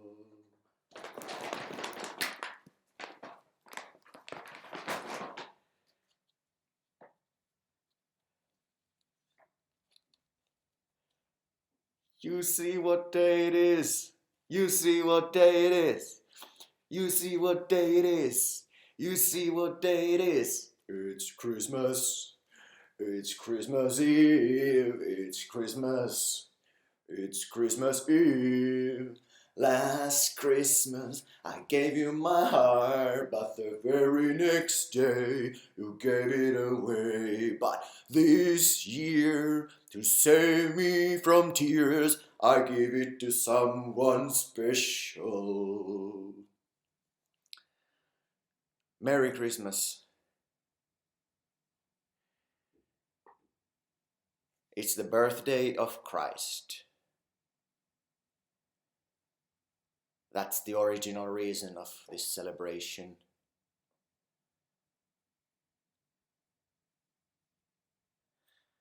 And this year, is a special Christmas year because, yes, we are using these, so I can't come in person. But there will be a birthday gift to everybody. It doesn't matter if you are naughty or nice, you will get it. Because it's your birthright. This birthday gift is your birthright. It's your natural self. It's you. It is you. You get you as a birthday gift. And everybody in the world is the Christ. Every single one is Christ. So, I hope you haven't been too offended of these videos. And if you have, remember, it's just something coming and going. The real you is never offended or anything like that.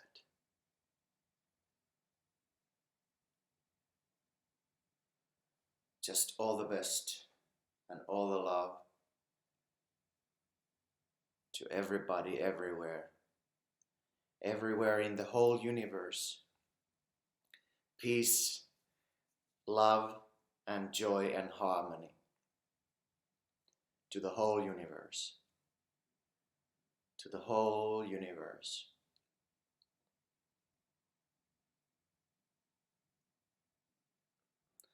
Let